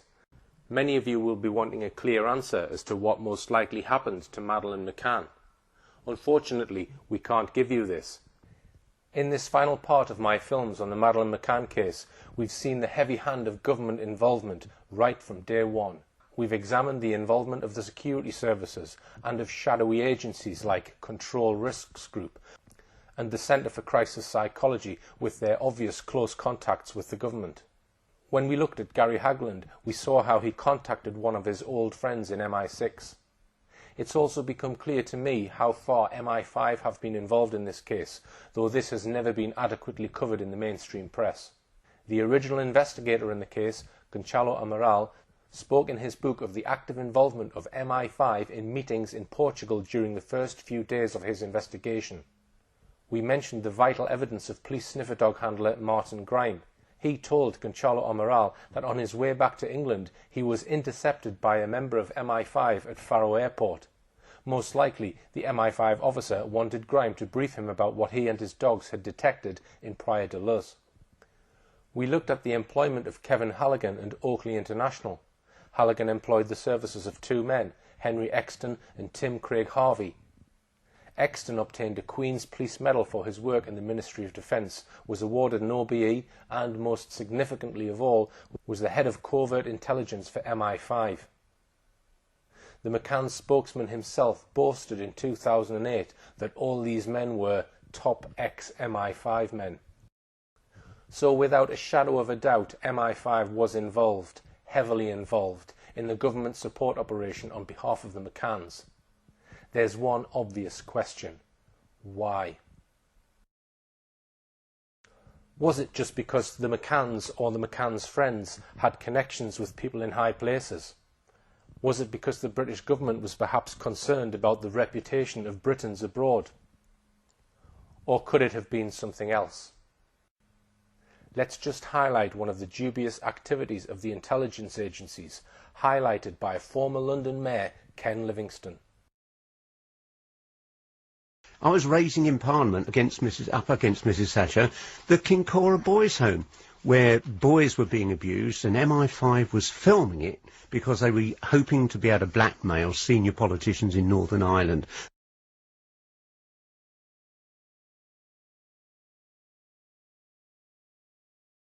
We believe there are certain secrets concerning the activities of the intelligence agencies which cannot come out. They cannot be brought forward into a court. Is it the case that if the real truth were to come out in a trial, the state would have to fall?